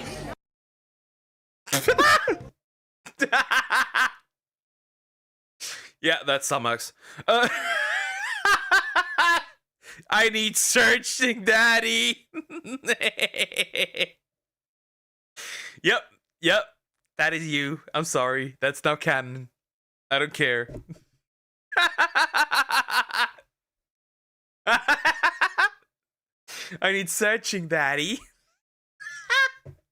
Peek. That's genius. That's amazing. Inmate Cherry notices Sam as she enters the classroom.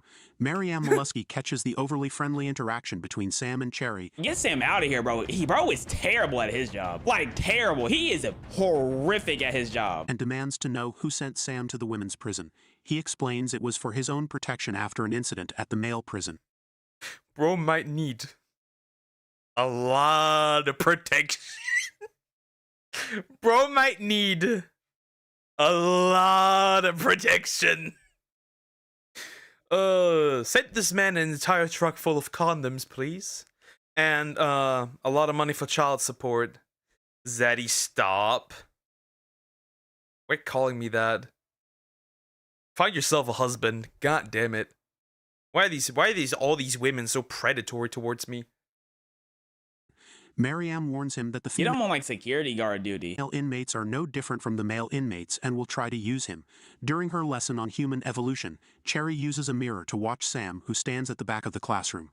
In the break room, what are you gaining from watching him? The guards discuss the differences between the men's maximum security prison and the women's prison. Sam jokes that today felt like a vacation compared to the men's prison, which he likens to a jungle. Other guards warn him to wait and see what happens after the women are put to bed. Yeah. They tell him the inmates will cry. They're gonna cry, and they're gonna give you every sob story. Tell fake stories to get his attention, and complain about guards watching them as they change clothes. Man, he went from getting the brakes beat off of him. I think he can handle a little bit of crocodile tears. I'm gonna keep it a buck. I think he got it. I have faith in him. No, I don't. I don't have faith in Sam. Anybody in chat got faith in Sam? I don't have a lick of faith. These guys in uniform, in relationships with inmates. It's not just guys. Assholes come in every gender. Wow. They explain the unique dangers of the... They do not care. They do not discriminate.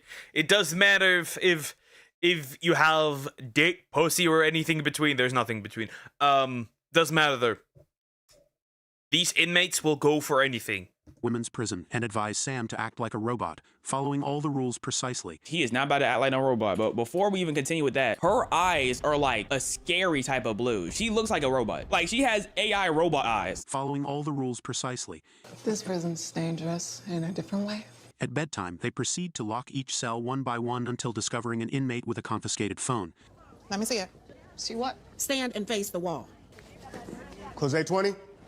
What a waste of money. Come on, man. I don't need your looking at that. You know the rules. Close A19, take 17. Sam is then instructed to Oh, walk he's about the to take next the one cell with the where he black girl? encounters Cherry. Yep, She of course. pretends to be reading a magazine. Checking in with her, he asks if she's all right. You good? And now? She responds positively, requests her Okay. cell to be closed. Yeah, bro is cooked. Any Uzi works. Bro is cooked. I'm gonna say it, bro is cooked. Bro is cooked. Rebozo. Closed. Jose 17. And he continues with his duties. The following day, She flirting while her roommate just on the toilet. Like, that alone. Y'all are smelling feces right now trying to flirt. Fuck, bro. Sam is standing by the classroom door as the inmates pass by. One inmate intentionally pushes Cherry into him. She grabs his jacket and says, "I'll see you tonight." A female guard tells him to get his head Bro is cooked. Yeah, there's no saving, homie. straight. Get your head out. Otherwise, That wasn't me. I kinda liked it though, but that wasn't my fault. these ladies will take advantage of his desperation. That same night, as Sam instructs inmates to turn off their bunk lights, Does Sam ever go home? Like, do we ever see Sam's, like, life? Lights out. he approaches Cherry's cell and discovers her exposed. Sam is deeply affected by his emotions as he continues to gaze at her. Sam is so not locked. Sam is so not locked. Unbeknownst to them, everything is Sam! No, Sam! being recorded on camera. The next day, Sam is in the control room. Cherry starts acting strangely. Yeah, she doesn't look too good.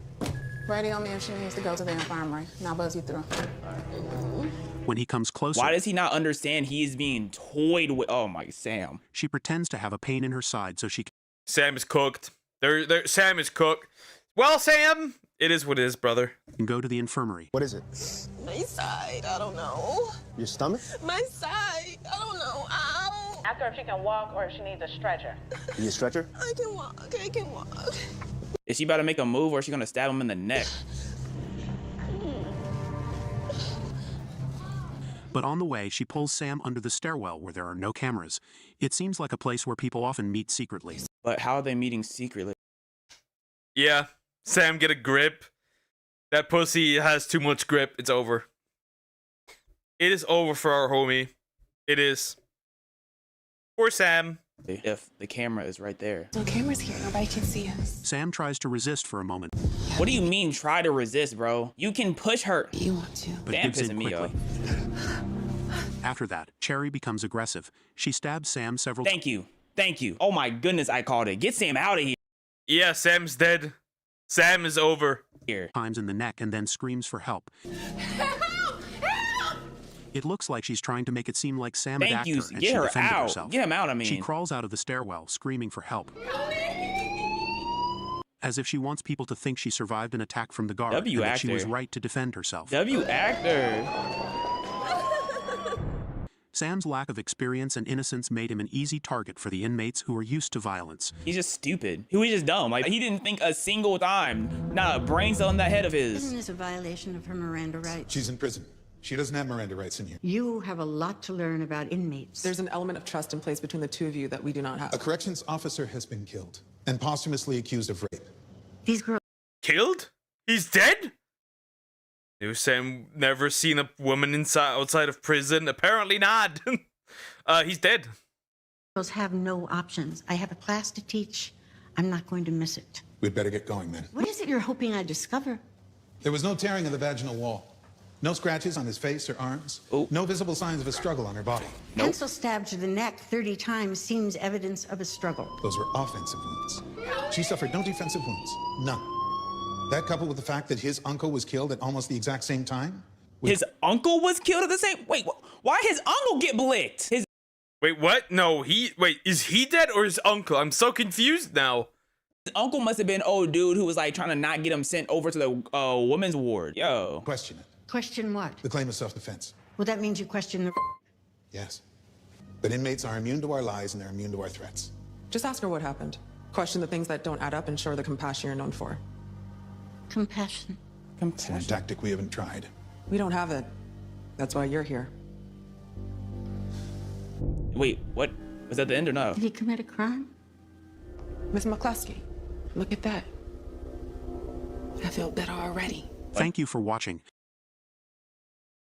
I did not... Both of them are dead? It appears so? Well, fuck, I guess. Literally.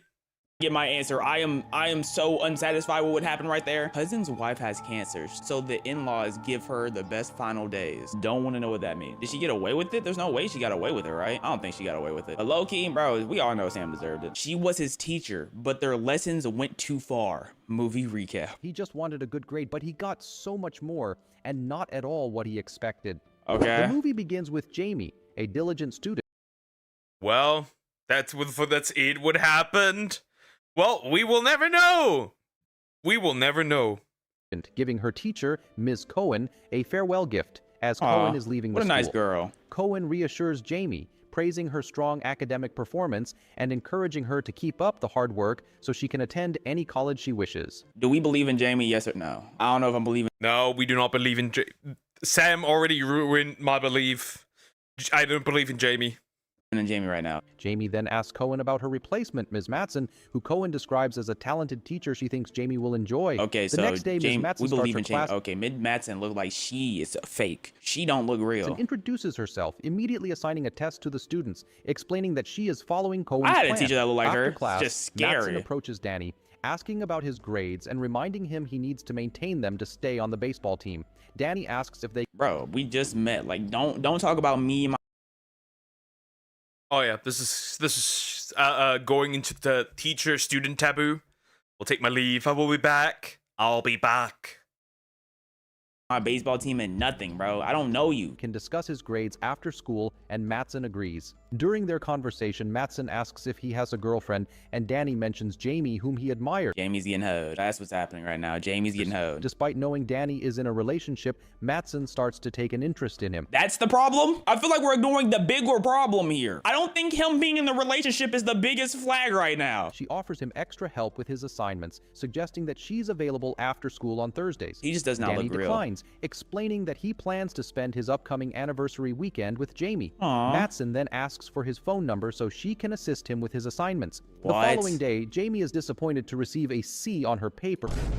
She's hoeing Jamie now? Oh, nah, Jamie's just here getting hoed. That's all that's happening. And approaches Matson to ask if she can improve her grade, as she needs high marks to secure a college scholarship. Matson assigns her additional work due the next day, making it difficult for Jamie to revise her paper. Jamie, worried, decides to prioritize her college goals over her relationship with Danny. Oh, when now she tells Dan is gonna get hoed. Wait. So she's essentially, the teacher is trying to sabotage the relationship so she can have the dude.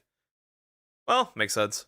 Can't spend time with him because she's busy with her paper. He becomes frustrated, arguing that grades aren't everything. Jamie counters, explaining her... It really depends what you're talking about. I mean, of course you would say that you're stupid. You know what I'm saying? Like, I don't expect an idiot to understand. Okay, I'm talking about college scholarships here. Okay, you would never understand, Bucko. Her family's financial struggles and how important scholarships are to her. Exactly. Unlike Danny, whose parents paid for his education.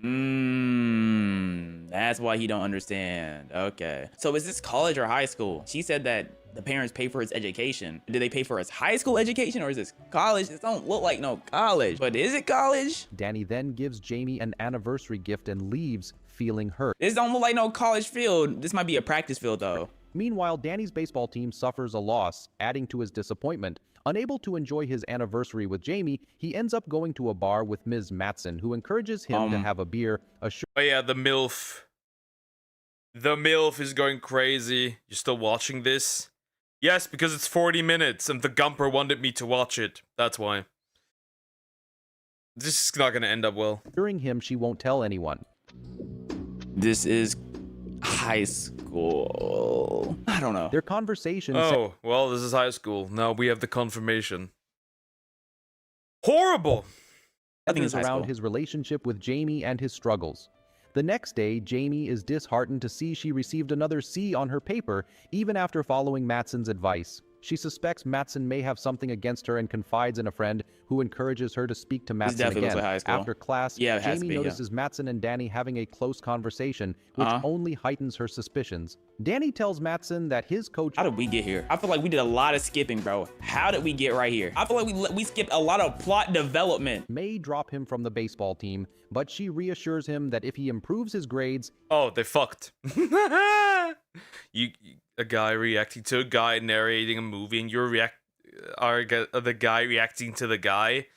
See, the problem is that depending on how hard the copywriting on this one is, right? Just because I'm not getting nuked off stream doesn't mean that it doesn't have copyright. I won't be uploading this anyways. So it's probably just 40 minutes down the drain, or like more like 60 minutes down the drain. He'll remain on the team. She offers him extra tutoring and empathizes with his concerns about meeting his parents' expectations of attending a prestigious college like Stanford. Okay, 100% confirmed high school. Why did she just like go? I don't. Danny opens up about his family, I guess and there is no Madsen in why. turn shares a bit about her own life, Or maybe mentioning she's trying to get some of that rich boy paycheck. Never knew her biological parents, and that her foster mother passed away from an insulin overdose. Later, Jamie meets with Danny. She killed her foster mother. I think that's what they were showing. Away from. Oh, another one. What are these movies? And who's making them? I think she killed her foster mom. Her biological parents, and that her foster, unless that's a guy's hand and like a guy made her foster mom overdose. I can't tell.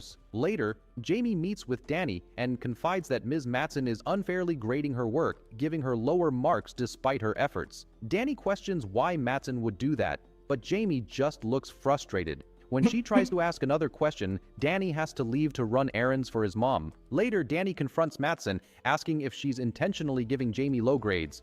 Madsen replies by asking what Jamie has told him, and Danny says it was nothing specific. What's being blurred? What is going on here? What is that? Sex is being blurred, my friend. Sex.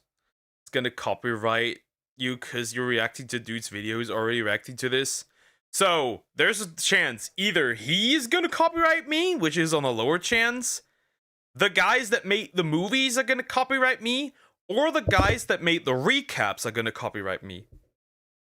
Regardless, I'm getting penalized. Regardless, the channel's getting penalized. Because every time you're gonna be thrown into a YouTube jail if something gets copyrighted. Happening. What is going on? What is going on? It was nothing specific. Madsen reassures him that Jamie is simply overthinking things. They share a kiss, and when Danny so they showed them making out, which means what was blurred definitely could not have been just a little bit of tongue. And now he's about to be looking at Jamie out the window. Around, he sees Jamie watching them from outside the house. Shocked, Jamie walks away quickly. Danny rushes after her, ignoring Madsen's attempts to stop him. Outside Madsen's house, Danny catches up to Jamie, who... That's it? Done talking with girls. They're all psycho murderers. Yeah, women are evil. Ontologically evil. Women are ontologically evil. Those aren't good options. I am aware. Which is why I never react to movie stuff or anime stuff anymore, because I get fucked. Struggles to hold back tears, feeling betrayed by his relationship with her teacher. Danny tries to justify his actions, but Jamie doesn't trust him. Attempting to reassure her, Danny says he'll address the situation, and they go back to Jamie's house. The following morning... You would address the situation, you mean to the police? The principal... The police... Am I... Hello, am I twisting? Madsen approaches Jamie and apologizes, admitting she was wrong in giving her a C on the second paper, and changes it to an A. Well, that would need to eventually happen, right? She got what she wanted. She got what she wanted. So that is the thing. It's like the Deer situation, getting pecked no matter what you do. Well, mine is more grave because that actually has effects on views. In general, for the entirety of the channel. If you want minimal risk from copyright, keep slurs and censored scenes out. Well, that doesn't really have any effect, right? This has nothing to do with copyright, right? Nobody owns slurs out here. Again, on the 3K subs, I wouldn't even bother. Well, the AI bothers. That's the problem usually. I feel like we're ignoring the elephant in the room. And now listen, if there was an elephant in a room, you could not ignore it, right? That's how big this is. Like if there was an elephant right here, or your mother was right here, like you could not ignore that. So can we we're not focused on the right details. You know what I'm saying? Jamie responds sarcastically, pointing out the teacher's fucking the student. That's pretty much the entire core premise of the movie. The teacher fucks her student and at the same time gives the ex-girlfriend back grades. That's really what it is. Take all the risk you want. Must not be hard to make new channel. Worst case. That is the worst case, because I would not know how to pay some of the bills I have now. That's the problem. That is the worst case, which is why I'm usually avoiding stuff like this. That this apology doesn't fix the situation with Mattson and Danny. Later, Mattson speaks to the principal, reporting that Jamie has been acting aggressively. What? Although the principal wants to speak to Jamie, Mattson insists she can handle it and secure a positive outcome. In the parking lot, Danny checks in on Jamie, who tells him Mattson raised her grade, but admits she feels it was done out of guilt. Danny assures Jamie that he plans to break up with Mattson that night. No! Blonde lady, what are you doing? Blonde girl, what are you doing? Kick this guy to the side. Kick this guy to the side. Ditch this dude. Jamie tells him that afterward, Mattson is welcome to discuss their relationship. Why is there no police involved? Danny arranges to meet Mattson in the park. When she receives his text, she feels excited. At the park, Jamie initially expresses interest in him, but Danny remains firm, telling her he disapproves of how she should have pulled up here with the police. Treated Jamie. Mattson tries to persuade him to stay, but he walks away, leaving her in tears. In a moment of desperation, no way she runs him over. Yeah, she's gonna run him over. She's gonna run him over. Like, they'll go homeless because of me. I will, and then I will live in your closet. You'll become a sugar mama. You'll have to take care of me. Gets into her car and, no in way a she runs reckless him over. decision, runs in. Well, she ran him over. You should have just told the police. You should have just told the police, bro. To Danny. What? She quickly hides his body, cleans the car, and later plants Danny's blood on Jamie's car without her knowledge. The next morning, the police discuss the case of a teenager found Jamie is dead just getting the whole. Yeah, the girl is getting the whole thing, but I'm broke. OnlyFans. This whole time, she hasn't done a single thing wrong. She hasn't done nothing wrong, and she's just getting old. Meanwhile, Jamie repeatedly tries to call Danny, but he doesn't answer. A short while later, Jamie's mom informs her that the police called. They have found Danny's body. The police request I know Jamie her and her heart mom come to the station. distraught. At the station, they meet Danny's parents, who blame Jamie for their son's death. Tensions rise, but poor Jamie. Poor Jamie. Wow. The police intervene to calm them down.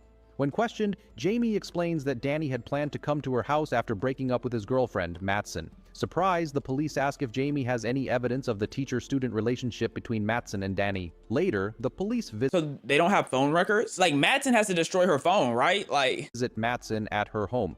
She denies any special relationship with Danny, claiming Jamie is just making false accusations. No, but like, all the police have to do is be like, okay, we need to take a look at phone records, you know what I'm saying? See if we can trace why he's out. And then she's gonna be like, oh, my phone, like, I accidentally broke it. And they're gonna be like, when did you break it? Like, a couple weeks ago, and they're gonna be like, that's awfully suspicious. You know what I mean? Mattson adds that Jamie's behavior has changed in the past week. When asked where she was during the incident, Mattson says she was at the movie theater. The next day, police arrive at Jamie's house to search for clues. They find blood on the front of Jamie's car. Shocked and confused, Jamie doesn't know how to respond, and the police arrest her for Danny's death. This is a crazy Jamie's hoe. parents reassure her. Give me the bad ending. Give me the bad ending. She goes to jail and the teacher doesn't. Give me the bad ending. Her, saying she'll be free soon. This is a crazy While Jamie hoe. is in jail, her mother keeps a close watch on Mattson, noticing her strange behavior. Soon as Jamie's parents had hoped, she is released. Convinced Mattson killed Danny, Jamie devises a plan to make her confess. Why do you have to devise a plan? No way the police are that incompetent that they can't figure out that. Come on. That night, there's 2 suspects. Jamie sneaks out to Mattson's house. Just as Jamie is close to getting her to it. But police, my friend, police is incompetent. Police is incompetent. Admit the crime, Mattson realizes her intentions and tries to harm Jamie. Look who's pathetic now. Same. I feel the same. I feel the same. Look at me. I'm Jamie, potential scholarship student, and I went to a killer's house by myself to try to get them to confess. Look at me, Jamie the genius. Jamie is stupid. Don't like that, do you? Mattson is furious about the found recorder and approaches Jamie. As Mattson swings to strike, a detective catches her by the Where did bro come from? arm and disarms her. Did she not come by herself? Fortunately, the police arrive in time and... No, that wasn't Jamie being smart. She just got saved. Man, Jamie should have died. Jamie should have died. Bro died. Like, they all should have died. and arrest Mattson. Later, the police discover that this isn't Mattson's first incident with a student. She had hidden her... This isn't the first time with a student too! Oh man! I added it. Also, I think this will be the very last time I will react to somebody else's reaction, I think. I won't do it again. Not if it's something important, at least. Passed well enough to relocate to LA. They hired a teacher who had an incident with a student. Oh, hello? Can we get a school investigation going on? It wasn't her first. What is happening? You know, thankfully Jamie got out of there. I ain't never, she was getting whole like no other. But that school needs to be out of there. That wasn't girl's first incident with a student. Why is she free? Why is she able to work as a teacher again? This is a very simple... And my friend, I can answer this very simply for you. She's a woman. If that wasn't her first incident, they talking about nothing, bro. Absolutely nothing. In future, girls pay beauty tax. More beautiful equals more tax. Hi. Wait, no, because that means I might have to pay more taxes because they're going to do it to men and then I'm going to have to pay 100%. Oh, it's Asian. Yeah, that cannot end well. Tax because I'm absolutely gorgeous. Oh my gosh, man. Today, I am going to explain a Japanese short film called The Beauty Tax. Ooh. Spoilers ahead. 30% tax. And take care. So now in this world, everyone's trying to force herself to be ugly. The movie begins in a Japanese office where the manager yells at everyone for not being good enough at their jobs. No. However, when a beautiful woman, Aiko, makes a mistake, he lets her off the hook and even apologizes. Aiko? It's Aiko. It should be Aiko. This isn't your type of video. Yeah, I feel it's not really my type. Right? It's not really. It isn't really. For being rude. Aiko's coworkers are not very fond of her because no matter how hard they work, the manager only ever favors her. Wow. Not just at work, but wherever they go, people give Aiko because y'all are ugly and she hot. Y'all are ugly and she's hot. Extra attention. At lunch, only she I'd be a gets hater a complimentary pudding. No, I become a hater too. Absolutely. While returning home from work, a salesman gives her 2 packets of free products, while the others get 1 packet per 2 people. For Aiko, it is a normal day because she is used to getting special treatment. Somewhere else, in a press conference, the Prime Minister announces that the financial condition of the country is in a complicated situation. Hence, to cope with this problem... So they're saying... As long as you're not shutting down Dragon Ball, you should be fine. As long as you're not shutting Dragon Ball, Japanese economy is fine. They're saying, guys, we are going through a financial crisis. Pretty women are getting free things way too much. We gotta stop it. Pretty women, they're getting too much free. We gotta cut back. We have to do something about this. Something. The government has decided to enforce a new law in which the attractive women of the country will have to pay a beauty tax. The protesters in the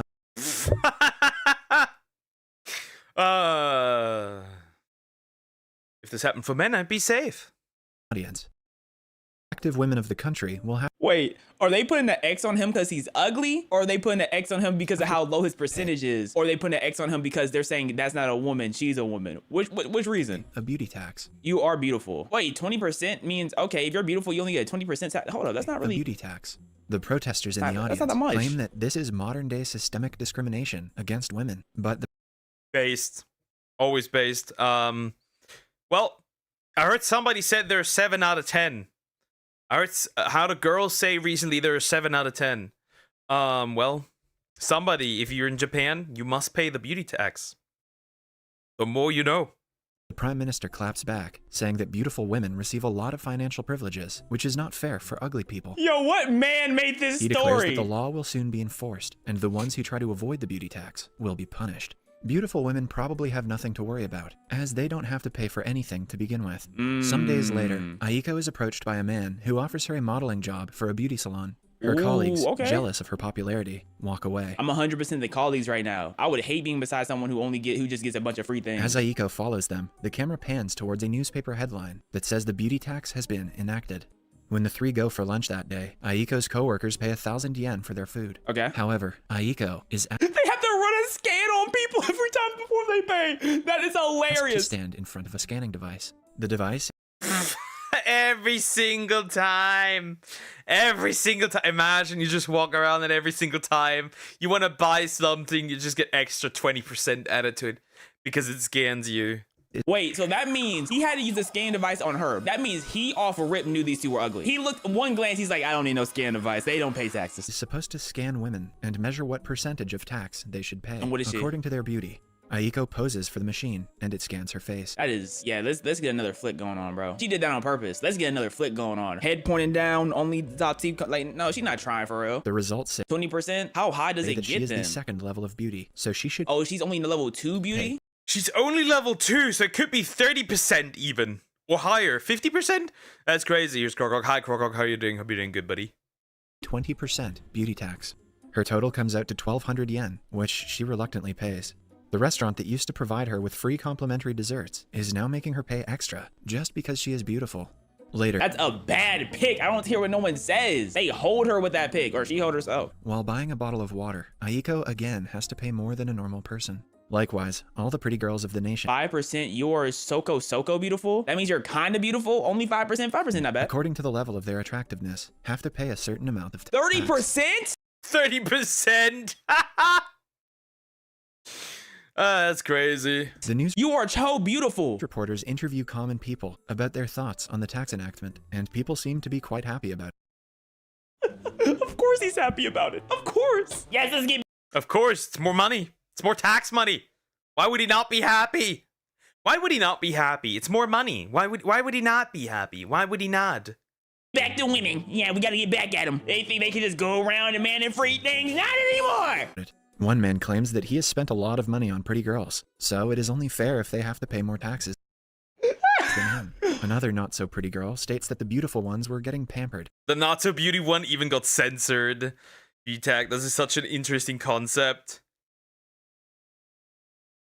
Yeah. Have to pay tax, I guess. Yep. That can mean anything. She has to pay that tax too. The ugly tax. That is mean, dear. That is mean, buddy. That is mean.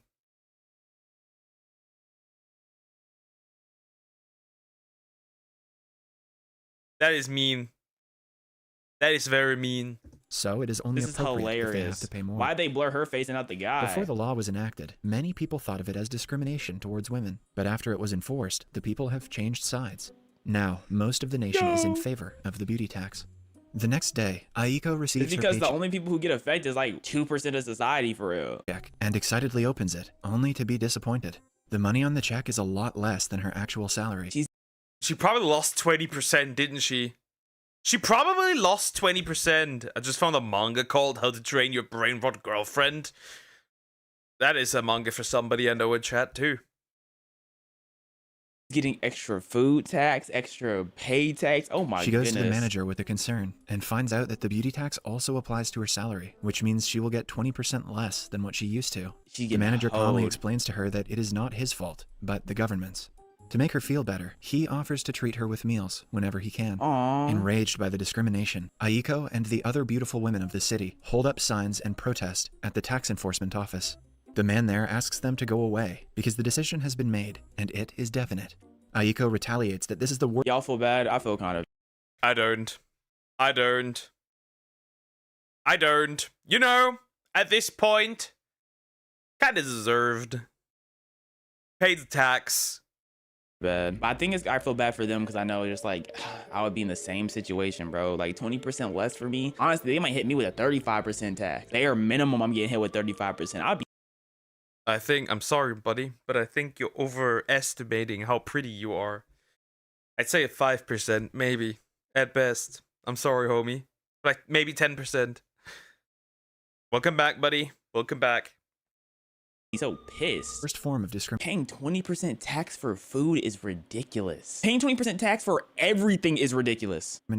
But the man claps back, claiming that they have had the pretty privilege. He asks Aiko to give it a thought and dismisses the matter. When Aiko thinks about it, she slowly begins to realize she has had pretty privilege all her life. She remembers when she was little. She broke a flower pot once. You're The getting adults gaslit. used to get mad at the children for doing the same thing, but their reaction was different for her. In college, her friends didn't let her pay for meals. And isn't that just being a woman at this point? To be honest, isn't that just being a lady? anytime they went out, just because of her Is beauty. she being converted? And even now, at work, her boss pardons all of her mistakes, but he gets annoyed when others do the same. Back in the present, the officer states that he's hit this emote. He's hit that emote 5 times now. He keeps hitting that same emote. Beautiful girls like her have always had social Stop and showing the same economical benefits, emotes. which are unfair to others. Hence, the beauty tax is a reasonable law that ensures fairness. To make Aiko feel better, he adds that her beauty has been recognized throughout the country by the standards set by the government. Looking at the situation from that means everyone who is not a supermodel, everyone below a supermodel who don't get paid for their looks gets hoed though, because like they're getting chump change, like extra chump change, but they're not getting like a significant amount of money because of their looks. So literally everyone under super. Does that mean also in the reverse you would get more? They didn't show this, but in the reverse, shouldn't ugly dudes and ugly women get more? Now they haven't only shown women. Shouldn't that go for men as well? Technically, pretty tax. What is happening here? Weird movie recaps that I was forced I'm forced to watch. I'm being held at gunpoint here. I need help. Model status is getting hoed. Aiko starts to feel better about the 20% tax. She's The narrative successfully changes when the gaslighted. girls who pay higher taxes start to be seen as the better ones in society. Aiko even goes to a reality television show and expresses her happiness at being one. Why does she smile like that? They brainwashed her. They brainwashed her. One taught her how to pose right. Aiko even goes It's to a reality pissing me television off. show. Like she looking, okay, smile like this. Smile like this. Why are you looking down? Look up. It's giving chipmunk. Nah, someone gotta help her, bro. Someone gotta help her keep her head straight. Her happiness at being one of the few people who pay 20% beauty tax. The girls say that they are being asked out often at restaurants and bars when guys find out that they pay beauty tax. Even at Aiko's work, her popularity skyrockets, and she starts being known as. There's no way they've all been brainwashed. Or maybe all men are ugly. I didn't know you were a man. Anyways, I'm just joking. Head pats. I guess it's decided you're my slimelets. As the girl who pays 20% beauty tax. Unlike her previous interaction with restaurant cashiers, now Aiko is delighted to pay more money for being beautiful. Her manager calls her when he has important business meetings, and his business partner signs the papers without hesitation. After seeing Aiko's beautiful literally a face, cheat code. while purchasing things, she makes sure to emphasize that she pays a 20% tax to those around her who only pay 5%. Y'all pay no taxes? Oh my, y'all completely brainwashed. You're not paying taxes? How dare you not support our country? are ugly. Oh my gosh. Y'all pay no 5% tax, 10%. Y'all pay 10%. Oh my goodness. Get plastic surgery, man. 10%. You need to get some work done. Yuck. When Aiko receives her paycheck, instead of getting mad, she is flattered and considers it the fate of a beautiful woman. This is top tier gaslighting. She is thriving more than ever until Raiko Tajima arrives at her office. Uh-oh. Raiko pays She looks like she knows how to 25% smile beauty too. tax, 25%. making her more beautiful than Aiko by law. Her colleagues all follow Raiko. That is hilarious. Now they're fighting over somebody being more pretty. I'm so manly, I got a 50-incher. Well, I didn't know that you saw the cute guy naked. Anyways, that is information we did not need. But hey, it's there, I guess. Aiko around, Oh, claiming no. that she is prettier than any celebrity they have seen. She lost her Aiko job. is stung by jealousy to see all the men drool over Raiko because she is used to No. being the center of attention. She vows to be prettier than Raiko in some days. Then she starts to exercise day and night in hopes of losing weight. She's trying to get hotter. She's trying to get hotter to get her tax up. I can't do this. She also Losing weight. What vows to be weight are you prettier trying to than Raiko lose? in some days. Where? Then she starts What weight? to exercise day and night in hopes She wants to go from 100 pounds to 85. Like, what are we talking about? She wants to go from 20% to 50%. Losing weight. of losing weight. She also goes to spas daily and receives several expensive facial treatments. After a lot of hard work, she goes to a restaurant and scans herself to find out that she now has to pay 30% Oh my goodness, she looks so much better. Said no one. tax.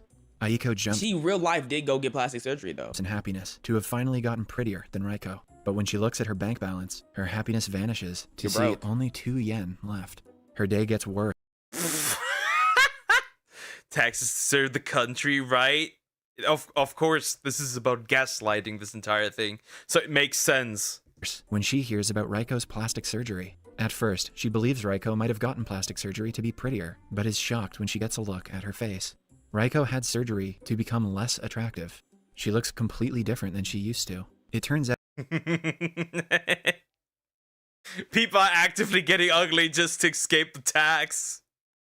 She broke for real. That her fiance left her because she was too expensive to take care of. Now we're starting to see the consequences of it. Aiko thinks that her day couldn't get worse. She is summoned by her manager, who informs her that she has been fired. It turns out that the company had to pay more taxes for every beautiful employee. And to cut the I agree. This is not looking good. This is not looking good. Necessary expenditure, they have decided to fire all the beautiful people. Soon, the narrative around the beauty tax changes again. Beauty products that make women seem uglier start selling out. The people who were proud to pay more. What? More because of their beauty start making themselves uglier to keep their. I see a pig on the product, dog. Moreover, men start to avoid beautiful women because their cost of living is too damn high. This would be peak society, where men go for cheap women. Oh, but women of higher echelon have always been a high cost. That's what it's always been. One day, Aiko is in the bar, distressed about her life. A man approaches her and offers help to get her taxes lowered. Before she can continue the conversation, Aiko gets a call from their family lawyer. It turns out that her dead mother has left her with a lot of wealth that she inherited from her uncle. However, the beauty tax also applies to inheritances. Yep. Since Aiko's mother was also very beautiful, the inheritance amounts to negative 1 million yen. Wow, what is this movie plot? What is this? They're so pretty, they have to pay back the inheritance. She's when he phrases it like that, it's horrendous. That is horrendous, brother. That is horrendous. Minus 1 million yen. Can't get worse than that. Over 1 million yen. So hard. Meaning that if Aiko wants to claim the inheritance, she will have to pay the government and receive nothing. At night, Aiko goes to the bar again and meets the same guy. He introduces himself as Nonomura. Aiko and Nonomura get closer while talking. He suggests she make herself look ugly to avoid taxes, and even hands her fake thick eyebrows. This is literally like tax evasion. That's what they're doing. Aiko is a little skeptical because avoiding paying taxes might put her in jail, but Nonomura assures her many girls do the same.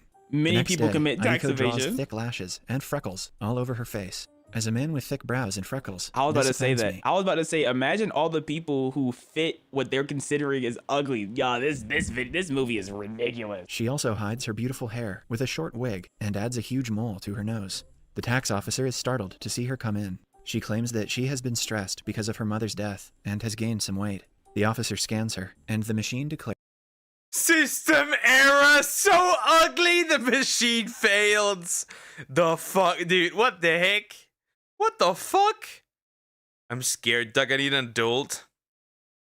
Dream Warden is an adult? there's her ugly.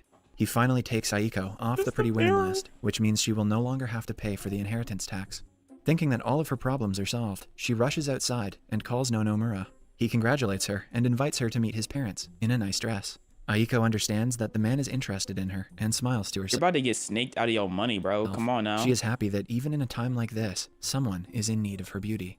On the day they're supposed to go out, Aiko excitedly does her makeup. Why? However, her plans go in vain when two policemen knock on her door and tax arrest evasion. her for trying Tax fraud! Yeah, she's cooked. to be ugly to avoid paying. That's what you get. taxes. You're stupid. They also inform her that Nonomura is a notorious marriage swindler who covets the inheritance of beautiful women. Duh. It turns out that he was never interested in her beauty and was only trying to get her inheritance. Aiko is then sentenced to 2 years in prison. She is depressed and alone, as her life has taken a turn for the worse. Her only friend in the prison is her cellmate, who is also in for trying to be ugly and avoiding taxes. As they talk, Aiko wishes that she was born ugly. If only her nose was 1 centimeter shorter, her life might have turned out differently. But her cellmate advises her to never turn away from reality. She claims that they both are unhappy. They're both in jail because they're hot. I can't do this anymore. This is so dumb, dude. Right now, because of their dull hearts, not because of their beauty. According to her, they were too focused on having a pretty face, and they forgot to keep their heart happy. Aiko is inspired by— It's hard to keep your heart happy when you're broke. Have you ever looked at your account and saw 2 yen? Until then, you can't talk to me. I gotta keep your heart happy. How about— I don't think bro can talk either. Have you ever seen an empty bank account? I have. keep my pockets happy? By her new friend's words. She vows to work on beautifying her heart when she gets out. Cut to 2 years later. Aiko is finally let out of prison. She is dedicated to working on her heart this time. She sees a kid crying for ice cream and kindly offers to buy one for her. However, the shopkeeper returns her extra money, saying that she isn't pretty enough for beauty tax. Moreover, some kids from behind her call her ugly. Hearing this, the beautification— What the fuck? How did that happen? Bro, Samax, you're a hag now. It's over. I'm putting you into the retirement home. You're even older than me now. I'm putting you into the retirement home, Granny. That's crazy. 27 is crazy. of heart leaves Aiko's mind. She gets offended, claiming that she is still very beautiful. But it turns out that in the last 2 years, the standard of beauty has changed completely. To who? Since men favored ugly women because of the beauty tax. Bro, what the fuck? Dog, what? So this is basically society saying like societal beauty is stupid and it's all manipulatory and everyone's a sheep to what other people think is attractive. That's what this is saying. Yo, I would thrive so much. If ugly is the new beautiful, bro, this is society I didn't be in, bro. Give me 0 taxes. You know what I'm saying? They became more popular and are now considered more beautiful than traditionally beautiful women. Amazed at the new world, Aiko hands the kid her ice cream, but she refuses to accept it because of Aiko's ugliness. So if you're ugly, you scare the kids. You're beautiful, you pay more taxes. It's just no winning. At the end of the day, society says if you're a woman, there is no winning. And that is the moral of this story. What was the moral of the last story we watched? No clue. The moral of the story is these bitches be too ugly to pay taxes. Yeah, it was horrible. That was horrible. Will I watch something like that again? Probably not, I'll be honest. But anyways, like, comment, and subscribe. That was horrible. That was horrible. Genuinely. Nah. No. 9. Nuh-uh. Guys, I'm taking a quick break. I will be right back, and then we'll look what I'll watch. I'll be right back. Don't destroy the stream. Yes, I'm old. No, you're 18. You're barely hatched. You're barely hatched. Marcus, you wait now. You're barely hatched. You're still fresh. You're almost fresh out of the womb.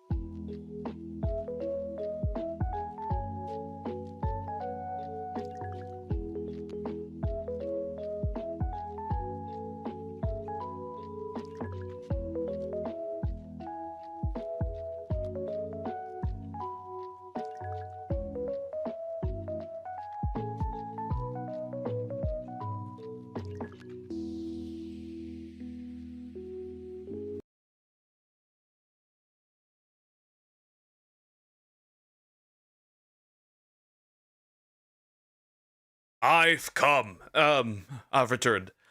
Okay, well. 25. Close enough. 24. Think I'm older than Duck. Damn, you hag. Damn, you hag. Damn, you hag.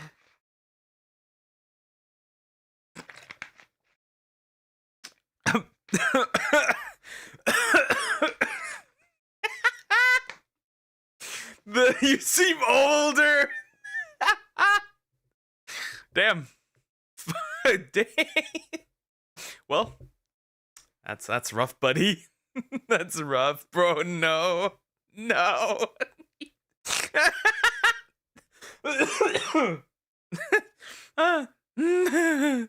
Well, you are fucked. Y'all are older than me. How does it feel to be a true hag? How does it feel to be a true hag? Okay, where's something that's sweet and short? You know what? That one's interesting. That one, that seems... Okay. I've seen Please David in the corner, help. That one seems interesting. That one seems like crazy dad lore. That one seems like crazy dad lore. That one actually. A pack of furries saved me from gang members. By Sarah's TV. That one actually seems interesting. Genuinely. Marcus, I will do that tomorrow, but I won't do that today. I will do that tomorrow. Silence now. We'll see. I am genuinely curious how that happened. Let's go. A few years back, I was outside, black, young, and delicious, like I usually am, minding my black business, going about my day around Detroit, Michigan, basically modern-day Africa in America. As I was scrolling and perusing and going through my day-to-day business, getting ready to walk to the anime convention, I noticed that, wait a minute, I'm in a little bit of a dangerous part of town. I noticed I was in a dangerous part of town because I felt a chill go up my butt crack all the way to my spine and hit the back of my neck, because I felt the eyes of a lurker behind me, a predator of sorts, not like... Damn, imagine you're just chilling, right? You go to an anime convention and then gang members just pull up. That's crazy. That is crazy, crazy. Like an animal, but more like a pack, a rampage of black people. I look behind me, and I see people dressed head to toe in a color I'm not too unfamiliar with. Red, the color that bulls see and get angry at. I'm a little bit perplexed and confused, my entire soul shakes, and I clench up a little bit. I try to turn around, but they ask me the question that no black person ever wants to hear. Hey, where are you from? As soon as I heard that, I knew my life was forfeit. I knew it. That's crazy. Right? We don't really have that, right? But like, if you like look at people and you know immediately, and like you hear what they say and you immediately know that you might die. That is crazy. At this exact moment, I logged out the server. I knew that I probably wasn't going to live or exist at this exact moment. My body began to shudder. I didn't even have a moment to speak, not even a second to speak, before I see another group of fine young gentlemen directly in front of me, of the same color variety. Wow! So the person behind him and the people in front of him.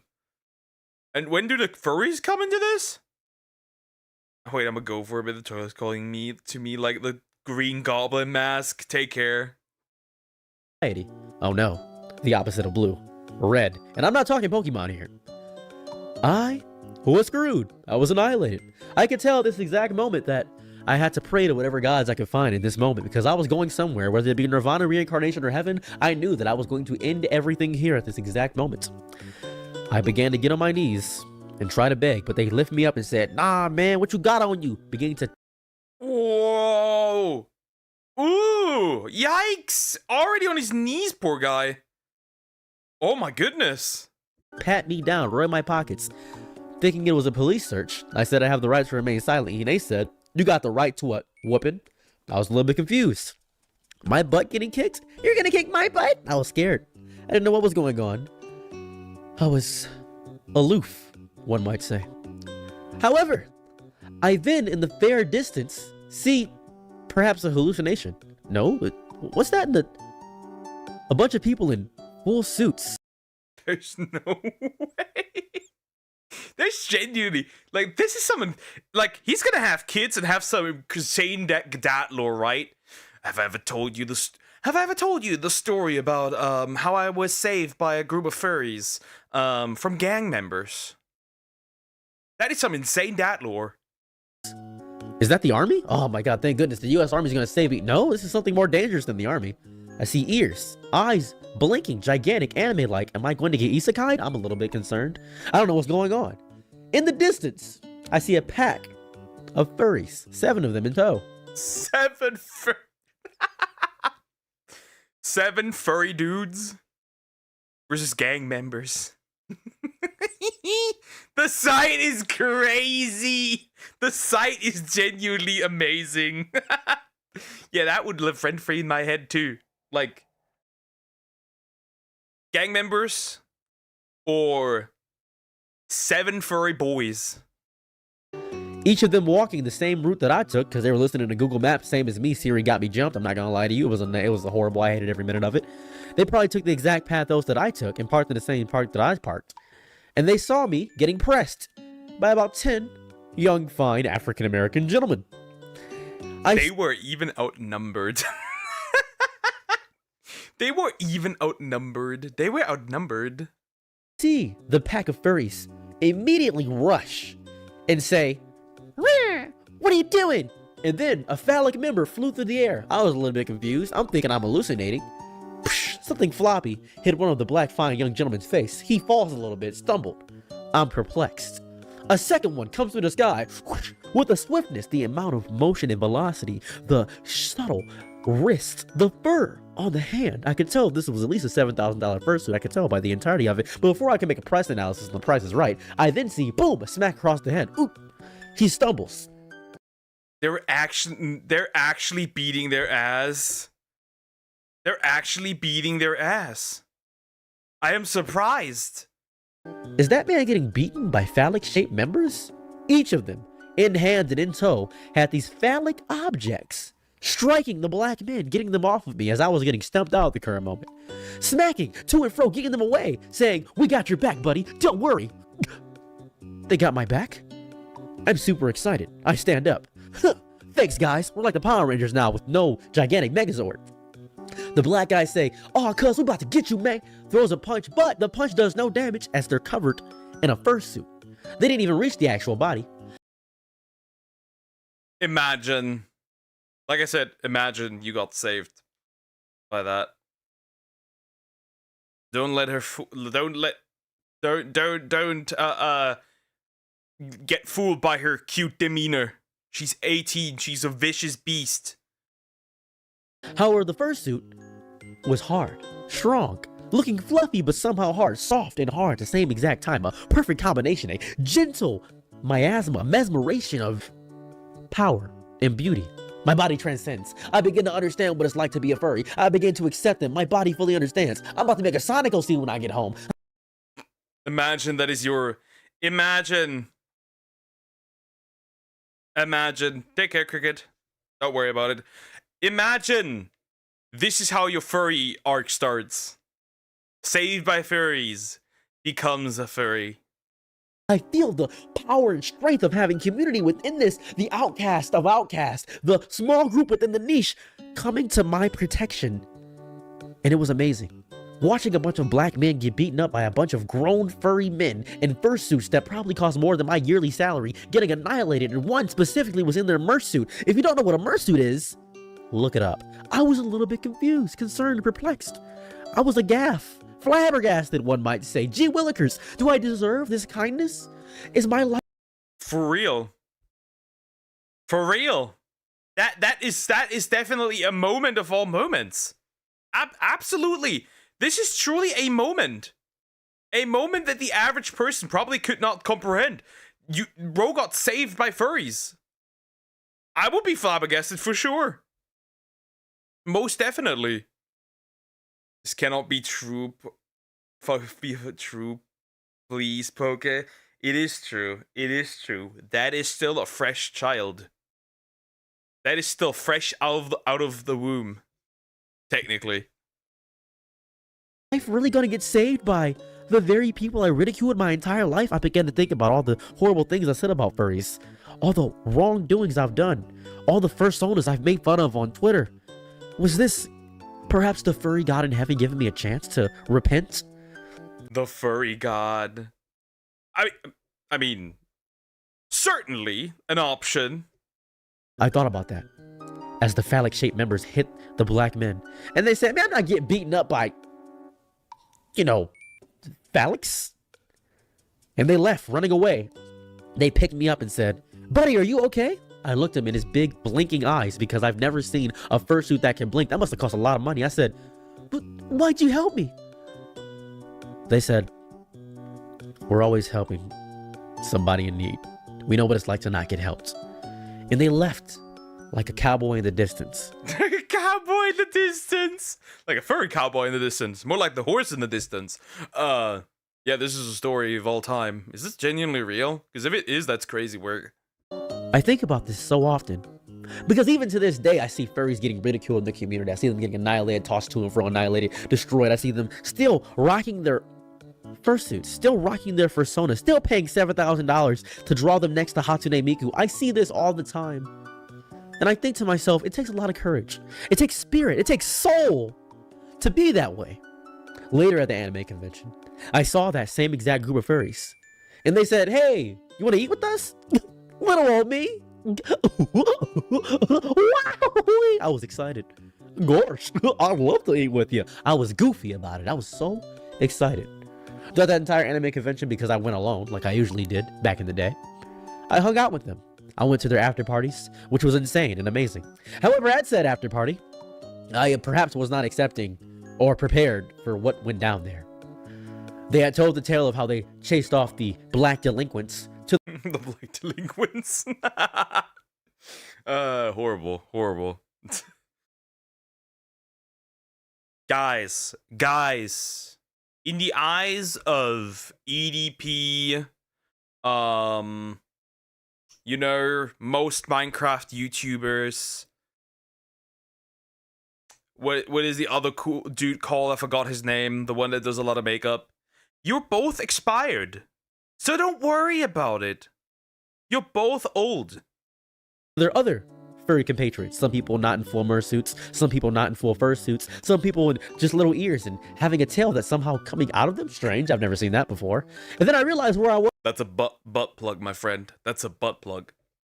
I was at a Smash Brothers convention, but without the brothers in just a Smash. I was at a banquet of debauchery. I was in a place where I probably shouldn't have been. It got musty, sweaty, hot, and heavy real fast. And I watched it all, because I felt like I...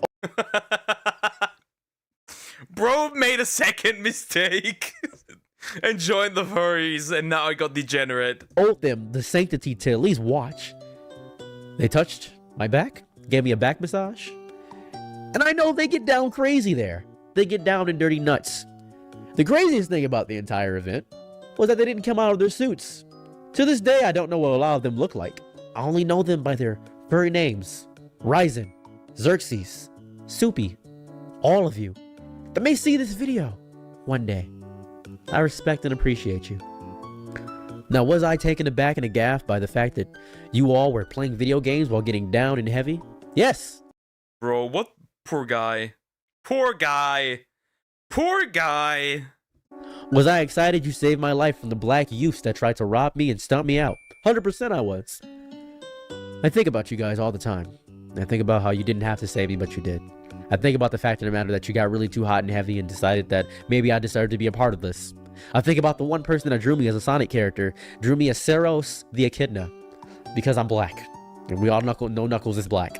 I appreciate that. I got saved by a bunch of furries. I respect you guys now. You have an ally. I salute you. That is wild. That is that lore. That is that lore upon that is just unspeakable dat lore. For real. Would somebody in the comment section be like, yo, I remember you? This is the type of lore my dad drops randomly at dinner. Yeah, well, this is peak dad lore. I think bro should definitely tell this his kids and grandchildren, if he has any, in the future. Or maybe he already has a kid. You should tell him that. This is peak. This is genuinely the lore that needs to be lored. Imagine you got saved by a bunch of furries from gang members. Anyways, like, comment, and subscribe. Damn, yeah, it's crazy. Crazy. Straight up crazy. In it. As the British would say. And that's how it happened. It's crazy. This is insane, for sure. Okay, last video. Last video, I think, pretty much. I won't do a 20-minute long, that's too long. Oh wait. Well. I'm doing it. This one is generally just interesting. I like watching, by the way. This one. This one. This is generally just interesting to look. I watch this guy occasionally, not just right now, but in general, because like he analyzes. That's the word. Like debates and shit. And it's really good. It's really good. It is really good. Of course, it's also Charlie Kirk related, but he usually does a really good job in like looking at debates and shit. It's really good. Yeah. Charlie Kirk debates with a man who today is celebrating his deletion. By Warren Smith. We'll look at that. We'll look at that. Okay. My messages aren't coming through. Maybe better that way. Pause. Pause. Ew. No goonery in my chat.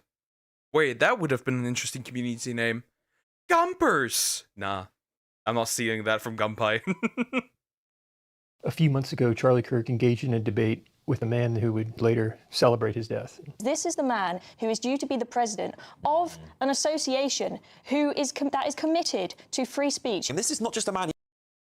Imagine that, right? The people that are supposed to, you know, protect free speech are the people celebrating free speech being gone. That's so interesting. I spoke to unsubscribe you from live, and I said I will do the same myself because I'm old. No, I will not. I would miss both of you. I would miss both of you. No. No. No. No. No. No. No. No. No. Neither of you will die. I need my slimelets. You've seen him online. He's debated this man. He's spoken to this man. I noticed something that I had not seen before. I never went to university. I take that as a great compliment. So therefore, everyone who went to university should be able to run circles around me. You'll be the judge, but I'll do my best. Spoiler alert, they are not able to run circles around Charlie. It's interesting, right? He essentially just came in, right? As somebody who never went to college, he came in and basically said, challenged them to argue. Challenge them to argue. I find that very interesting. Not gonna lie, Charlie was a pretty good debater. The exact opposite. I must caution you. Entertainment is on this side for you. Education is on this side. It's one of the most prestigious colleges in the world, and Charlie Kirk brought that place down to its knees. It's been in the news because of the head of its debate society, these comments he made. Including Charlie Kirk got shot, let's effing go, and here he is promoting violence. To effectively create change in the world we desire. Inside Prop will argue that at times there is simply nothing else that can be required other than violent retaliation. When is that warranted? It's the second portion that really exposes his motivation. Yeah, that is the thing. Bro is such a cutie at times. I try. I just fell from my chair. UK, I drank too much. It feels kind of funny. Please take better care of yourself. I know life is tough, but there's no point in giving up. This is a view I wholeheartedly agree with. The view that some institutions are too broken, too aggressive, too oppressive to be reformed. He's aiming at his own society, here and now. like cancers of our society. They must and they should be taken down by any means necessary. Remember, by any means necessary literally means shoot people. Take people to life by any means necessary. Always remember what that means. Any means necessary would logically include violence. People are like, how is this the guy in charge of open debate at Oxford? This House believes that Trump has... That is because you're arguing with people from the UK. The UK currently, as it stands right now, has an authoritarian government as it stands right now due to the internet censorship, due to the Child Safety Act, Online Safety Act. That is unrefutable. Wait, I forgot to take my meds today. I should do that. With alcohol, I don't think that's a good combination, buddy. Has gone too far. His rhetoric has deepened hostility among family, friends, and everyday people, making Americans who once saw family and community see enemies. I now look to Laura Smith to close the case for the proposition. So this professor stands up and delivers her opening monologue, and then Charlie has a chance to counter it. This is what it looks like when we cut the two statements side by side. Charlie just... Fentanyl. It's racing across the border. We gotta stop it. It's dangerous. How much fentanyl comes across the Canadian-US border? 0.01%. I'm sorry, that's wrong. Less than 0.01% comes across the US-Canadian border. The professor failed to mention that the Canadian border was closed. President Trump said fentanyl, and the amount of terrorists that are coming across the Canadian border, of which the most terrorists that come into America come across the Canadian border on the terrorist watch list. Yeah, notice she just left out the whole portion about terrorism. Finally, Professor. Of course she leaves that out, because that doesn't,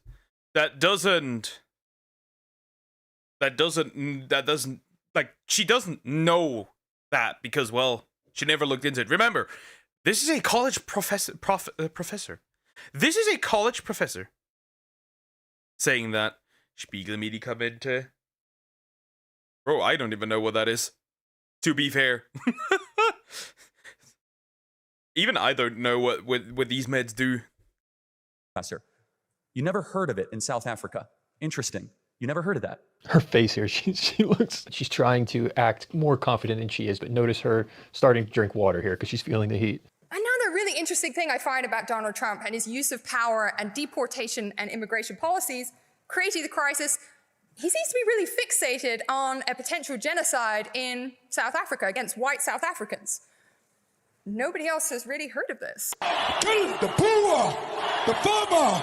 And yet, white South Africans... Yes. Surprise, surprise. That is a thing. Potentially. That is a thing. Have you heard about the Christian stuff that happens in Africa too, by the way?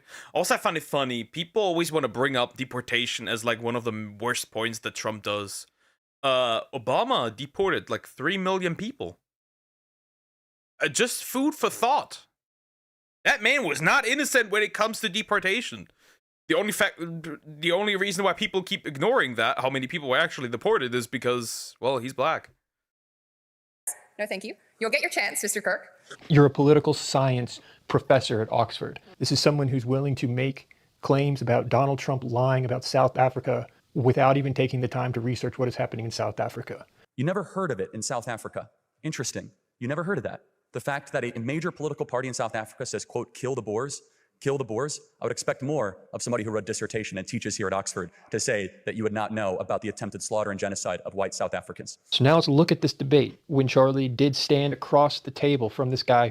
Do you see this generation of Lost Boys as a failure of, like, say, masculinity? There's an irony here. This is especially difficult to watch because in this debate, Charlie is fighting for men just like the guy who killed him, and he didn't even know it.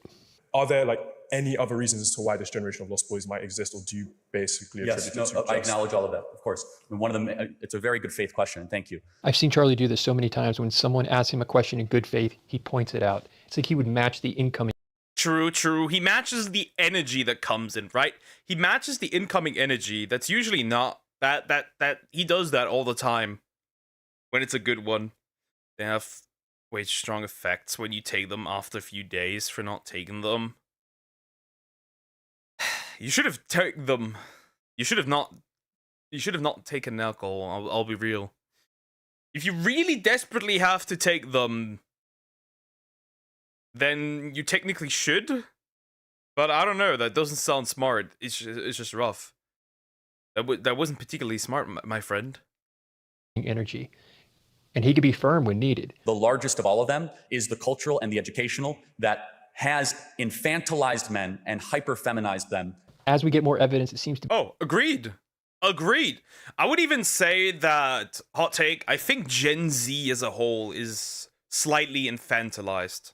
Not just slightly, quite infantilized, actually. I've noticed that, because I feel like our generation had like the helicopter parents, much more so.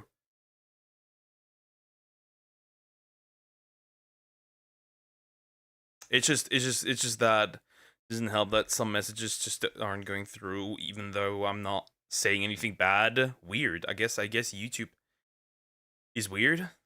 Be indicating that the guy who killed Charlie Kirk was a young man captured by an ideology, struggling with his masculinity for sure. Yeah, in what way has the education system infantilized men? I mean, every possible way. What's bad about feminine men? I don't see the issue.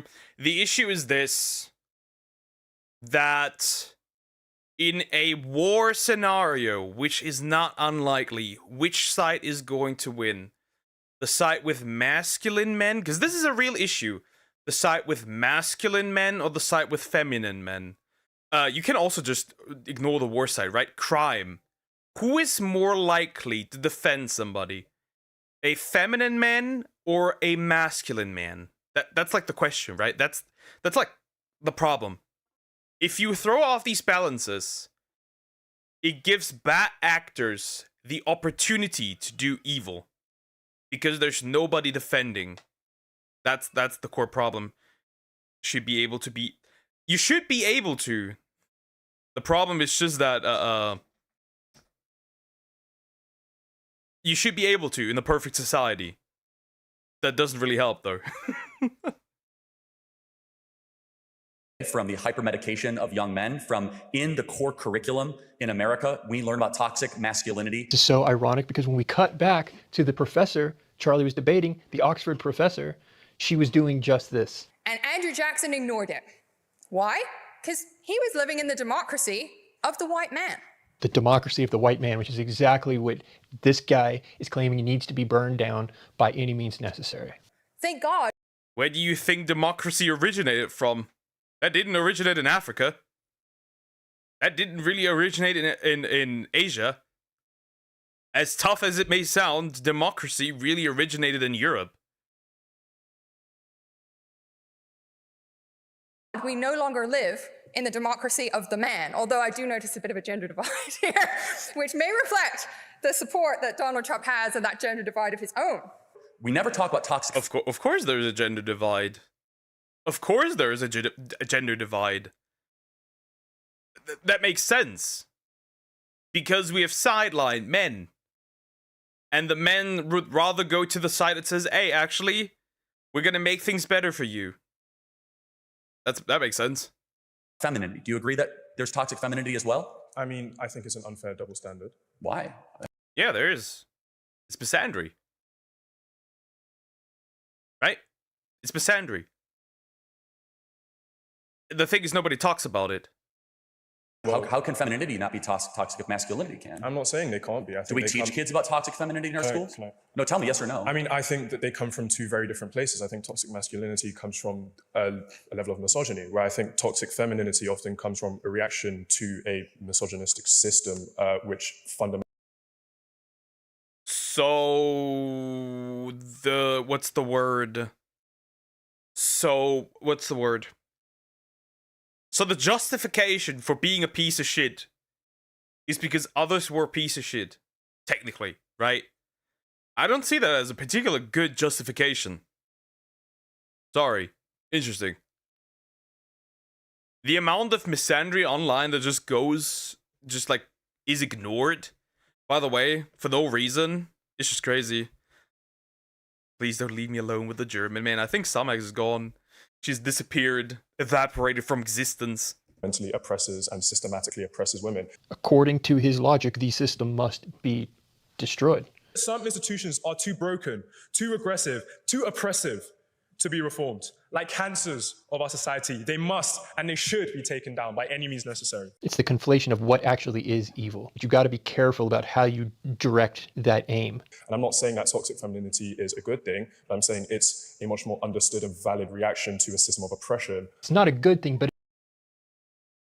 a system of oppression. See, the problem is with the system of oppression thing is this.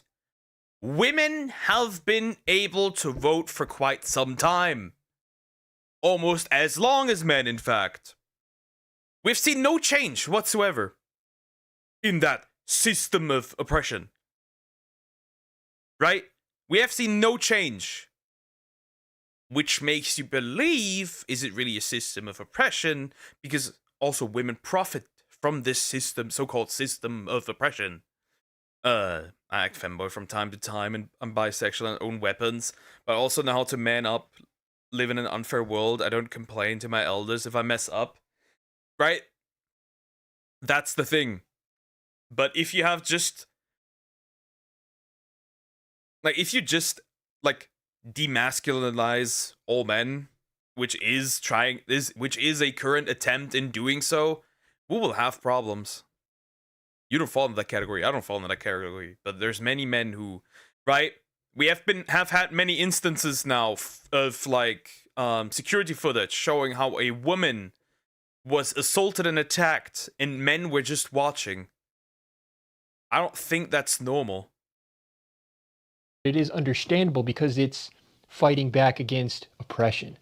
Well, where are we seeing that? Versus toxic masculinity, which oppresses. Okay. So even if I grant you that, are they teaching toxic? Is that term ever been used in a school that you know of? What term? No. Not that I'm aware. Toxic femininity?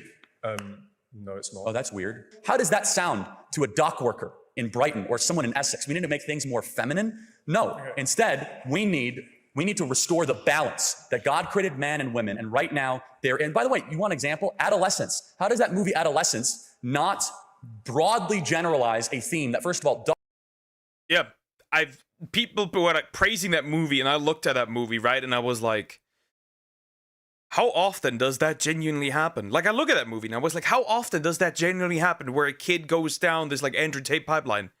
That doesn't often happen. In fact, children that age don't even consume really Andrew Tate. These are like freshly like 16 at max. These are more like 17, 18, like early 20s type of guys that consume his content. Like, right? Or like these red pill dudes. So that doesn't even fall into, like, the movie does not portray reality at all. Doesn't exist. Secondly, is like a slow motion, like humiliation ritual for the young boys of Britain. It's so eerie to hear this now because that's exactly what happened to the guy who killed Charlie. I don't think adolescence is a generalization. We're not saying that every young boy in the UK is like this. I'm not saying every young boy goes through this process. It's an example of what can happen when people fall into this kind of media. I think it's like, and it's more of a story or a warning to what can happen to people that, you know, fall into these bubbles, who don't find the help that they necessarily need, that can turn violent. The irony. Yeah, but the thing is, like, the problem with this argument is that help isn't offered, right? That help isn't offered. Most men the truth is that most men or boys can't go anywhere if they struggle. They can't. By default. They can't. Most can't. I mean, there have been plenty of stories where boys went to get help because they were assaulted and they were looked at weird. Like what are you doing here? Like, that there is no help for boys. None at all. So I don't see that argument. You cannot get help if there's no way you can get help. It's like somebody telling you to report something to the police when there's no police station close by. That makes no sense. Is that it's the reality was the exact opposite to the narrative being pushed in adolescence. Do you think men will be generally happier if they're married, providing, and have children? I don't think that. Go back. Again. Men will be generally happier if they're married, providing, and have children. I agree. Yes. I do think so, yes. Not everyone, right? Not everyone. But I do think that the vast majority, I'd say yes. The vast majority, yes. So here's the kicker, right? It's about purpose, right? What basically Kirk is arguing here is it's purpose, right? It is purpose. It is having a purpose. When I talk to other people, when I look at myself and I'm like, the most miserable time in my life was when I had no trouble, but I also had no purpose. Like, not having anything to exist for is detrimental to any human. And I think that if men had families, not only would that give them a purpose, that would significantly lower the self-deletion rate. Significantly lower the self-deletion rate. I don't think that's a necessary factor to contribute to this happiness. What is your solution to bring about male happiness in the West? Mine is men get married, have children, and provide. What is yours? That's a big question. Bro's flabbergasted. But it's true. Purpose. And that is an easy solution to purpose. That is... I mean, when we look at happiness... When we look like right, we can measure happiness. The society with men having no purpose is one of the most depressing societies. They want to always bring up Scandinavia as like, right, the peak of human happiness, right? People are so happy. A lot of people in Scandinavian countries are on antidepressants. That's certainly not normal. Just the image here, the juxtaposition could not be more different. I think an affirmation of their emotions, their emotional states. How do you apply that? That is a whole lot of nothing. Affirmation of their emotions. That is a whole lot of nothing. That is a whole... You're saying a whole lot of nothing. Big words. What does that mean? What does that look like? Concretely, what does that look like? To someone who's feeling something invalid, not all behavior is good. It's not all malleable. An openness to allowing men to express themselves in whichever way they want, even if that is... But they can. That's the thing, right? Men can. Gender nonconformity. I mean, look at Jeffree Star. Look at some other not so nice figures, but they still do it, right? Men have the opportunity to do whatever they want, but they're not happier. In fact, actually, it might be worse than it has ever been. In a more effeminate way, or a Western typically effeminate way. With all due respect, have you been to London the last 10 years? Men can do whatever they want. I live in... Are they happier? Men can dress how they want. Men can act how they want. You can go to any club. Has it worked? Yeah, but also we've had austerity. It has not worked. It has not worked. The suicide rates are going up, not down. They're going up. I don't have a traditional family to provide for. My purpose is to help my neighbors, and that provides me purpose. Yep, right. Like, taking care of something, right? Finding something that you genuinely enjoy and can you put your heart in, right? Even that can give you purpose. I think what Kirk is mostly here arguing is that this is the most easiest way. Well, not most easiest, but it is a good way to have a purpose, is having a family, right? That is what he's essentially arguing here. Austerity being similar to poverty, claiming it's economic. You're scrambling for an excuse to get away from the truth that's right in front of you. So I would just ask you to think over the next couple days, months, or years, why is it that men in countries that barely have toilets and do not have 2 pounds to rub together, but they do have kids and they do have a wife, are much happier than someone with a big flat in downtown London? Something to think about. I mean, I think happiness is not... True. True. Hot take. I think depression, and I mean like medically, right? On a medical term, might be, when we look at the data, a first world problem, a Western problem. that does not occur in, well, yeah, not just Western, but first world problem, right? That does not occur in non-first world countries as much. I know this is a hot take, but I think it might be due to purposelessness, right? We took out the traditional family, that's gone, right? Even though when we look at statistics, we know that significantly more men. They did a statistic of like ranking what's least important, what's most important, right? For like people voting Democrat and like people voting Republican, right? In the US. And the highest one was having children for men. On both. Like on both. Which is interesting. And for men on both political aisles. While it was quite low on both for women, which is interesting. A little higher on Republican women, but yeah, that should give you an idea. I think most men would want still would want a classic family. Not all, of course, not all.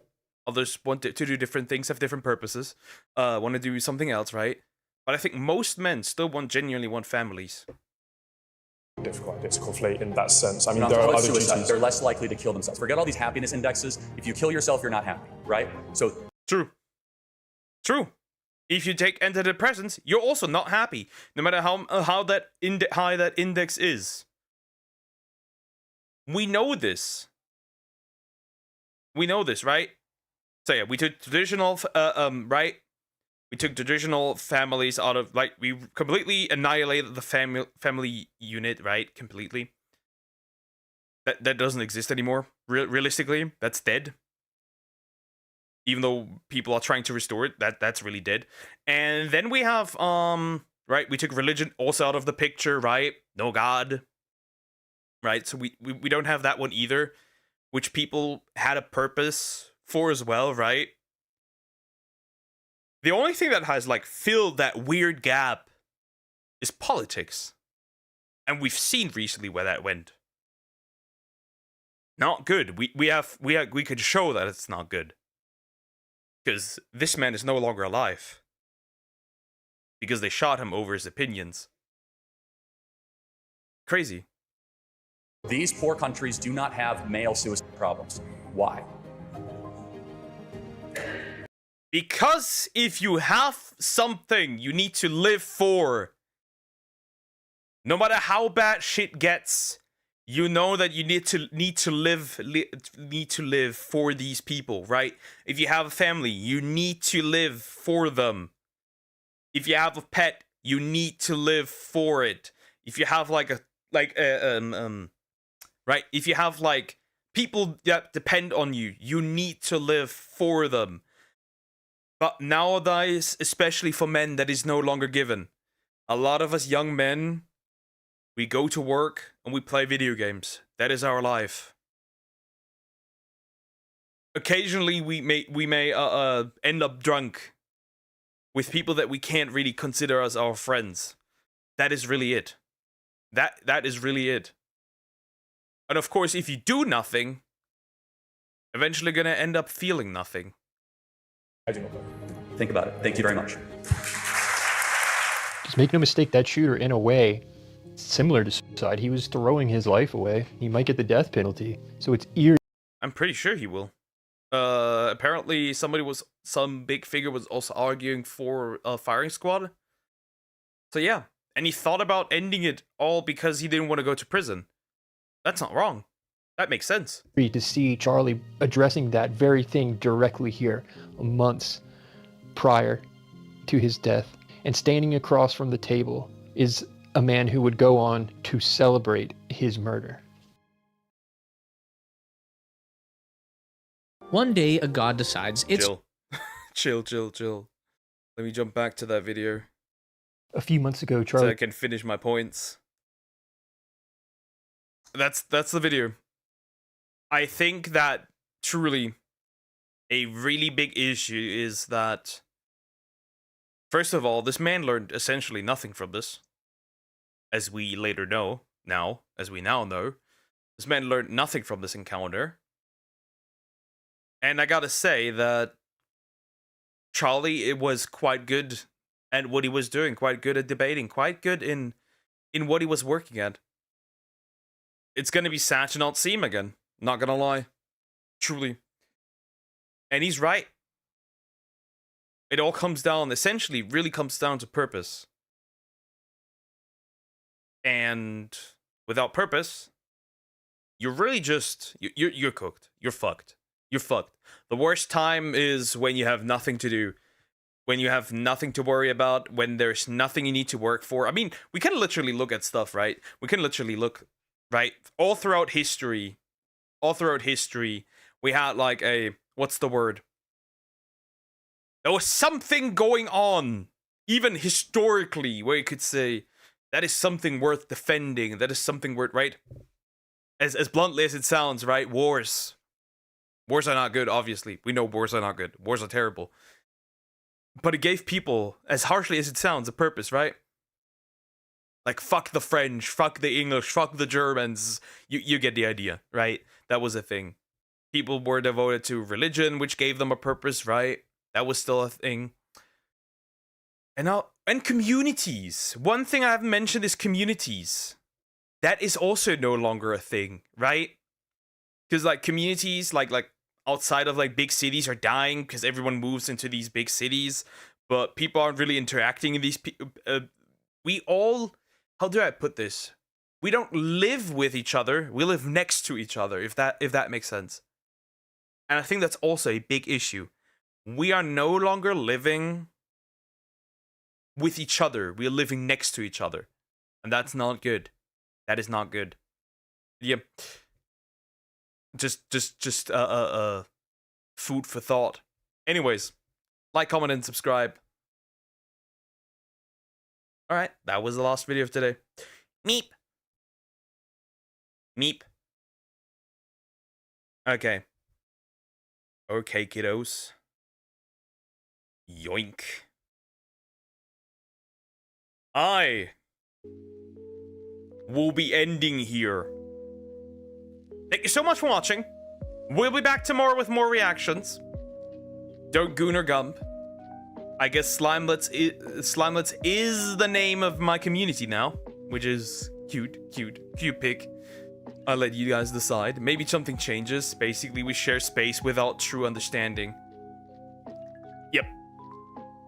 We are just... How do I put this? We are walking next to each other without interacting with each other, really. That's the word I'd use. We're just orbiting each other. That's what I'd use. But yeah, without true understanding is also something I would use, especially nowadays, where we don't talk with each other at all. And we just create like these bubbles where like outside thought is like forbidden. But yeah, I'll end it here. Have a good day or night, and I'll see you tomorrow. Take care, guys. Bye-bye.